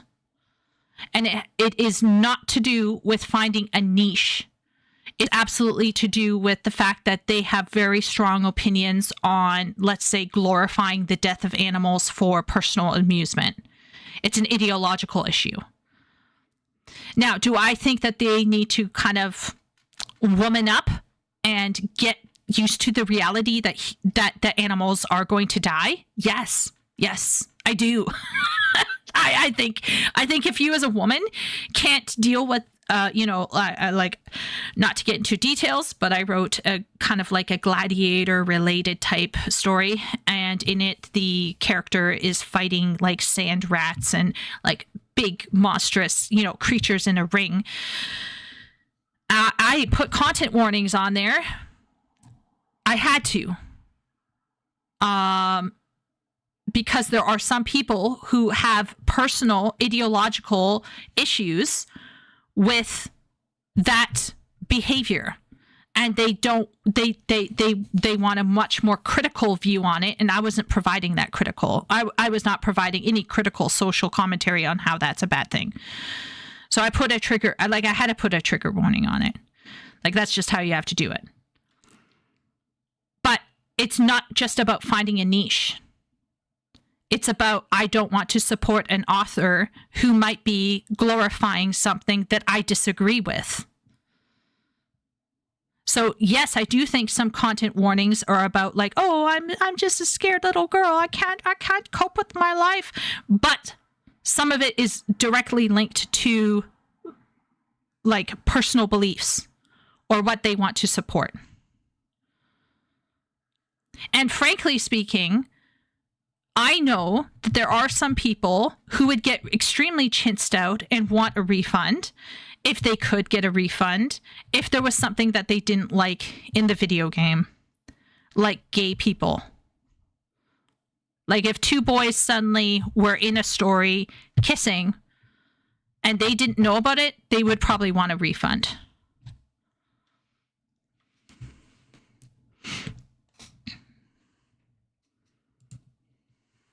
Imagine if FF16 had a trigger warning, 2 men kiss on screen.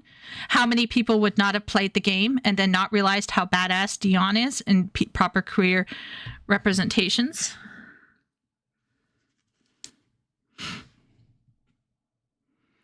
Katie's Kingdom Come Deliverance was hit with this. Kingdom Come Deliverance 2 had a lot of people complaining there was a gay option.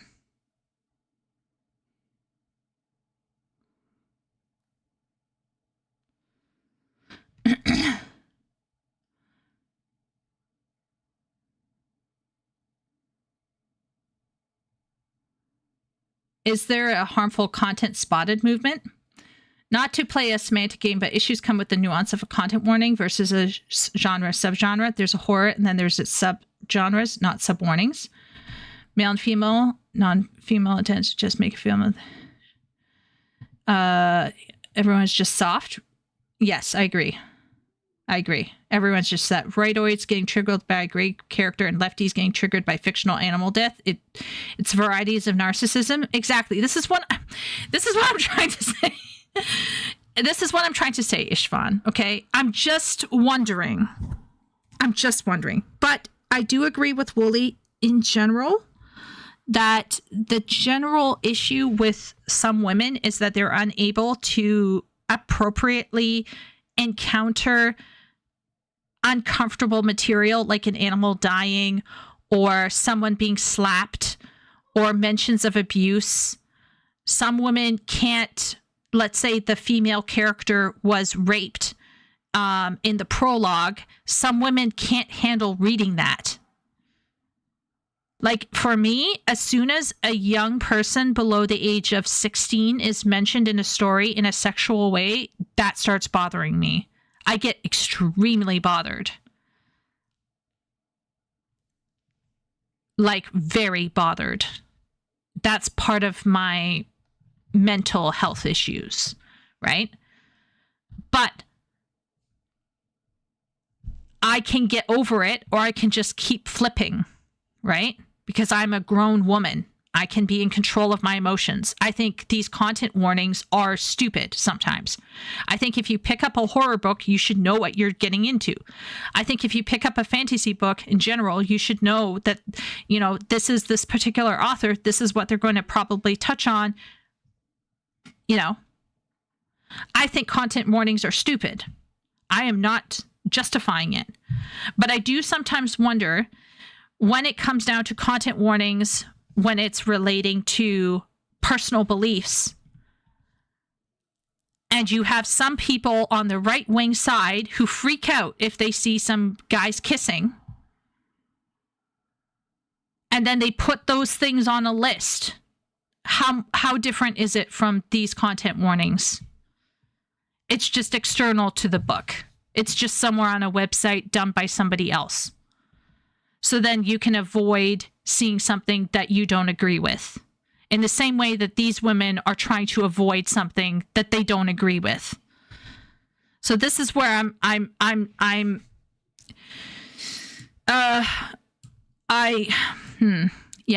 questioning that part. I'm thinking about it. I do think that I don't want to say that they're the same. I think Wooly is making a good point there. The intention, the motivations are slightly different, but I think that the end result is the same. It still ends with people putting things on lists and saying that something is bad.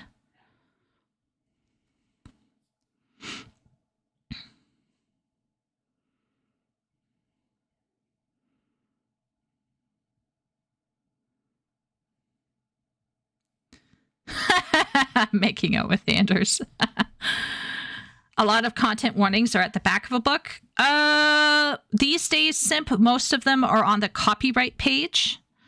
And when you go into the Kindle book, the copyright page is not what you see first. You actually have to flick to it to see the content warnings. So you don't have to go to the end of the book to see what the content warnings are. Most independent authors, like on Kindle, will put the content warnings on the copyright page. But when you open up the Kindle, it will go straight to chapter 1, right? You know this because you are on Kindle Unlimited. But essentially, like, the idea is that you can check it if you want, but you don't have to check it if you don't want. If you don't want to see the content warning, you can avoid it. You cannot look at it.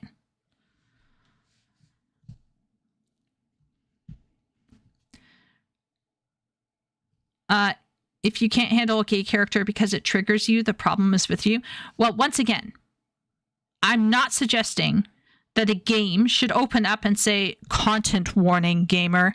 In this game, you're going to see some guys making out. Or, content warning, gamer, you're going to see some boobs. Like, I think we need to get up and grow up and move on. You know what I mean? Like, I think you can develop some personal resilience. But yeah. So to go back to what Wooly said, is there a harmful content spotted movement? I don't know what you mean by that. If you can clarify that. But yeah. I will say this, the harmful content spotted movement was, for example, the Sweet Baby Inc. Witch hunt, for lack of a better term. Harmful content spotted probably the 80s with the Dungeons and Dragons nonsense, the moral panic over that, which was ridiculous. There was also a mini one over anime back in the day where people were saying that Pokemon were demonic. They kind of are what we would call cutesified kami, I think. Like they're like based off of certain stuff, but harmful content spotted, I think, is a human thing that has gone back for ages, starting with, I would say, one of the earliest harmful content spotted movements was the overthrow of the, I think it was the Aten movement in Egypt, led by Nefertiti and her hubby.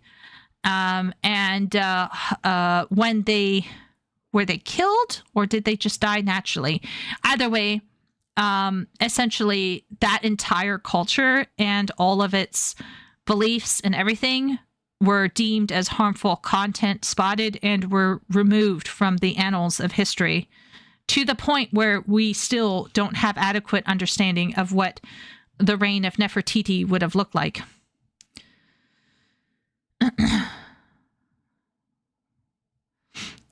It's pretty simple to draw a line where a content warning works and doesn't. I think age restriction is more than enough. I'm with age restriction.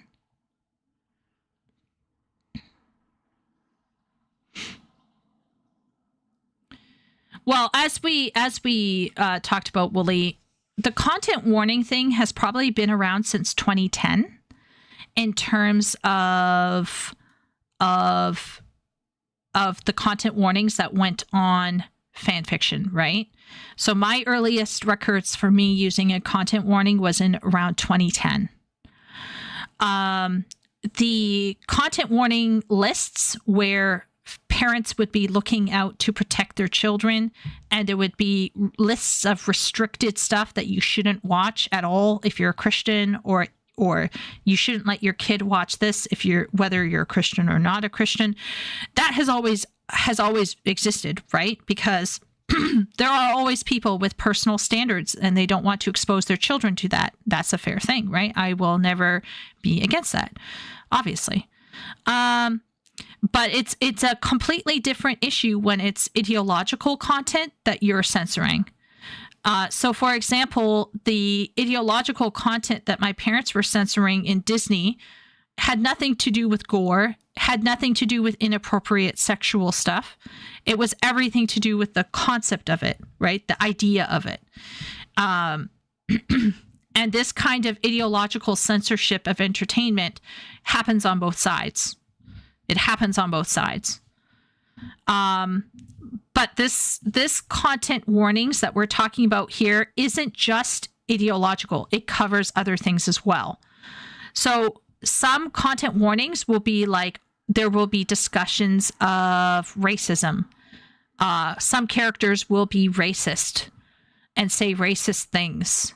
Another content warning that crops up a lot in BL is homophobia, because some BL stories will use the presence of homophobic societies as a way to create tension within the plot. And so they will have to basically show this homophobic society in action. And so they will put a content warning to say, there's this homophobic society happening. And the reason why they're putting that content in there is because some people don't even want to see homophobic societies in action. So some of it is ideologically based, and some of it is just people being cringe and lacking resilience. Are there not age restrictions in fan fiction? Yes. Something like the ESRB ratings work, especially when paired with genre. There is age guys, there's fan fiction has age restrictions.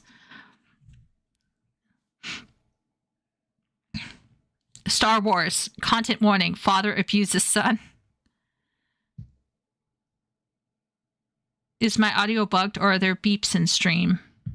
I don't hear any beeps, but you let me know, everyone else. MK is now R18. That's stupid. Yeah, maybe stuff is getting too censored. Warning, in this fantasy adventure setting, animals die is too much. Well, okay. Here, let me show you. Let's see if I can remember where I put it.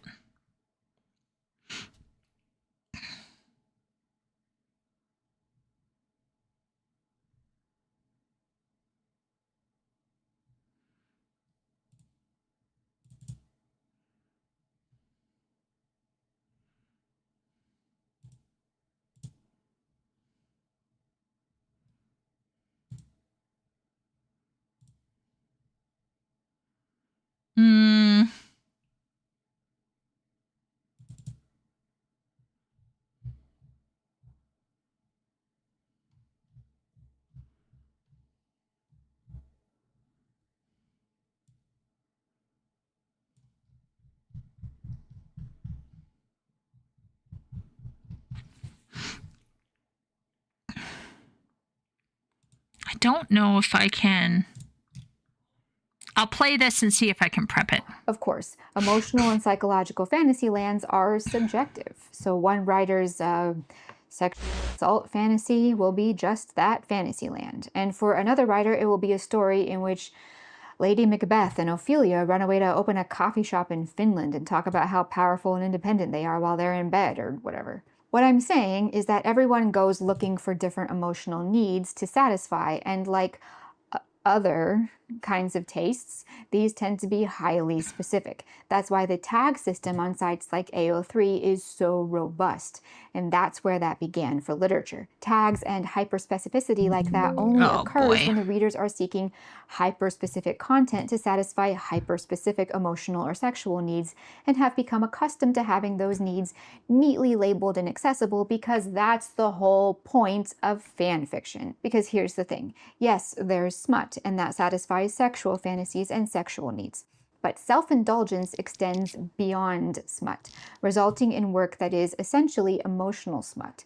Its sole function is to allow maximum emotional satisfaction. If you look at the cloud tag on AO3, you can see some of what I'm talking about here. And these are only the most popular tags, so only a fraction of what's available. Let's ignore for now the plethora of disturbing sexual tags. By the way, what I've blurred here is stuff that I think I might not be allowed to show in a YouTube video. Feel free to go to the site yourself if you want to see the whole image. But let's look mainly at these other tags that signify a work that satisfies a specific emotional need or hunger. We can see hugs, happy ending, comfort, cuddling and snuggling, feelings, praise, kink, protectiveness, self-esteem, and so on. And we can also see tags that are meant to satisfy the reader's and writer's emotional need to see themselves represented, such as autism spectrum, LGBTQ, reader insert, gender themes, and so on. What a lot of people don't realize is that the need for emotional satisfaction, especially among young women, is almost as strong, if not stronger, than the need for sexual satisfaction, and can bring about a bizarrely specific array of subgenres and tastes, comparable to, sexual entertainment things. Let me give you an example. Show of hands, how many people know what I'm talking about when I say the word wump? Don't worry, I'm going to tell you. Wump, an old onomatopoeia for something like a solid body slam in comics, is the term that has come to refer to emotionally or sexually satisfying physical harm to characters. That is, scenes and stories in which a character is hurt in some way will produce emotional satisfaction in the audience. Don't get me wrong, this isn't always satisfaction that the character got hurt like some kind of sadism. It can be, but not as a rule. This is more the emotional release of the physical harm and, crucially, the comfort that comes after. The emotional satisfaction comes more from the comfort than the hurt itself. So the hurt is satisfying because it presents the promise of future comfort, if that makes sense. We call this hurt comfort these days. Wump is actually a thing that was common in my era, and I love Wump. I write it. I write it and I read it. I love it. Unabashedly. I love me a good hurt comfort story. And I will read really dark shit to get to a happy ending. Do you remember how I once told you guys I don't read sad ending books? Yeah. Yeah. I will read stuff that can get really dark. Like, there was stuff that was happening in Malazan that I was like, oh, that's really dark, but I kept reading it. The difference between Malazan and like some of this trashy kind of poorly written shit is in terms of content and what happens is not always like, obviously Malazan is like ramped up to like the 10th degree.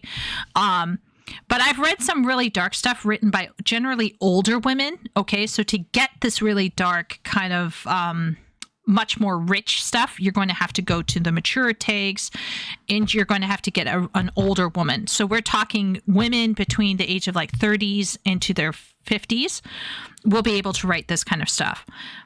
This is where like I would dig for this kind of material. And basically, it could get really overwrought and almost gothic. This is partially gothic, like if you've read enough gothic fiction, you know exactly what I'm talking about. It's like an overwrought of exploration of the physical and the emotional. And it probably has its seeds in Penny Dreadfuls and stuff like that Radcliffe lady and stuff like that. So Wump is like the modern version of it. And basically in it, the character will go through extreme amounts of discomfort and hurt. It can get quite dark. It can get really, really rough. And there was one book that I had to stop reading. Like, I stopped following the fanfic because I couldn't handle it to a degree, and I had to wait until it came out. And I talked with the author, and I was like, how's the ending? And she was like, oh, the ending is good. So I was like, okay. And so I went through the whole process of reading it, and it was great, and I loved it. Now, you might say to me, oh, Chieko, you're not being very resilient because you need a happy ending to your story.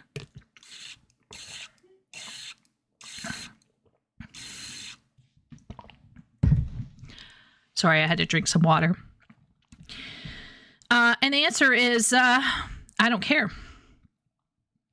I'm sorry, I literally don't care.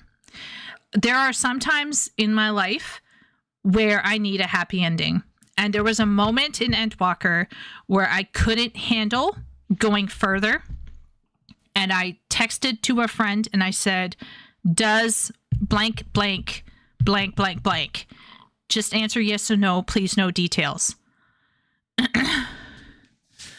and they wrote back and they said yes. And I was like, okay, I can keep going.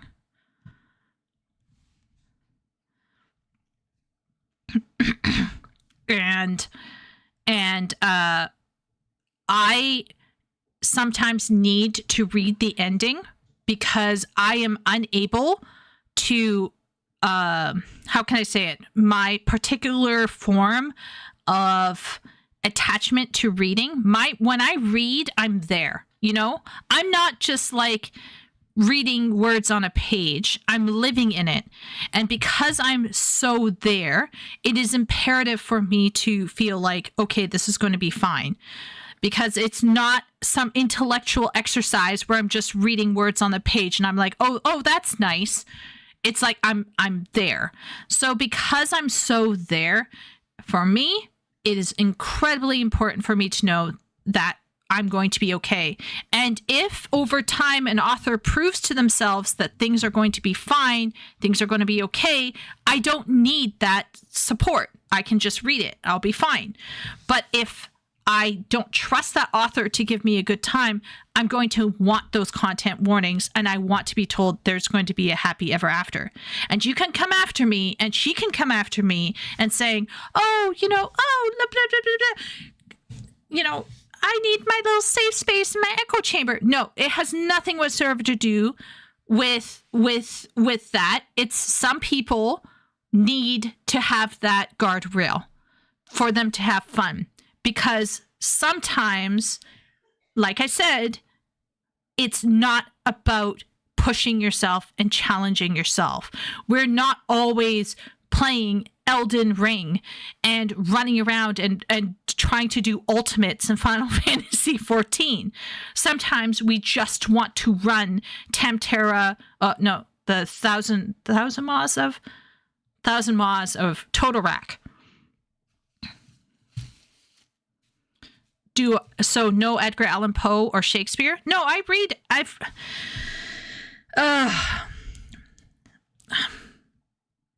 there are two types of reader brains that I have, right? I have I'm a literature academic and I'm reading this dark piece that is depressing. Like, for example, Bleak House by Charles Dickens or Romeo and Juliet. I have read all of those. I have read, The Picture of Dorian Gray. I have read a lot. Wuthering Heights depressed me for a week, and I had to pull myself out of depression for a week. Man in the Iron Mask depressed me for a week. I am not saying that I'm incapable of reading a sad ending story. I'm saying when I'm entertaining myself, fuck that shit. I'm going to go and have fun. And I want to make sure that I know that the ending will be rewarding. I really don't see the problem with this. I really don't see the problem with this.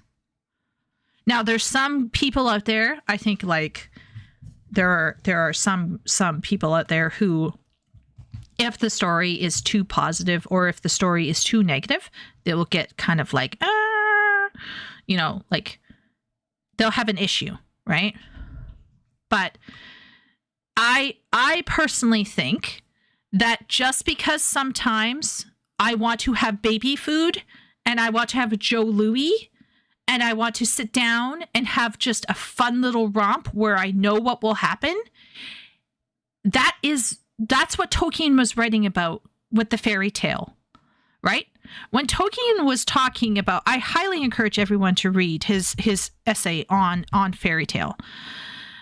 But in his essay on fairy tale, his argument was that you will go through dark and dangerous times in the fairy tale, and then you will have a catastrophe, and there will be a sudden turn, and there will be joy at the end. And there is nothing wrong with wanting that. This kind of idolizing of the always challenging dark books, it's like, we got to calm down on that, okay? And she herself said that there are some people out there who confuse having a dark ending with having something meaningful. So I just think we have to be really careful here and say that sometimes when we sit down to read, we just want to have a good time. And we want to know how it ends. And we want a specific trope. Because that's what we want today.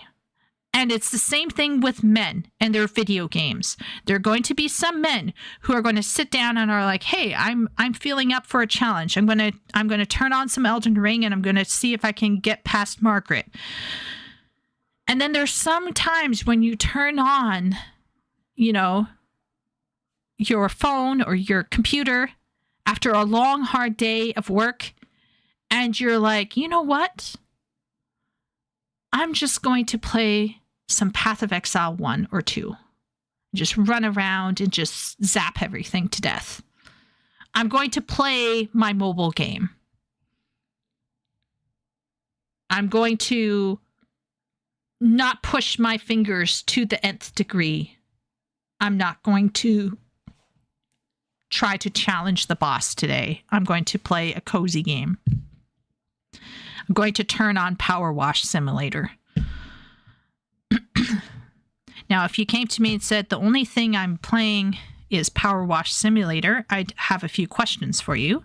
Similarly, with these women who are reading these books and fan fiction, I have some questions for them. Like, have you tried reading anything else? Have you read some classical literature? Have you pushed yourself? Have you challenged yourself? Right? Have you attempted to write better? Have you taken professional criticism to heart? Right? Are you experimenting with your abilities? These are all valid questions that we can challenge our friends and loved ones about. Absolutely. Right?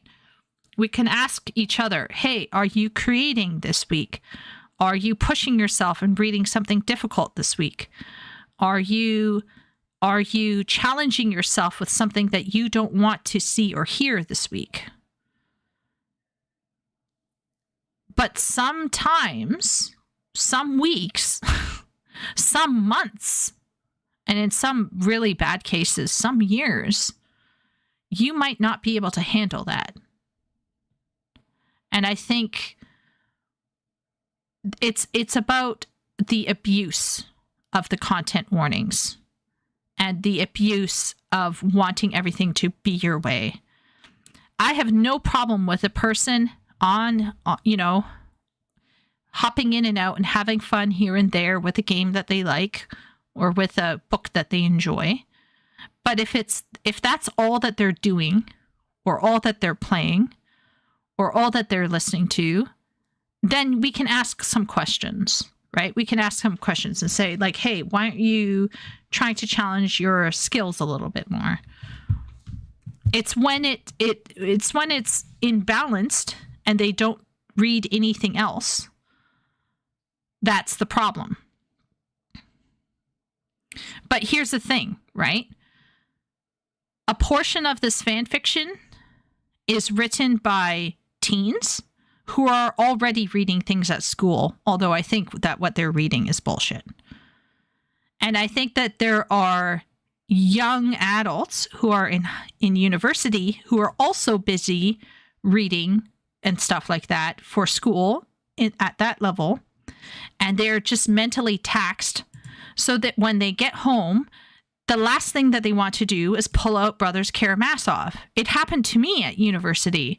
I was reading Gothic fiction, modern fiction, medieval fiction, all of these, very lovely pieces and some extremely terrible modern writing stuff.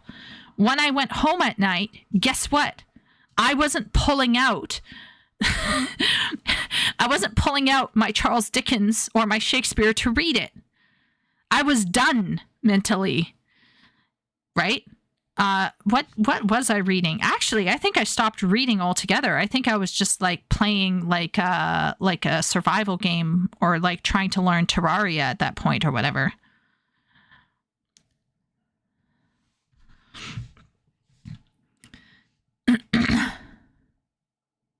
Let me ask you this. If an author or movie isn't foreshadowing an appropriate ending, isn't that just bad storytelling?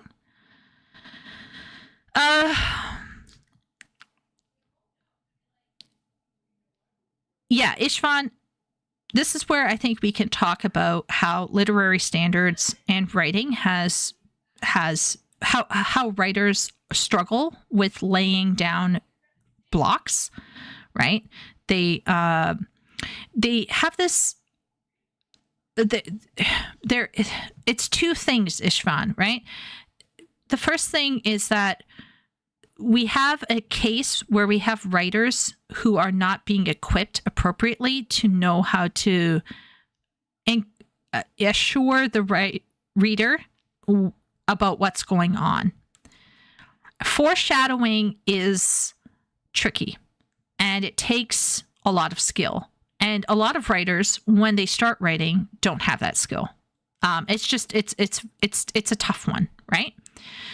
But on the other hand, if you are writing a romance novel and on your book description on Amazon, on your purchase page, it says this is an HEA enemies to lovers, I think that's all that anybody should need to know that this is a book that I will enjoy. I think all of this additional content warning stuff, which can get quite ridiculous, by the way, is counterintuitive and is causing a bit of a snowflake syndrome to be there. But I will say that I do appreciate it if the author does warn about anything to do with grape, especially if minors are involved. I appreciate knowing that ahead of time because that really bothers me. Like, that really, really bothers me. So because that really fundamentally bothers me, I appreciate it if I foresee ahead of time or I know that this is coming down the road. Same thing happened to me with Underworld. I was watching this, I think it was Underworld Evolution. I forget which video, what film it was, but I was watching Underworld Evolution with a friend. And then halfway through, there was a sex scene. And back then, I was quite sheltered and I was immensely bothered by it.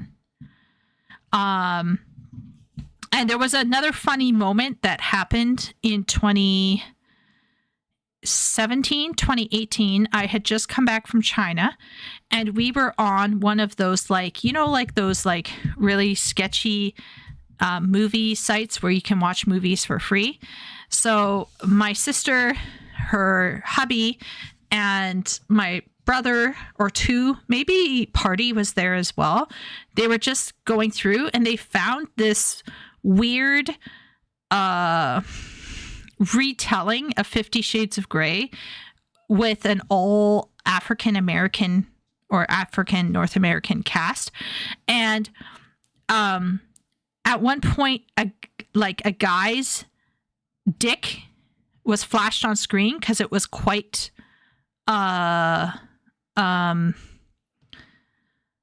graphic, and I wasn't ready for it, and instantly my eyes closed and I got up off the couch and I staggered out of the room because it bothered me a lot. And so that's why when I think I was telling Ben this, I've never actually seen a guy's dick, really, until recently. I've never perused the picture, a real life photo of a guy's dick before. Anytime I've been flashed, I just mentally shut down and I try to get out of the room as quickly as possible. And that's why I'm saying is when I pick up a romance book, I expect that there's going to be a sex scene in it. But it would be great if they could warn me ahead of time, for example, if there's going to be rape or if there's going to be a young person involved. So yeah.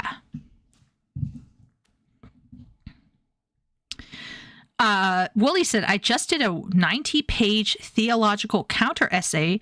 While the logic and clarity of the piece were soul quenching, it was not easy going. Yeah. I remember reading a book by Stephen Hawking once for fun. And that was rough because I had almost no knowledge and it was crazy. Stuff like that is a struggle to get through the sex scene that has death. Yeah, same thing for me, Foxy Duck. Some fluggy book that takes a sudden dark turn of the blue is just not good. Yes, I agree. I didn't pull out my Charles Dickens immature laugh. Party, you weren't there? Oh, yeah. But recently I did see a bro's dick online in detail. But that's a story for another time. But anyway. His emotional need, once identified, became an object of indulgence. This fan-made, publicly available, highly detailed spreadsheet focusing primarily on Western media provides timestamps and descriptions for Wump scenes in movies and shows, and has over 15,000 entries, including TV episodes, movies, games, podcasts, comics and manga, anime, YouTube videos and music videos, and so on. And of course, trigger warnings. On Tumblr, you can find hundreds of users who make Wump lists for movies and shows and books, as well as GIF sets, or GIF sets if you'd rather, of these specific scenes with emphasis on whatever aspect the maker finds most satisfying, whether that's the pained expression of the hurt character, the sight of a chiseled body covered in blood, or the worried faces of the character's friends. Moreover, there's physical Wump and emotional Wump, and this can be even further broken down. Gunshots your thing? We've got Wump for that. You prefer a nice head cold? We've got that too. How about torture, grief, crying, chains, handcuffs, stabbings, non-consensual stuff? Why do you want it? Which, by the way, is all with male victims. Needless to say, there's a large subgenre of fanfiction focused on Wump. This is often called merely hurt comfort. You can also see it in these other tags, such as angst, that would be emotional Wump, anxiety, self-harm, trauma, torture, medical injury, crying, comfort, and so on. What does this Oh, I love writing it. And I do like reading it to a certain degree, like I said, with... How can I say this? I write dark stuff, but I myself prefer to read Wump with like a happy ending. So I like hurt comfort with a happy ending, but I'm more than happy in my own writing to kill people off and just like go Game of Thrones. So yeah. Another good stream, though, I'll be honest, if there was one thing that he's taught me is that I could type this content too. I could something this type of content too. Isn't Wump just sadism? No. What's the difference? Isn't Wump or hurt comfort essential for most stories? Not necessarily, Willie. Yeah. Epic. That's all you need. All you need is a green screen background of an office with a giant bookshelf, a cup of coffee, maybe put like something like the philosopher thinking in the corner, like one of those knockoff statues. You're good to go. Okay, so there are fluffy stories where everything is fairly resolved and all of the conflict is extremely, extremely low level, Wooly. We call this fluff. So like a fluff piece, which I have written quite a few, is kind of like, oh no, he hasn't called me for 12 hours. I'm worried about him. What happened? And then it's like, oh, by the way, bro, I sent a text, but I guess my phone didn't like connect properly to the internet, but I have to go away on a business meeting. Like some writing, like one of my books that I wrote recently, it was so low level in conflict. It like, I was like, this is fluff, because it's and some people want it, like right now, especially when people at work and going online are always bombarded with this increasing escalation of political craziness, right? So people are literally thinking the world is spiraling out of control. That's why we have all of these people going out and shooting people and behaving like complete assholes, right? You have these people who literally believe that the world is spinning off their axis because the person that they didn't like got voted in, or the person that they are scared of has a big company. And so they instantly catastrophize everything to such a degree. And by the way, this is a right-wing problem and this is a left-wing problem. Both sides are catastrophizing to extreme degrees. And what happens is that a lot of these people then end up basically walking in a world where they're like, like the world's on fire. And many of them will seek extremely fluffy content, extremely safe content, because they don't want to deal with extra emotional damage after feeling like they're emotionally damaged. My answer to those people is they need to get off the internet, touch grass, and then, you know, challenge themselves with something. But generally speaking, a large portion of it has to do with management of stress. So many of them just want something super fluffy. So my mentor told me that super fluffy, light romances are like super in. Like earlier this year, they told me that they were super in because people want that light fluffiness. Now, at the same end of the other spectrum, you got these people who are writing dark romances that are extremely dark and extremely transgressive and have the non-con and the dub-con bullshit in it. But you can be assured that most of them will end with a happy ending of some sort. Yeah.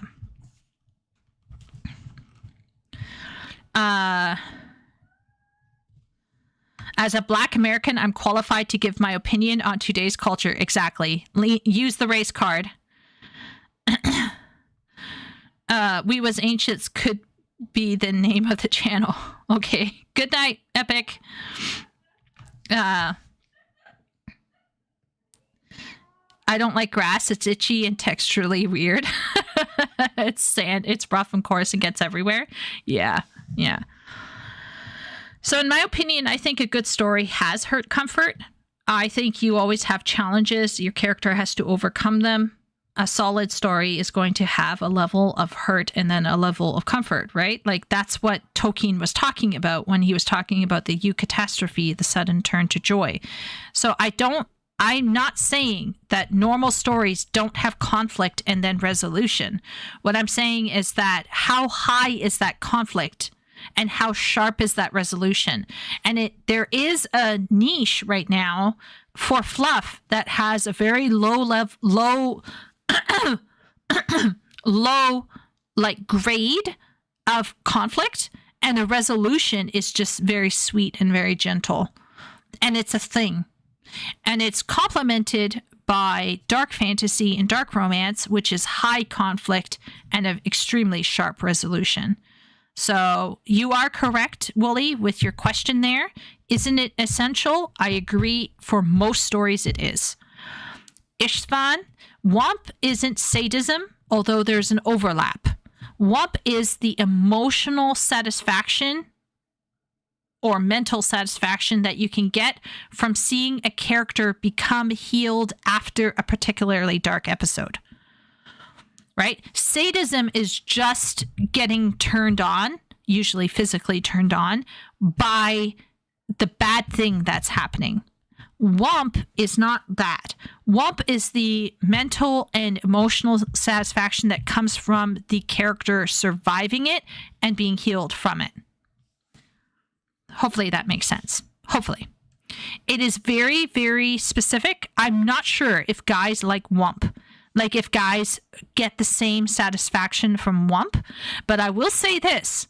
In the FF14 community, where you have those react streams where the streamer is playing the MSQ and you have the emotional vampires in the background kind of getting off of the streamer having a moment of Womp, I think there might be a correlation between those two. I think. Possibly. It's something to consider. Indulge exactly? It depends on the reader or writer. For some, it is absolutely sexual, and so the story will even veer into smut territory. For many, though, it's entirely emotional and fulfills some attention fantasy or caregiving fantasy, or what have you, of the writer or reader. Some will say that it's therapeutic, which is probably often true, but that's therapy, not literature. And a good therapist would probably caution against a constant, ever-increasing indulgence in works that could potentially re-traumatize the reader or writer. Of course, and this is a closely related issue, this notion that a writer's therapy session, even if it is beneficial to the writer, ought to then also be published for everyone else to read is both a very non-literary notion and is a direct result of fanfiction's nefarious, poisonous influence on the minds of writers, and is, in a sense, the absolute height of self-indulgence. Interestingly, very few of these fictions and infatuations feature female characters getting hurt. Feel free to discuss that one amongst yourselves. The bottom line here is that fanfiction has, for some time, been specifically... I think the reason why women are often not hurt although it can happen, by the way. She probably just hasn't found the right websites for it. The reason why I think that you won't see it as openly where the women are getting hurt, although we clearly can see it now in dark fantasy, and she's clearly just cherry picking at this point, but whatever, is because it's actually coded into BL. We'll see if she mentions it. I think this is the masculine equivalent. Yeah.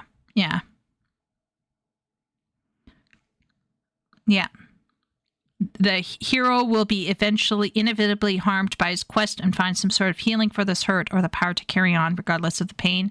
I think this is the masculine equivalent. Yeah, perhaps. And maybe like a man, when he's reading it, will be like, oh man, I am that bro. Or maybe not. Maybe men have more of a natural distance. I personally, like I said, anyway. She is correct that writing is often therapeutic, and most of the time I think fan fiction is coming out of a female desire to explore stuff within herself.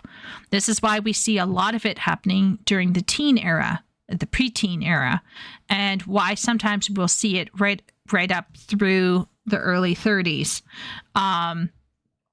Usually fan fiction that's written by older women tends to be more professional and much more distinct from the author involved, right?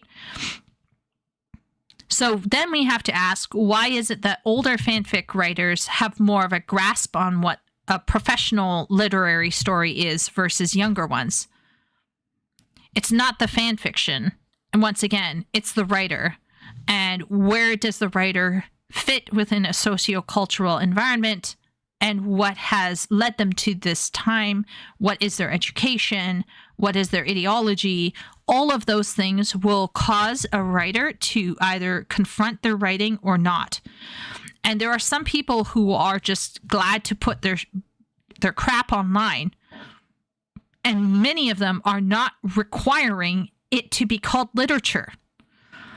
The problem is in universities, they have latched onto the fan fiction community, as is common with so many other communities, and they politicized it because they were saying that fan fiction is a voice for the oppressed and for the blah, blah, blah, blah, blah, blah, blah, blah, blah.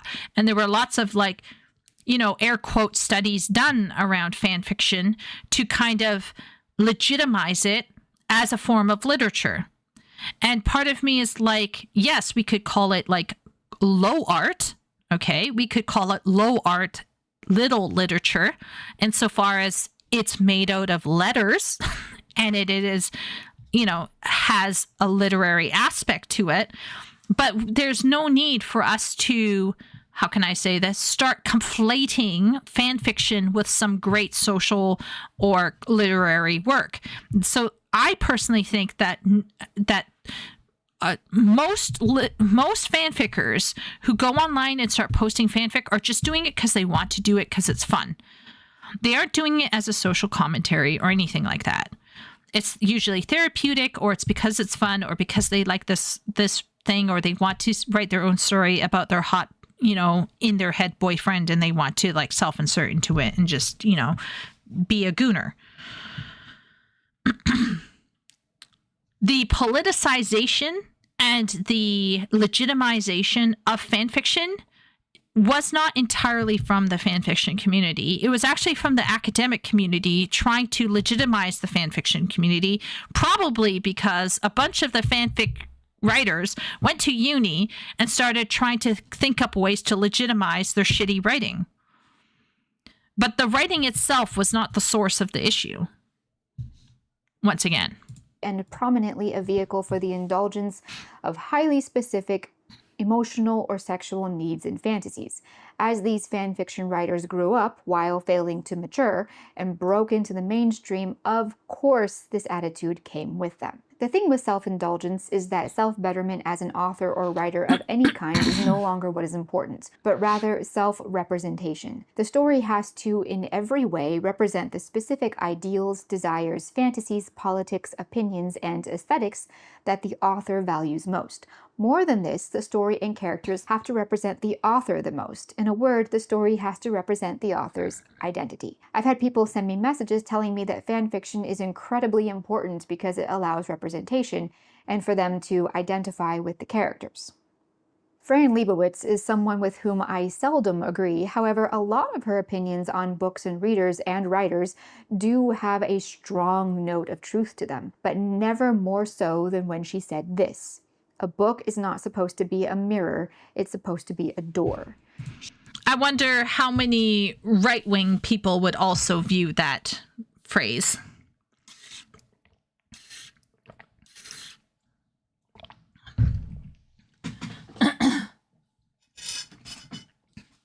Like, you know, those role-playing games where you're allowed to like be immoral or amoral, or you're allowed to like choose a different path, like heretical, pragmatic, or whatever. And then you sit down with a friend and you're like, "Oh yeah, I totally romanced Anders. That was such a good story." And they're like, "How dare you? How dare you romance Anders?" Yeah. That's happened to me before. It is, I think it's wonderful. I love that quote. A book should be a door. I'm a huge fan of that quote. That's a fantastic quote. But I personally don't think this is, once again, I don't think this is a fan fiction problem. This is I'm so tribally locked into my think tank group, my echo chamber. I can't be forced to confront the reality that something that I don't like might actually have a reason for it, or the fact that this people group that I dislike might actually have human characteristics and human traits that are sympathetic, right? Like, fan fiction is the same as AI, just a rip-off remix of something you didn't create.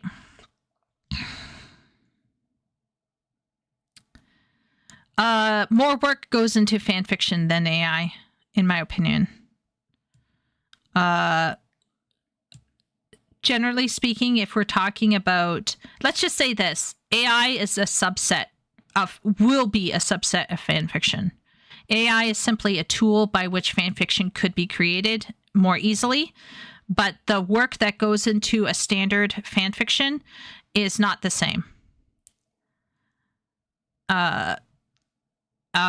And once again, not all fan fiction is equal. Yeah, that's all I'm going to say. Everything comes from somewhere else. Yeah, I think she's conflating a bit too much here. She's absolutely right. The function of reading is not to find yourself perfectly represented in the characters and their environments. The function of reading is to explore other people, other ideas, other environments, other circumstances. You have full and constant access to your own mind. A book or any story is supposed to broaden your mind. How can it do that if it's just you replicated over again? If you want to see yourself, look in a mirror. That is not the function of a story. Self-indulgent, self-representing fan fiction isn't literature. It isn't even in itself valuable storytelling. All it is the mirror of the author, and therefore only has value to the author. And that...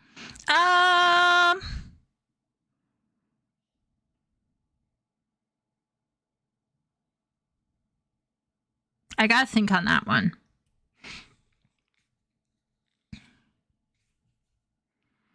You could argue that since the author is representing their own personal opinions, such as, let's say, that stupid fanfiction writer who inserted "go get a COVID vaccine" into their fanfiction that was otherwise fairly well written. You could argue that that is expanding the horizon of a potential viewer who may not agree with that opinion. Like, for example, okay, let's say I'm a Christian author who is deciding to challenge myself and go through a door. Second Story is writing a story about basically like I think it's like almost like a wuxia type of like period drama set in China. What if she decided to walk through the door and have her characters be gay?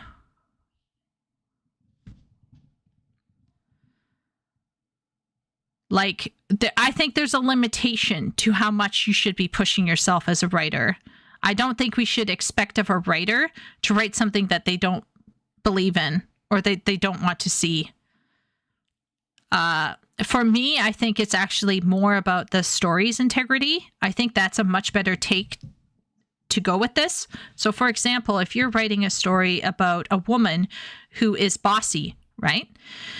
A good writer is going to not just show how her bossiness is going to help her. A good writer is going to show how her bossiness is damaging her, right? So the sword that she wields is going to be double-edged. So a great writer, I think, takes a strength and also turns it into a flaw. And then they are going to show those moments where that strength is a strength and where that strength has become a flaw. And they are not going to suddenly have a moment where, let's say the main male character says something, and then suddenly the female character who's bossy suddenly changes in order to create an emotional moment that needs to be made, because that would be going against what the character was built up to be, right? If the character is going to have a moment where they're being humble or being humbled, there has to be appropriate build-up to that particular situation. You can't just have that happen. That's what we call contrived writing. Contrived writing is a problem that happens a lot, especially in fan fiction, because they are trying to pursue those particular moments, and that can sometimes come at the cost of plot or character consistency. This is an issue. And I think it is actually an issue that can creep into other published works as well, where it almost becomes, the story almost becomes nonsensical or idiotic because the author is pursuing a point or pursuing a moment. And this can be a problem. This can be a legitimate problem. But I think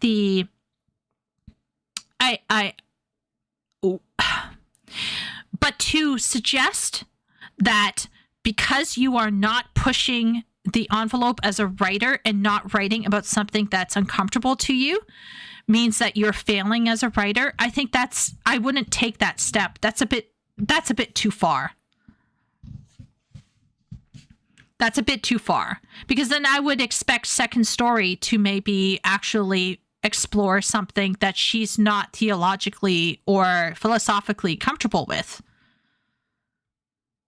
And I kind of like, do we really want to force writers to write about something that they might not agree with in the name of good writing? I think we, I think a writer can be challenged about whether they are contriving something or whether something is being as unrealistic because they are pursuing a particular belief or idea, but or moment or emotional beat. We can definitely call that into question. This is where analysis of writing is so crucial. But this idea that your writing has to be challenging you, like, that's well, let's see if she qualifies this. That value itself is fleeting and limited because all the author has done with it is presented in some limited form the contents not of his or her own mind, but of his or her limited specific emotional or sexual fantasy land.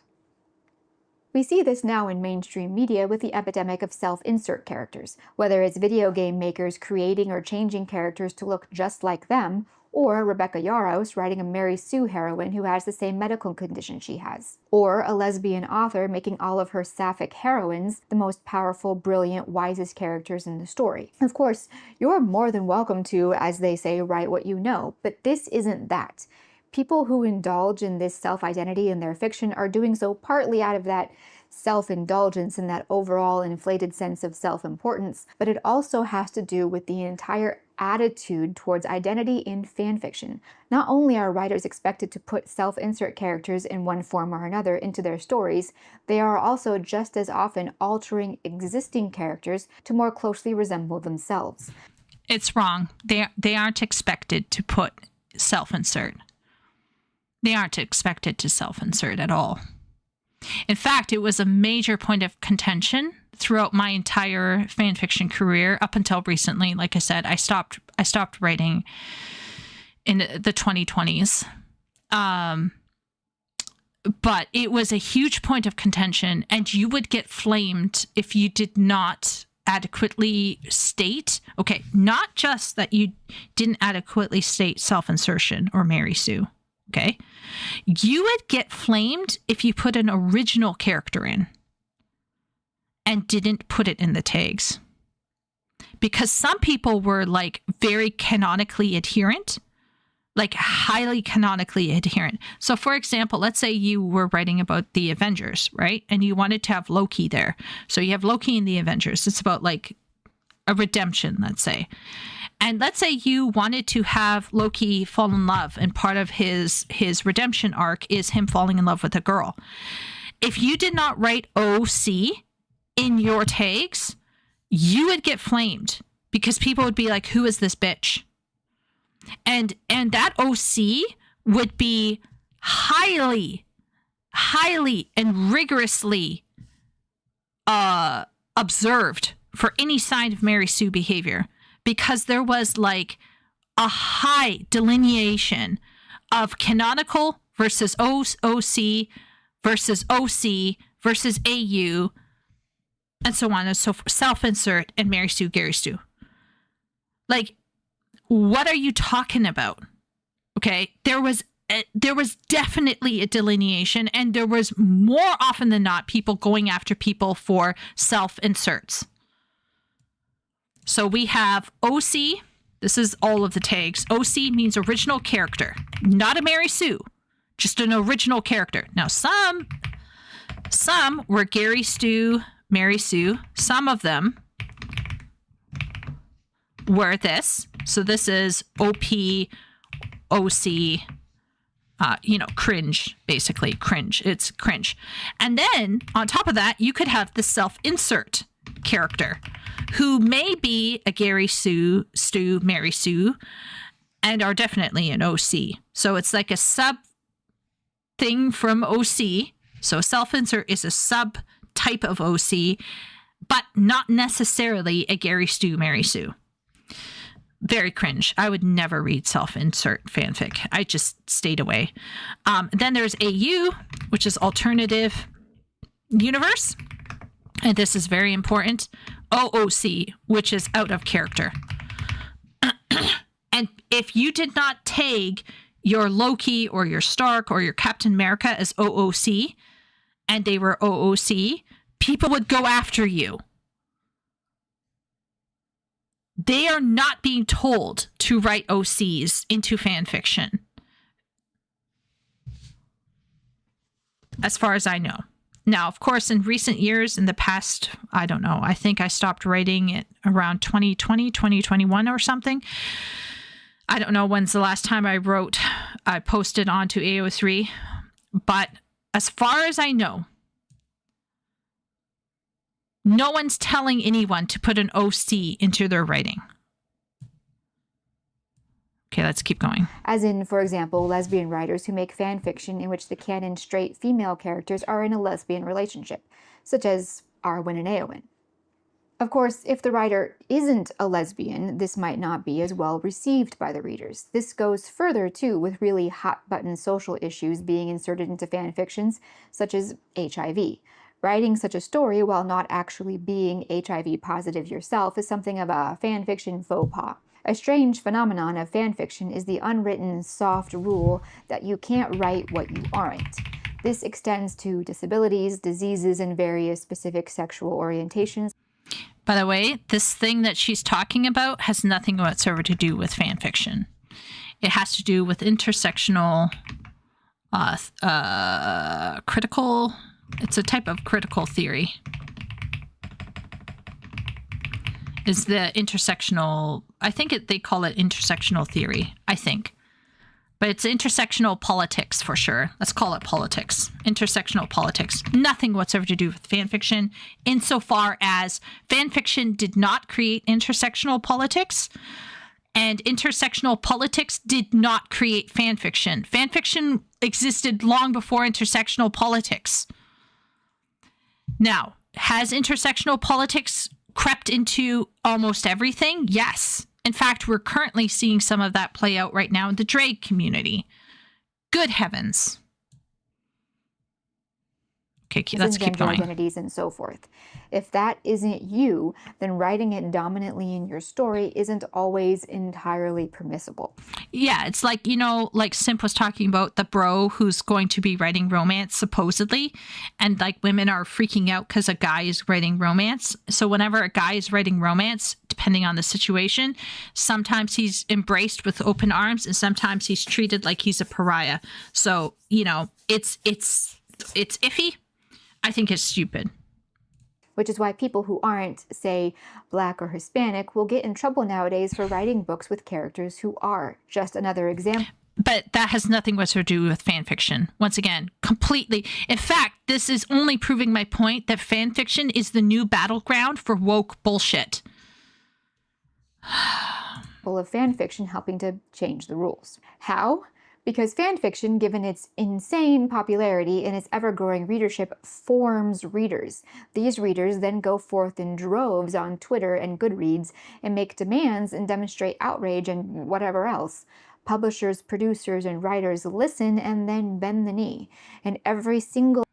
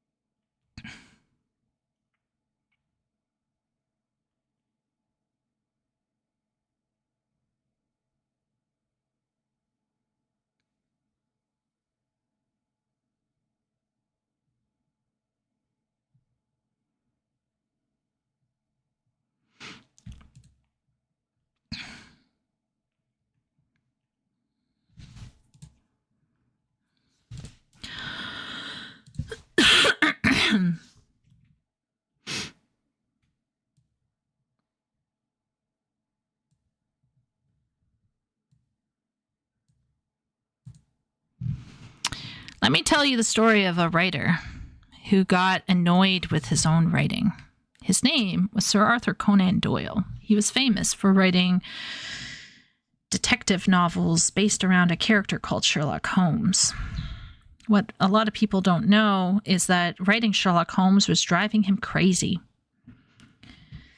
If you look online, you can probably find some more detailed look into this, but I think he had locked himself into a trope with Sherlock Holmes and he was just feeling creatively arid and he had personal life stuff going on.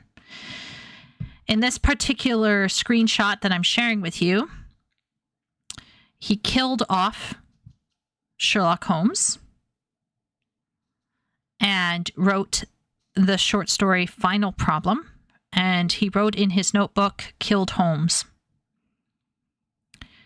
Doyle may have been casual about disposing of his famous creation, but his fans were most definitely not satisfied to leave their hero below the swirling depths in Switzerland. Fans expressed emotions ranging from mild disappointment to outrage. One woman famously began her letter to Doyle with the salutation, "You beast." Despite the furious clamor to have Holmes return, Doyle resisted for several years. It was not until 1901 that Doyle finally relented with the publication of The Hound of Baskervilles, arguably the most famous Holmes tale. Doyle stressed that this story happened before the Final Problem and did not constitute a resurrection for Holmes. Having tested the waters, Doyle finally resolved to restore Holmes to life with the publication of The Adventure of the Empty House in 1903. Public pressure is often credited with pushing Doyle to revive Holmes. While that is probably true to a degree, Doyle seemed to have reached a point of acceptance in regard to being known as the creator of Sherlock Holmes. And basically, I think he probably figured out a way to write Holmes without wanting to kill himself, basically.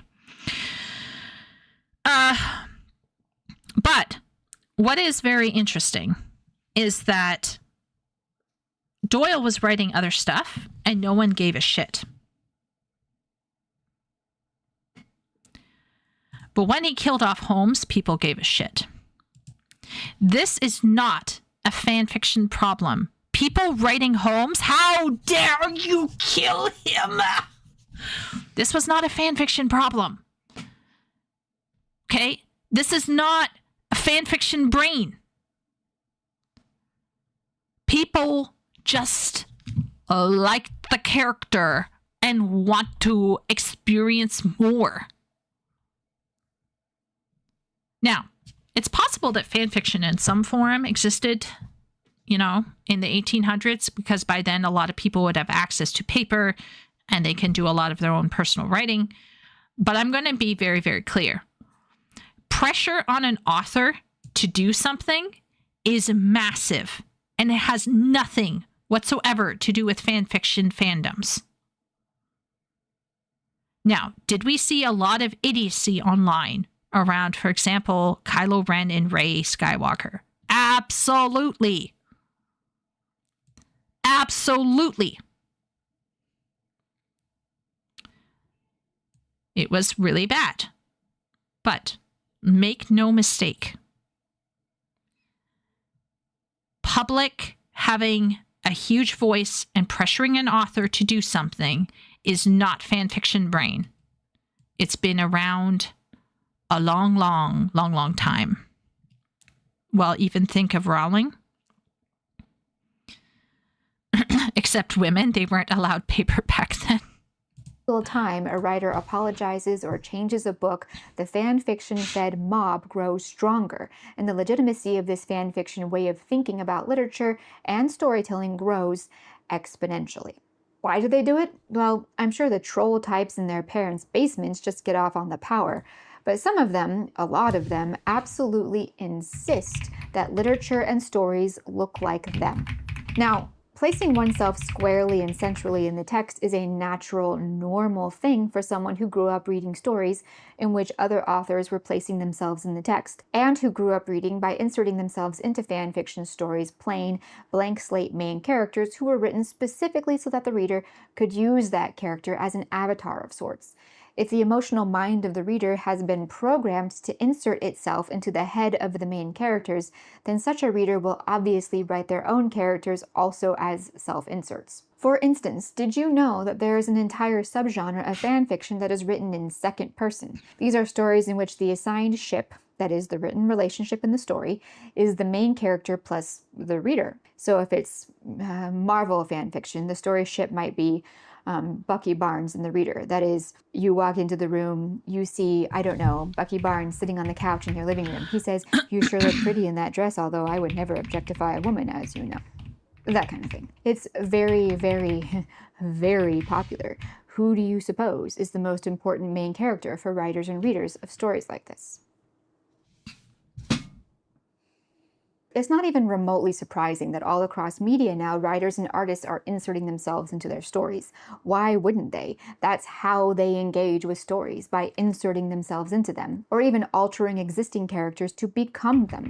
That's how fan fiction has trained them and the rest of society now to think it is supposed to be. So yes, of course, they're shamelessly making video game characters who look just like them. Of course, they're making their main characters have the exact same illnesses or disabilities or personality as they do. All of this is the most natural thing in the world to a fan fiction reader and writer. Let's take a moment now to talk about the one thing about fan fiction that everyone, especially those not in the community, most associate with fan fiction: smut.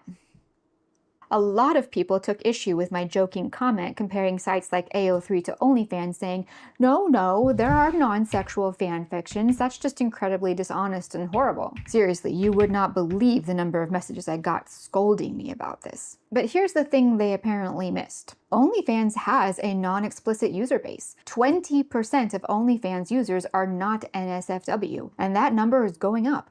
Yet if a lady said to you, "Yeah, I have an OnlyFans," my guess is the first thing you think of is not going to be a cooking channel. Like it or not, fan fiction has exactly the same reputation. If I was being extremely generous, I could say that 20% of fan fiction isn't smut of the strict observance. Let's put aside stories with random sex. Okay.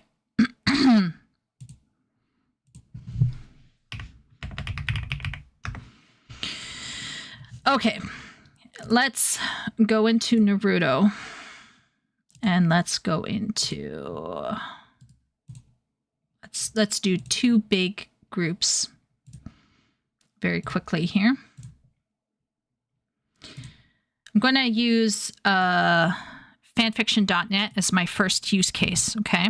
So I don't know if you guys can see this on the screen, but we can actually sort by update date, and we can sort by ratings, okay?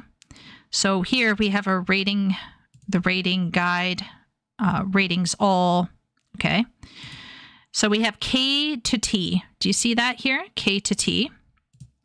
Now you might be going, K to T, how much is that? Okay, so let me show you.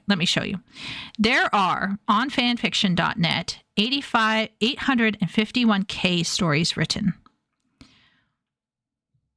How many of those do you think are mature? Can anyone make guesses? Any guesses on how many? Anyone want to give a number on how many of those are mature fan fictions?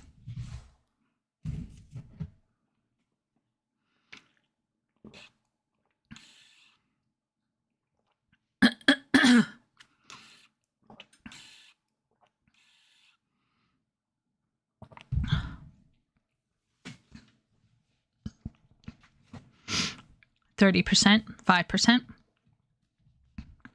If we go into here, okay, and we go by filter,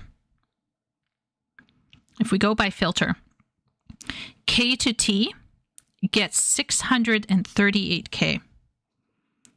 So we got Harry Potter, 851K total. Of that total, 638K are K to teen. Now, does this mean that these here are not romance involved? No, they are probably a high number of them are romance involved. But the smut level is low. It's quite low. Mature rating only gets 168. What's the percentage? I can't tell the percentage right off the bat, but I'm thinking out of, let's say 851, it's like 1/8 basically. I'm not sure. Other math minds can crunch the numbers. We're going to pick romance out of this genre here, where romance is the major genre. This takes the mature fiction down to 49.2K out of the mature fanfic.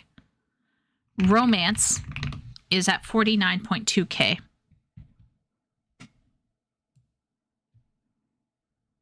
What is light romance? Oh, yeah, sure. We can take a look.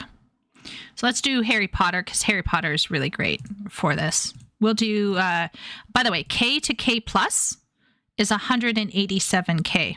Okay? K to K plus. So we're going to apply. And we'll do romance for this. Although, actually, let's open it up to all genres. Oh, my lord. K to K plus is 330. Oh, my good giddy aunt. K to K plus is 335K. All right. So we're gonna focus just on romance. Okay. So, because we want to find the romance. All right. Okay. What are we going to choose here? This is 49 minutes ago. Reviews.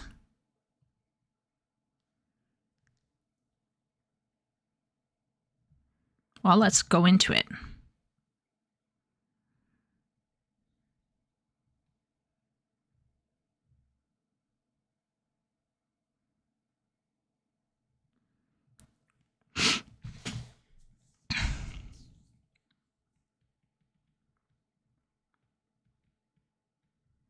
We got some dark themes. She has a sad past. This is a self-insertion.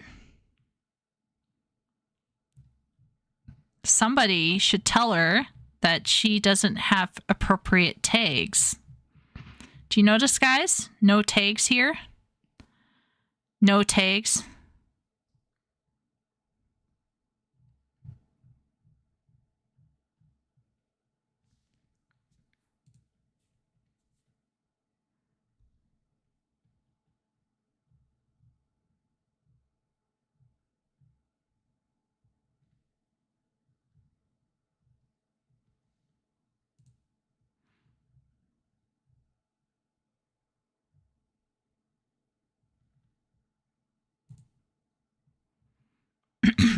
The lack of tags is really wild.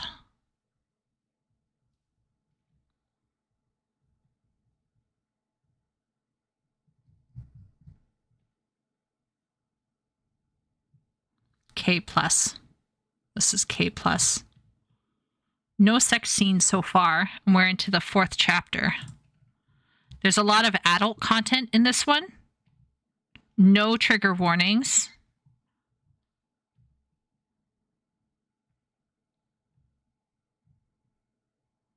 So far, no sex.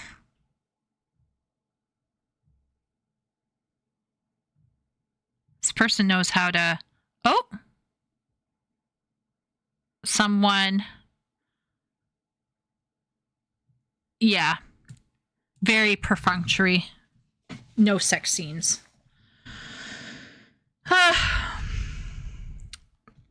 Still cringe, though. Not gonna lie. Let's do romance again. Apply. French. We should probably put filters in for... Oh, wait one sec. Genre. Romance. Okay. We're going to do K through K plus. Let's bring it. Yeah. So romance for K through K plus. So 330K has no romance. Only 148K has romance. Let's apply. Dang it. Language. Let's do English only. Goodness knows what other languages are doing. House of Brave. Let's click on it.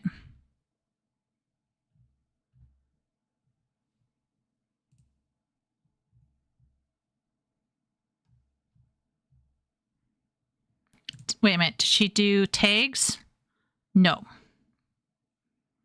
No tags.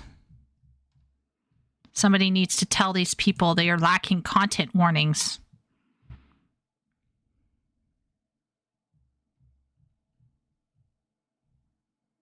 Yeah.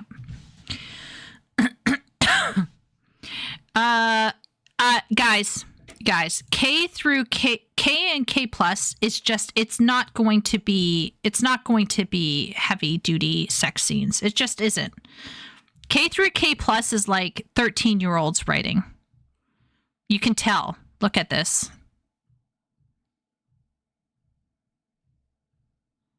Like, you can just tell from the lack of paragraphs. Anyway.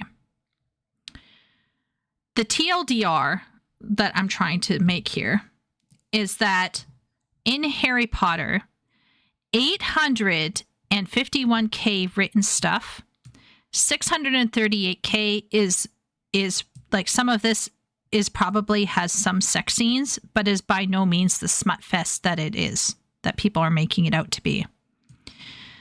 Of the 638K, 335K does not have the romance tag on some level.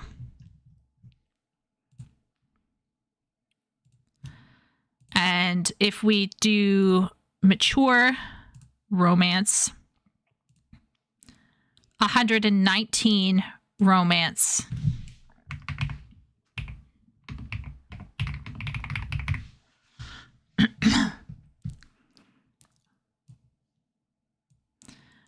Okay, so we've done that. We've done that. So that's fanfiction.net. Let's go to Archive of Our Own.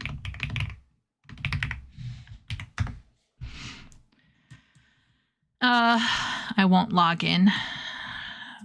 We will just look at all fandoms. We're going to go search, edit your search. We're going to go down here. We're going to choose English as our main language just to make things less complicated. We're not going to choose fandoms. We're going to choose rated. You can see there's 4 ratings. So we have general audiences, teen and up audiences, mature, and then explicit. So what we're going to do is we're going to have general audiences. Okay. And we are going to have just general. We're going to search. So 3 million are found for general audiences for English.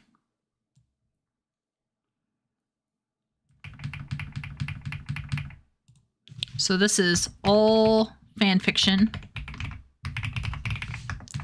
3 million found for gen audiences. Now, does this mean that they have no romance? No, that's not. There can be a romance, but it's if there's a romance, it will not be graphic. Now we're going to go down here and we're going to check teen and up. Let's see how much teen and up gets. We have another 35 million for teen and up. Teen and up, teen plus.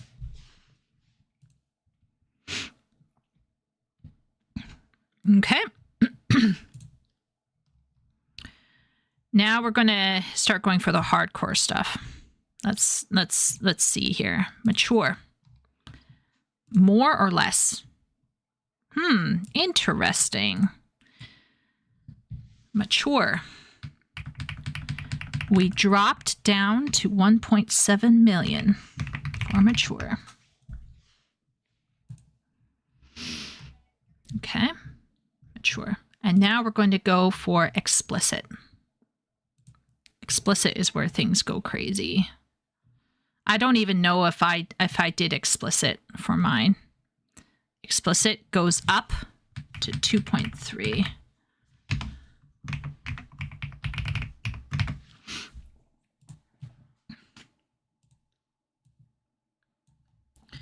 So, as you can see here, setting aside everything else, I'll have to do more number crunching, but on face value here, you can see that there are tons and tons. This is not 20% not writing romance. This is a chunk of people choosing to write light to no romance or non-smutty romance. Of course, romance still plays a huge part. Hence why we got these other tags, right? We got these other tags here. I'll do more number crunching in the future, but so far what my within these 2 sites, you can see that there is a huge chunk of audience that is not seeking romance, or if they're seeking romance, it is not smutty. And it's a significant amount. It is not 15 to 20%. So sex scenes and all that very extreme emotional onanism of hurt, comfort, etc. I would also like to point out that a lot of writers and readers think that as long as the scene doesn't involve, how to put this, the plug going into the socket, then it's not smut. So the characters can do all the other stuff, and there's a solid chance it won't get labeled sexual or explicit. So okay, let's give them 20% non-sexual content, just like OnlyFans.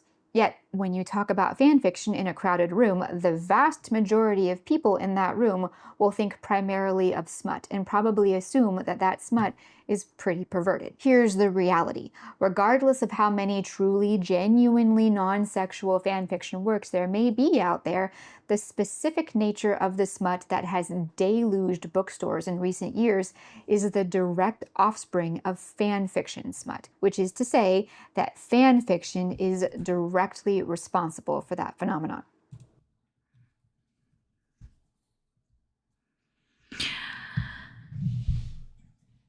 Oh, boy.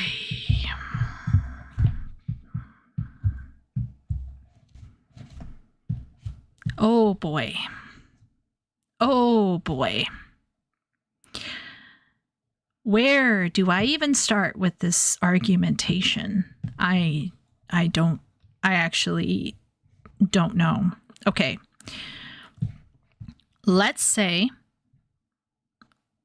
actually bend what we're seeing with the statistics and say that we're at 50%. Let's say 50% not smutty, just normal romance, very, very clean, or not romantic at all. And then 50% is absolutely in the trash fire smut.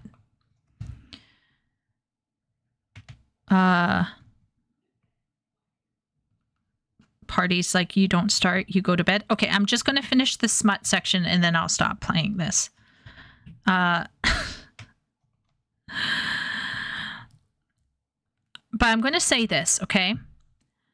First off, her numbers and statistics about fanfiction, I think, could do with some more research. So let's start. I'm just going to say that, and then I'm going to say one other thing.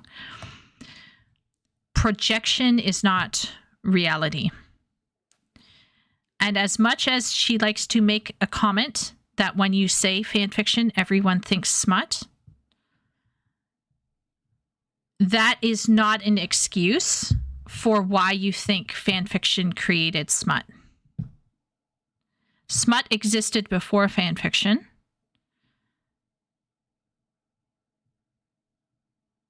And just because a whole group of people thinks that a certain reality exists doesn't mean that that reality exists. For example, there's this ongoing delusion that a man who spends a large portion of his time shooting at people in a war game is going to, at some point, pull out a gun and start shooting people. And there's this delusion that if a man spends time playing a game with an attractive female model in it, that he will somehow turn into a raging misogynist or objectify women. And I would argue that the perception of this reality does not determine the fact that it is reality. And nor does it mean that just because people perceive men to have been taking part in violent video games as being somehow triggered by video games to be violent does not actually make that causal relationship true. So, for example, I'm trying to speed run this chat. Is my logic off here? Is my logic off here? Because we can sit all day and we can blame men for shooting up. Because let's be real here, right? Almost all men, almost all culprits in mass shootings are male. And there has been some bizarre attempts to link video games to shootings. And if you say mass shooting, you instantly think it's a man. And there were some people who were trying to equate it causally as being a directly like, oh, it's because of the violent video games. I think that this is the same logic.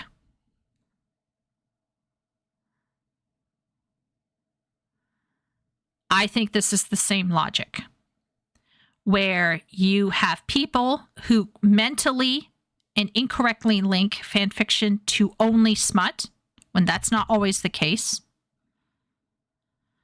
And then you have a second situation going on here, which is the writing industry is going down in flames, and you're blaming fan fiction because a whole bunch of people think that fan fiction is smut.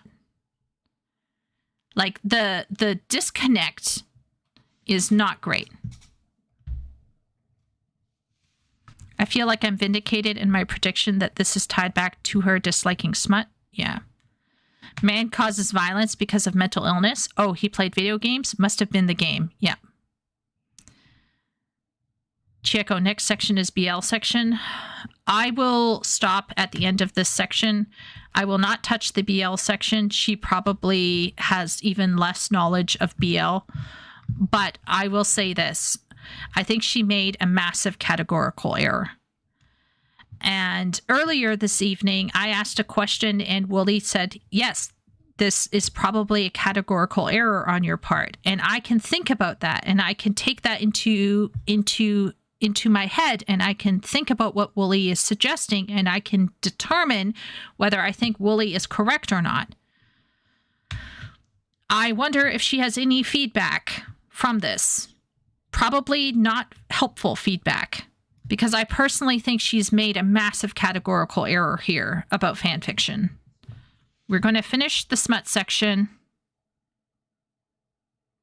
It's about 6 minutes long. And then I might...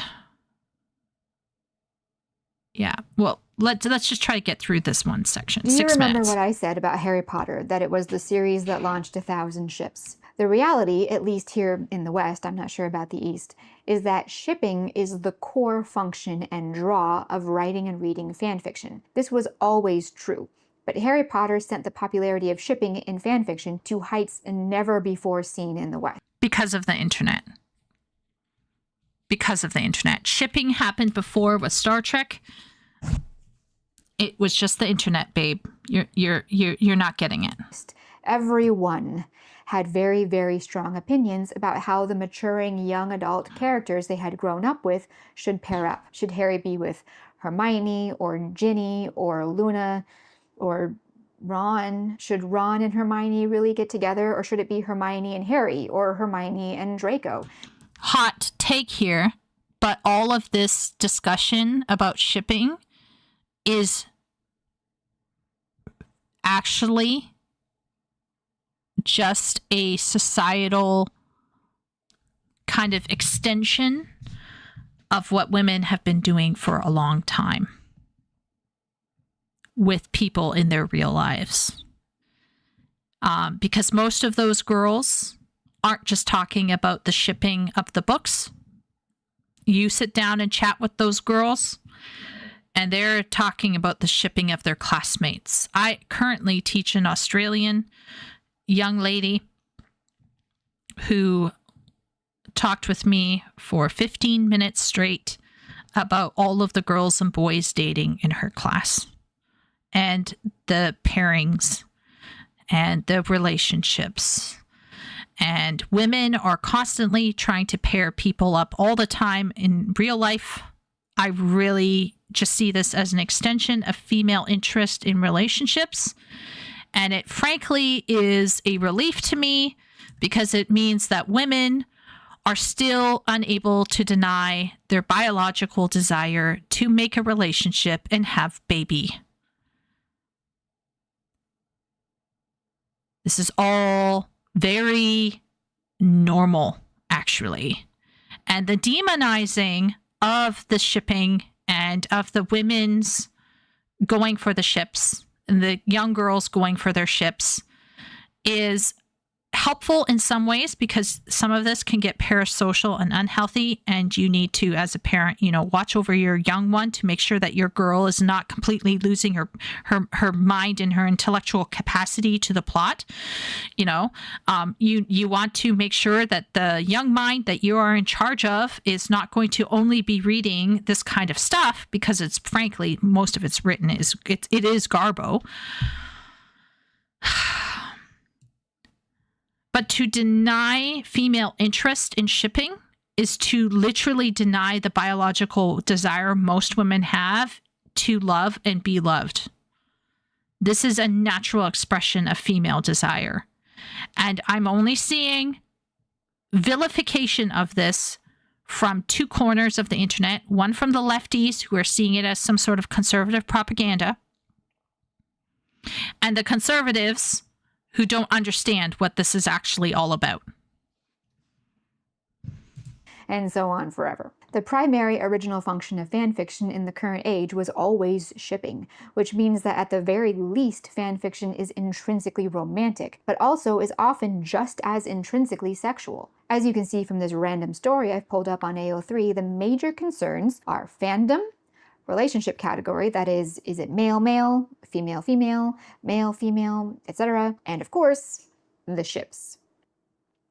If you take the inherently self-indulgent nature of the fanfiction community, combine that with the inherently romantic nature of fanfiction in general, and then combine that with the extremely permissive and shame-averse nature of modern society, you'll get a perfect storm of cultural and psychological conditions that will result in a whole host of young writers, especially young female writers, indulging every imaginable sexual fantasy in their fanfiction writing. This ranges from simple sex scenes involving canon couples to wildly, wildly disturbing torture and abuse stories that are hundreds of thousands of words long, that include themes that are so insanely horrifying and perverted that I literally can't show them to you. Let me put it to you this way. I've done all the dark romantasy, you know, the Haunting Adeline and Dead Inside, and yet I was still somehow shocked and disturbed by what I found on AO3, which stories, by the way, were not obscure works tucked deep in the bowels of the site. These were stories with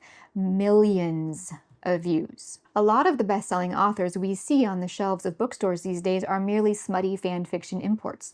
Twilight was Harry Potter fan fiction, then E.L. Incorrect fact. James wrote Twilight fan fiction that became 50 Shades of Grey. Cassandra Clare's Mortal Instruments series is also Harry Potter fan fiction. Ali Hazelwood's The Love Equation is Star Wars fan fiction, in which Rey and that emo bratty edgelord are the shipped relationship, and so on and so on and so on forever. And many of the romantasy and romance writers who are big today will proudly talk about how they came up in fanfiction. Given the nature of fanfiction, what's popular, what gets hits, and what doesn't, most of these writers clearly learned the law of the fanfiction jungle and applied that to their literary pursuits. And that meant maximum smut equals maximum sales. And because fanfiction readers are also book readers, that actually works, sadly. And in the She is at this stage, 1:25 a.m., she's starting to frigging annoy me. Chat, if I ever get to the point where I start doing certain things like this on stream, you can ask Party to call Maid. The fanfiction jungle, what makes a story popular? Incorporating a popular ship? Yeah. Incorporating a popular and slightly unique twist on a trope, such as the alternate universe trope? Okay, maybe. Appealing to a particular subset of fanfiction readers, such as the hurt comfort crowd? Possibly. But if you want to take the easy road, all you really have to do is pack in a lot of sex. Many commenters and some people who sent me messages regarding my romantasy video a while back told me personal anecdotes of how they tried to write stories that didn't have sex in them and got like no hits and no readers. And then one little micro story with an explicit scene was 100 times more popular almost overnight. And as we already discussed in that video, once you start to feed that hunger, it grows. On the screen right now, I have a list of some of the tags on AO3, as well as the number of stories that include that tag. This gives you an idea of what I mean when I say feeding the hunger makes it grow. There are more details about this on my website. Because I try to take research very seriously, I've tried to read a few less extreme of these stories. Stories I thought probably weren't going to be all that bad. You know, after what I read when I did my research for the romantasy video. Let's just say my recovery is ongoing. If you ever want to lose all hope in the future of humanity and the literary world, go to the AO3 tag, Dead Dove Do Not Eat. Actually, no, don't do that. I did that and it didn't take very long to start feeling nauseous and incredibly disturbed and depressed. Sometime later, I happened to see a thread on one of the AO3 forums complaining about members of the fanfiction community who found that particular tag's contents too disturbing. If you don't like it, don't read it, they said. And also, golly, it's like we can't have anything bad happen to our characters. Sure, yes, if you don't like it, don't read it. But it's hard to see the things that are in there and not become incredibly concerned about the people writing and reading those stories. It's one thing to have bad things happen to your characters. No one's complaining about that. It's a whole separate issue if you're writing stories that are intended for sexual gratification that features so much inhumane brutality that the CIA is probably up on those tags taking notes. And don't even get me started on all of the underage content. Seriously, you will have to drink heavily if you even start to look around on AO3. And also then you see the number of hits those things get and you start to have thoughts like, how hard would it be to just delete the entire internet? The perversion factor, as with adult content across the board, intensifies over time. We've already talked about this a lot in my video on smut, but the same applies. However, because sites like AO3 are built on absolute permissiveness, as I'm sure you can imagine, it's about 1,000 times worse. As bad as some published dark romance books truly are, they are as tame as Mary Poppins compared to what you can effortlessly find on AO3. And all of this increasingly weird and increasingly perverted stuff is all filtering through to the mainstream. All these weird monster and animal smut books like Morning Glory Milking Farm, those trends started in fan fiction. And because, as we can clearly see from the aforementioned literary masterpiece, fan fiction now feeds popular literary culture. It will only be a matter of time before the most disturbing thing I saw in Dead Dove Do Not Eat is sitting happily on the shelf at your local bookstore. Smut in fan fiction is a world with literally no rules. Sure, yes, you are still expected to provide content warnings and people will prefer more popular ships and so forth like that, but in truth, there are no rules. This is deliberately and explicitly stated by AO3. Nothing is forbidden. Smut with underage characters? Perfectly fine. Smut that would make the Marquis de Sade super jealous that he didn't think of it first? Why not? You want to write incredibly perverted stories about real people transforming into minors and having lots of sex? Totally, yeah. If you want to be only mildly disturbed, have a glance at how many fan fiction stories there are about real people. If you look at the numbers, currently on AO3, there are more fan fictions about real people than there are about Harry Potter. If a man did that about a real woman, it would get him fired from his job, shunned by his family, and would probably be sufficient grounds for a restraining order, depending on the laws of the state in which it happened. And it would absolutely be included in the court documents as People's Exhibit A in the stalking case against him. But when a woman does it, apparently it's empowering and creative. I don't know, Your Honor, sounds like fanfic brain rot to me. Something I want to talk about related to the smut-pocalypse. Okay, we won't go into BL because that will probably be a whole other thing. I'm going to make some comments because she is right about some things and we got to talk about it. So the first thing I want to say is that most fan fiction that is written is poorly written. And this is because a lot of fan fiction is written by new writers, and many of them are often very young and have no feedback.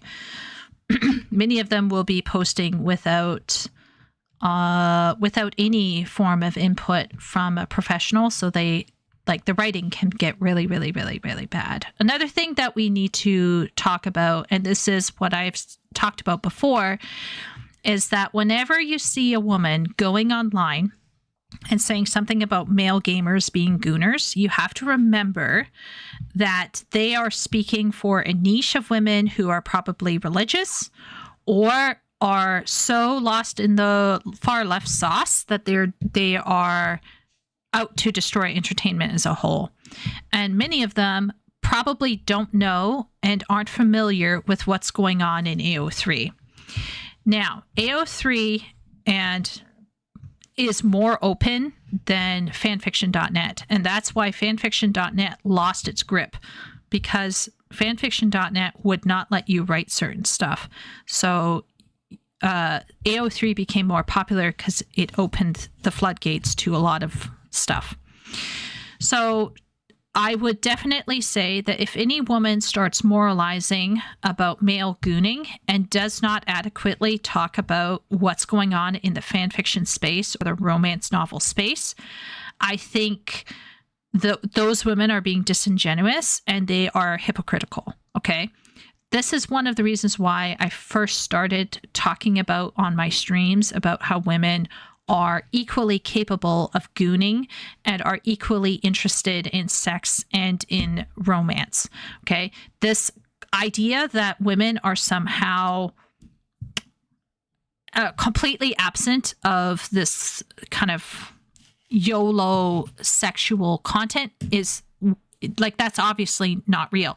I will say though that the reason why, and I've stated this before, the reason why a lot of women who are leftists specifically, okay, not conservative, leftists, the leftist women who are trying to explain away this stuff usually do so by pointing out that they are representing certain voices, or, for example, they will point out that they aren't objectifying the men that they are describing, because when a woman processes her desire, it's often much more holistic than how a man might process his physical desire. So there is a double standard. We've talked about that before. I've discussed this on my channel. We all know about this. This exists. Is some of this really raunchy and rancid? I would say yes. I would say some of it is on par with what was taken off of Steam. And this is where, like I said, the like that one group of women who went after Steam about certain games, like I someone could tell them to check out AO3 and see what happens there. But essentially, there is a lot of weird and creepy stuff on fanfiction, and it is very crucial that we point it out and point out that some of this is incredibly damaging, and you should really watch where your kids are going in their quest for reading material. So I think this is a very important thing that we need to point out. And if you are someone who comes from a more religious background, I think you will definitely have some moral ground to stand on, because you're going to definitely look at this kind of stuff and you're going to be like, OMG, what's going on here? However, someone writing for free online or putting out content online, like a weird video game or something like that, is, in my opinion, and should never be, in my opinion, considered to be the main cause for some other social stuff going on. I firmly believe that fanfiction is just another battleground for ideology and weird bullshit, as video games is, and as traditionally published books are. I personally believe that fanfiction has more than likely, degraded in time due to other social stuff going on. I personally do not believe that fan fiction is directly creating this. I would say that fan fiction is a symptom of deeper issues. So we go back to what we wrote here, which is, there is good fanfic out there, she says, but there has been an increasing trend for fan fiction to get worse and more depraved. So why did fanfiction get worse with these trends? And my answer is, something else happened to affect fanfiction, and that infected modern publishing, and modern publishing then has gone down the tubes. And fanfiction is simply one flowering, if you will, one expression, if you will, of this bullshit. I personally find that a lot of her stuff was spot on in some descriptions, right? Like, so for example, she's arguing that a large portion of fan fiction is focused on romance. She is correct. She is correct that fan fiction in general gets less clicks if it is genfic. Okay, genfic is where there is no romance in it, or romance is not the point. But there are exceptions to the rule. So I'm going to show you one exception to the rule. So this is fanfiction.net. where I this is where my stomping grounds was. This is low-key fan fiction. You can see here the top one, 300,000 words, 1,000 follows, tons of reviews, 6,000 reviews. I bet that the amount of clicks on this is massive, right? So if we go down, we have various stuff. Sirja, by the way, is really good. It's really solid. I've read most of these. I did not read this one because this is an OC. And I think it says here. This one was, I think, an OC, so I did not read it. But anyway, so you can go through. So this is an OC, right? Did not read that one. Same thing for this one and this one. But if you go down, right, within the top 20 is mine. This is mine. No romance. Not romance. Angst/adventure.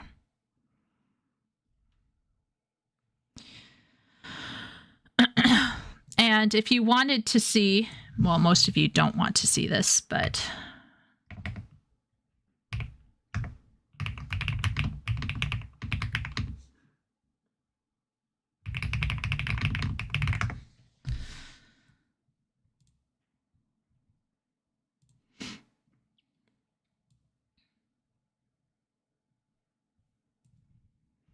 these are the content warnings with my pairings. Most of the pairings are canonical because they're within the movies, but they are by no means described in detail. They're only lightly touched on. I was not interested in writing romance, right? So when I say that they had pairings, I'm only saying that if you read this, you would see that Tony and Pepper Potts are together because they were in the book. Frigga and Odin are together because they were in the movies, right? Like this is Forboti and Lofi are together, right? But the main general thing is not focused on romance at all. And you can see here there's other stuff, right? Abortion, Loki wump, child abuse, child abandonment, sexual assault, dubcon, stuff related to a minor, bullying, racism, ableism. If you just read this at face value, you would think, oh my goodness, this author is completely effed up in the head. But it's not like that at all. Like you have to try it yourself and read it yourself to see what I'm talking about. Like I shared this with my family. I had several siblings who read it and they loved it. It's basically like Loki has Game of Thrones. Those are some pretty hardcore takes. Yeah. Let's just say that a child molester gets torn apart by wolves. It's literally like if Loki is in Game of Thrones, essentially. And if you read that, you would think, oh my gosh, that author is a complete perv. But if you actually read it, you would realize, oh my gosh, this author is trying to make the MCU into basically like a Lord of the Rings / high fantasy, but like a high dark fantasy, essentially. But not quite dark because there's a happy-ish ending. So anyway, I think we can say fan fiction is something that needs to be watched. If you have young kids, make sure that they are being very careful with their fan fiction reading. Fan fiction is a cesspool. Fan fiction is not going to teach you how to be a good writer. But fan fiction will help you practice your writing. So don't read fan fiction to be a good writer, but you can absolutely write fan fiction in order to basically have like quick models to practice on. I think it's very important that we recognize fan fiction is low art. It is not high literature. Nobody should be making more out of fan fiction than what it was. I think we need to be critical of what role fan fiction plays in a women's gooning framework. I think we need to kind of remove the screen and kind of unmask what's going on here, because I just think that there are some women who get on a moral soapbox about male behavior while they themselves are perpetuating this. So, yeah. But I will say that there are tons and tons of women who are reading this kind of stuff and they don't care about male gooning either. They are not perpetuating a double standard. It's just like some women are. I would say that probably the most dangerous aspect of fan fiction is that some writers stay there. Some writers don't end up seeking professional input and they don't grow beyond their fan fiction and they just remain in fan fiction. And that's unfortunate. I think that's unfortunate. And it would be great if people were challenged to go seek actual input and grow as a person. I think another thing that we can definitely take away from this video is that, how to say this? Fan fiction is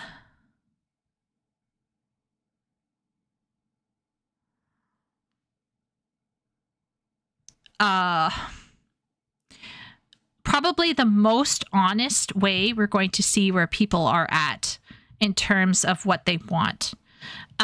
Because it is not curated by lefties or right-wing people. It is the most honest way we're going to see where women and their minds are at. It is politically incorrect and it is disturbing for many people on both sides. And finally, I would say that fan fiction is not the cause of writing problems today.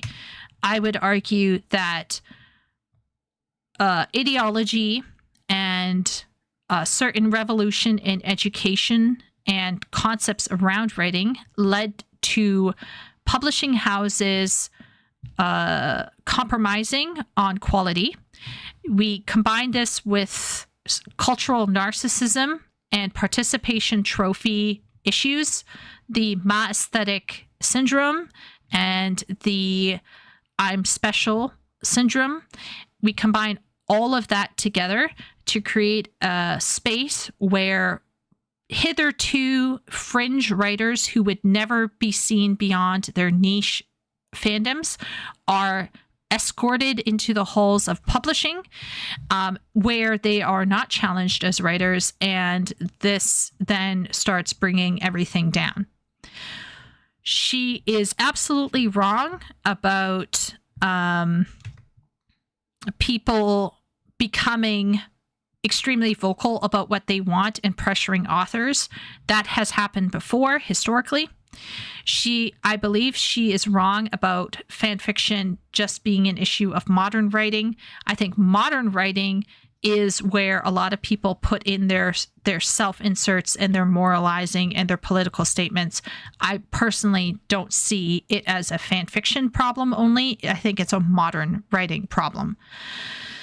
The self-insertion thing, I think, is a natural, normal thing that happens with teens.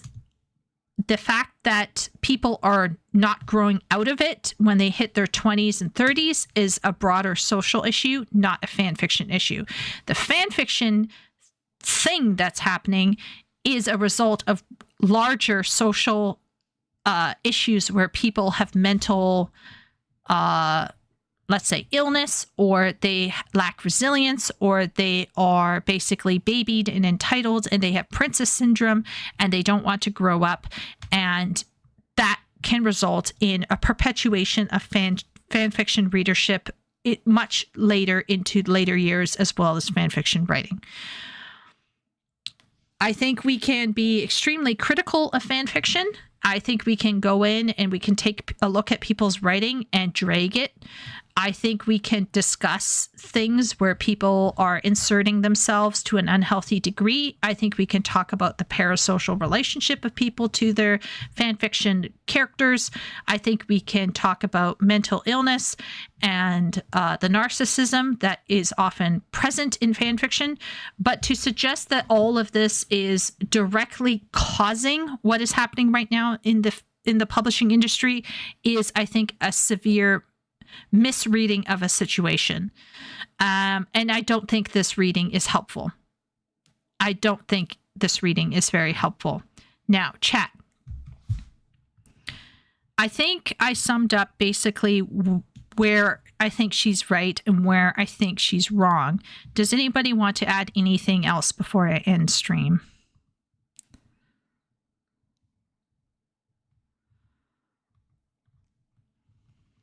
Let's see. Party went to bed.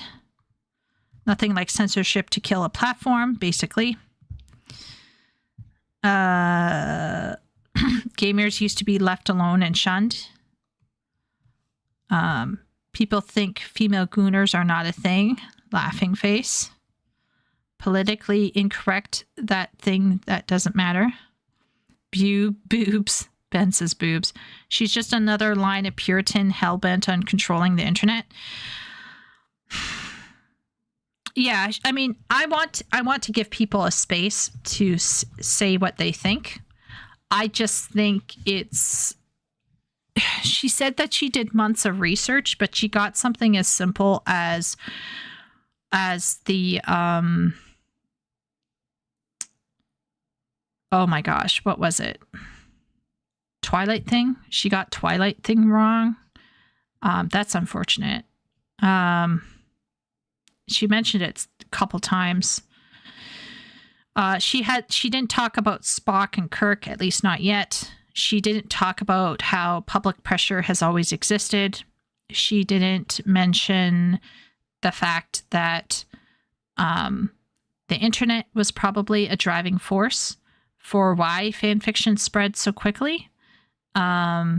Which to me suggests that people were probably already heavily engaged in fan fiction in their own way before the internet. And simply the internet opened younger women to partake in fan fiction, not just the older ones, who could afford subscriptions and send stuff in by the mail. I think leaving out the internet was a big mistake on her part. I would have touched on the internet. I also personally think that she was cherry picking a little bit, and she could have done a bit more research on the statistics on AO3. I do think she is right that non-romance writers for fanfiction do receive pressure to put romance in. I received pressure from people to describe genitalia. I received pressure from people to make the romance work. I killed off the romantic interest of Loki in the story. I say romantic, but it's not really a romance. Like I said, it was more like a one-night stand, if you will, but once again, not described. Yeah, so I understand exactly what it feels like to be pressured and to feel like the whole world wants you to be writing a romance and make it as graphic as possible. That definitely happened to me. It is a thing. But your fanfiction can still be recognized as being good, even if you don't do it. Did you give fans the Loki? You didn't give fans the Loki footlong? No. Harry Potter to Twilight. Yeah. Yeah, I would love to actually talk about why fan fiction is getting worse. And I do want to talk about self-indulgence. I think her point on self-indulgence is so fascinating. I want to think more about that. I think self-indulgence for me is probably the biggest thing that I'm seeing right now, where we have all of these people basically indulging in their own political beliefs at the expense of the canon. For me, it's about canonical respect. That's where I plant my flag in terms of if you are getting paid by people to bring and adapt something in a professional capacity, you need to be able to set aside your own preferences and bring what the fans want. And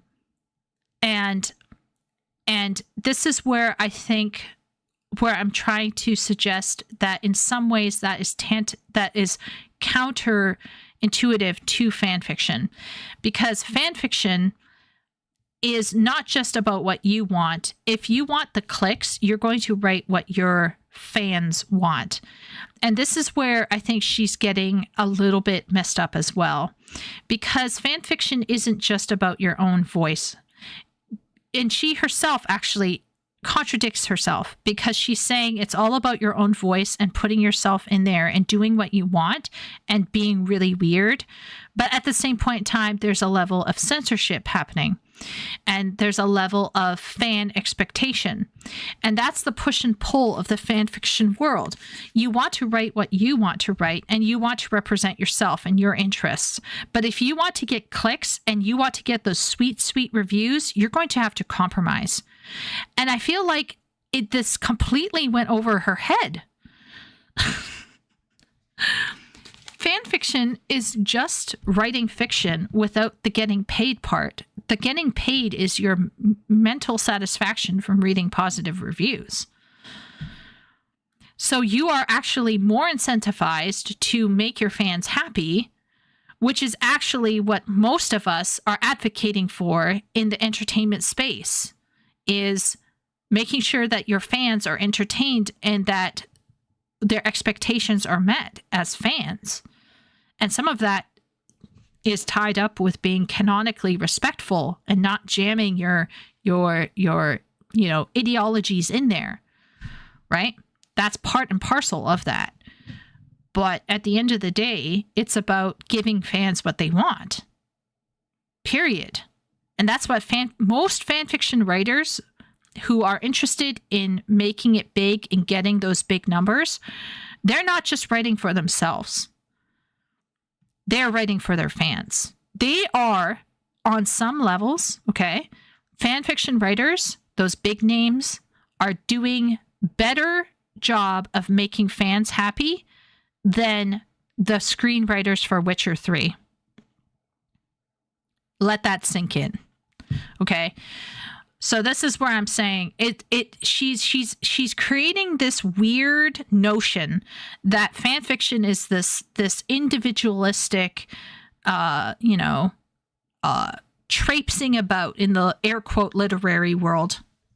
And it's this whole individualistic thing. And it's all about me, and et cetera, et cetera. And there is a level of self-indulgence that can happen. Yes. But if you are wanting to get those sweet, sweet reviews and get all of those clicks, you're going to compromise. You're going to compromise. You're going to figure out a way how to leverage your niche and how to gather your audience and how to get people clicking. Netflix switcher, yes.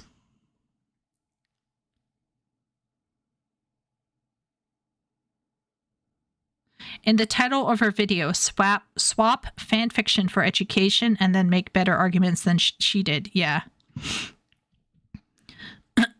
Influencer culture, create to get clicks. Yeah. Fan fiction, in fact, is probably the first expression of literary influence culture in terms of people were creating content for reviews and for a community.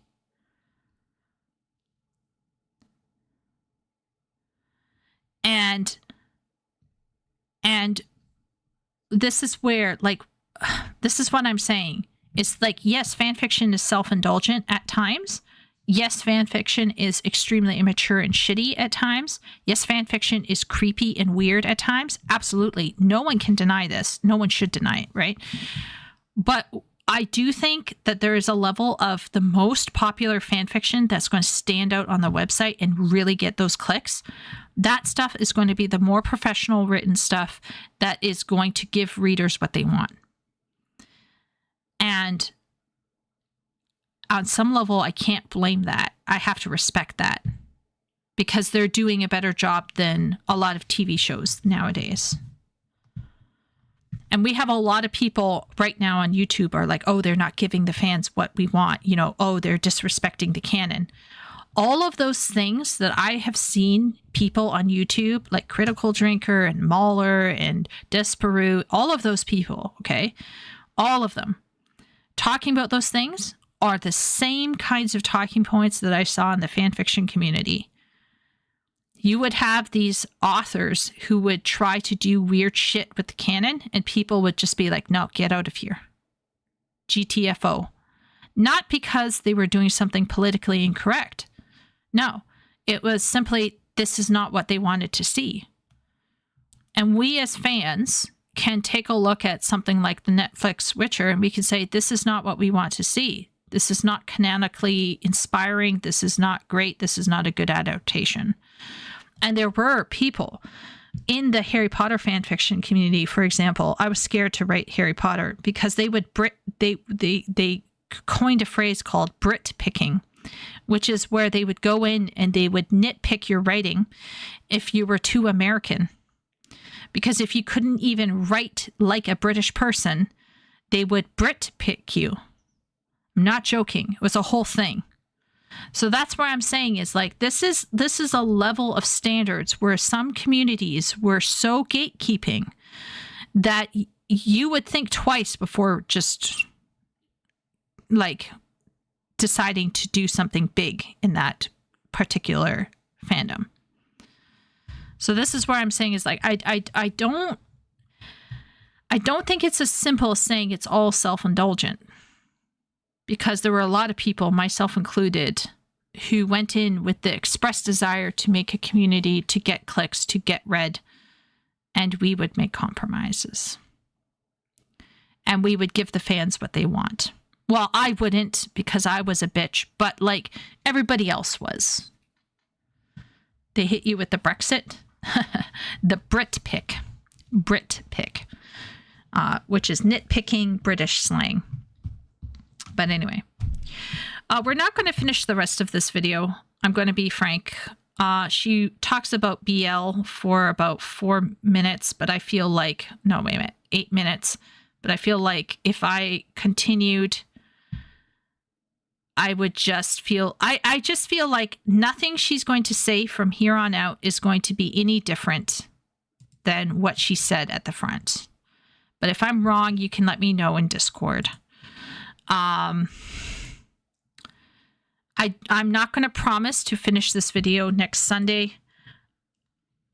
I might make my own video at some point to talk about this particular situation about fanfiction, because I do think fanfiction is a situation that we need to talk about. And I think we can be critical of it.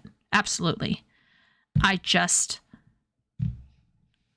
think her approach to it was extremely unfortunate.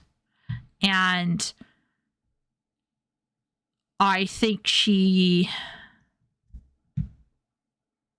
missed the forest for the trees, or missed the trees for the forest.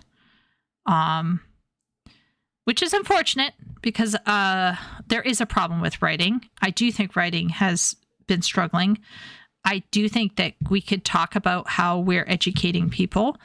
And I do think we can talk about the role of fan fiction with some writers where they are not being challenged and they don't know how to transition into a more traditional publishing space. They don't know how to take constructive criticism. We can talk about that. We can talk about whether that's a social issue or whether that's a personal issue, a personality issue. Where is that issue coming from?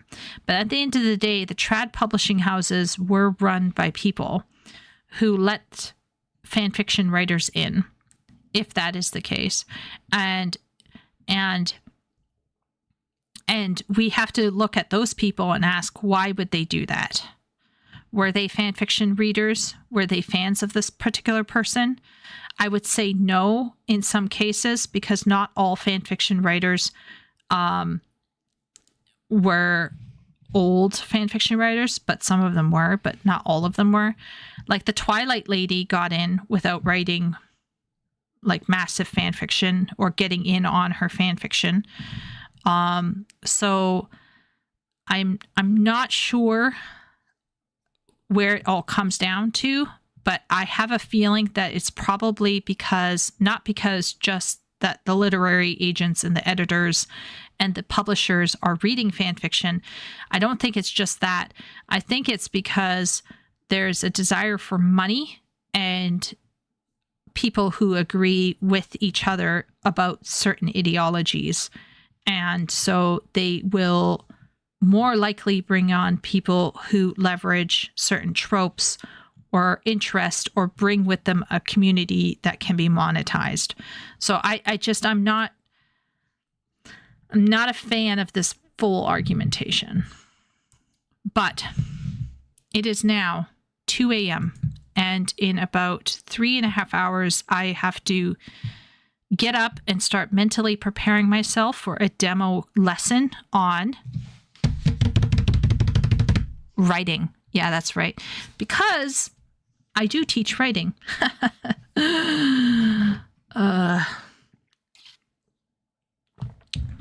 So, yeah.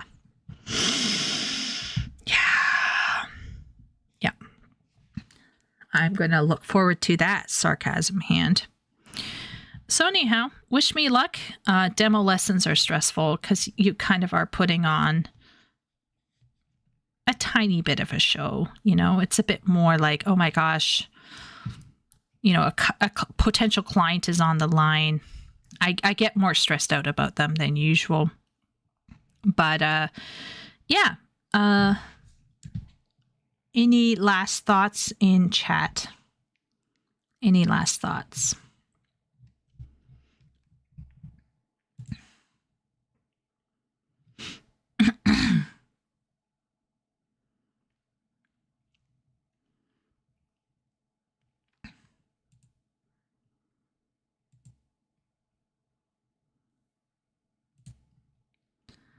I like ducks. Such enthusiasm, much wow. Yeah, thanks, man. Yeah, that's me right now. I like the Mighty Ducks. Yes, Ben does. Don't you have like a couple jerseys?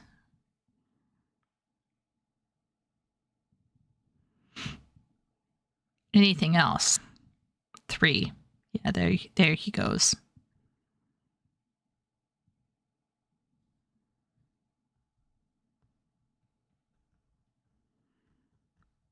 Well, if that's all for people, I want to thank everyone for hanging in there and not running away as I was molding. I just spent 5 hours of my life and we only got through 46 minutes. So, yeah. Sorry, simp. But that was interesting. I'll see about writing up a more cogent response to this to kind of finalize my position. But I really appreciate Wooly's interjections there.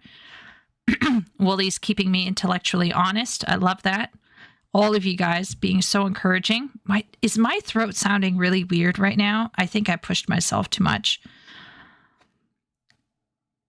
I just assumed fanfic was just everyday writers using established worlds to create their little stories. Yeah, it's a bit more than that, Foxy. It can get wild in there. Okay, it can get really wild. Smut and popular writing is just how the market is going at times and will likely shift as the market shifts again. I think the reason why fanfic is all about romance, Foxy, is it's going to make me sound sexist, but I'll end with this thought. The reason why fan fiction is so focused on romance is that because most fan fiction is written by women. That's all. And I know that there's some people out there who are strong proponents for feminism and they'd like to believe that women are above that. Women are not. Women are biological creatures. You know what I mean? So they're going to they're going to want to think about something while their husband disappoints them yet again. You know what I mean? It's really unhealthy. It can get really unhealthy. It's one of the reasons why I don't recommend like reading only fan fiction, right? And generally speaking, I think men will get their jollies off with more visual media, right? Women, this is how women get their jollies off. You know what I mean? And so like we all have to be really, really frank here about what fan fiction largely is about, largely. But that doesn't mean that there isn't general fiction romance or that there isn't non-smutty romance. There's lots and lots of 12-year-olds trying to figure out what a relationship is, and they're writing the shittiest little tiny romances where they're like, oh no, they held their hand. So what I'm trying to suggest here is that fan fiction isn't just about smut, it's also about romance. And a lot of it is natural, and a lot of it is just people trying to figure out ideas. And they're using the medium of another person's work in order to kind of get to that. But is there a level of self-indulgence? Yes. Is there a level of shitty writing? Yes. Is there a level of weird perversions and really weird shit going on sometimes? Absolutely. In the same way that men's porn can get really raunchy sometimes, you know, like that's the way humans do it. And that's why I think fan fiction is a site for a lot of discussion, because it is something that very few people know how to talk about. My personal fan fiction is more general, but I have definitely written some crazy shit. Let me tell you. And it's out there. If you knew how to find it, you could find it. But I'm not telling you how to find it. But it's fan fiction is I think the domain of females largely, because our brains are more literary oriented. And that's why it has the focus of romance the way it does, is because I think girls are still very much interested in getting in a relationship with a bro on some level. Yeah. So it's not as simple as saying it's all smut, but we can definitely say it shows what women want. Yeah. Have a good night. Good luck tomorrow. You'll dox it sooner or later. Well, you know where Distortions in Time is. But once again, Distortions in Time never had a beta reader. It never had an editor. So, yeah, there's aspects, like I was rereading it the other day to see if I could salvage some of it for original fiction. And there's certain stuff that I was like wincing over, because it still is not like it needs an editor's eye, and it's currently in a very rough state. But even in a rough state, I think it's loads better than your average fan fiction. So anyway, okay, I'm going to end here. I'm going to go and rest my voice, and I wish everyone well. I wish everyone a good week. And next week is the 21st, which is closing in on Christmas. Yeah, I'll see about 21st. We'll see what we'll do on that day. But yeah. Wouldn't a beta reader try to put pronouns in it? They better not. They better. They better not. I don't sit down and let my editors just take me for a spin, right? I'd be like, excuse me, what are you doing here? But anyway, okay. I'm going to stop now. I'll see you all. Thank you for coming. Bye.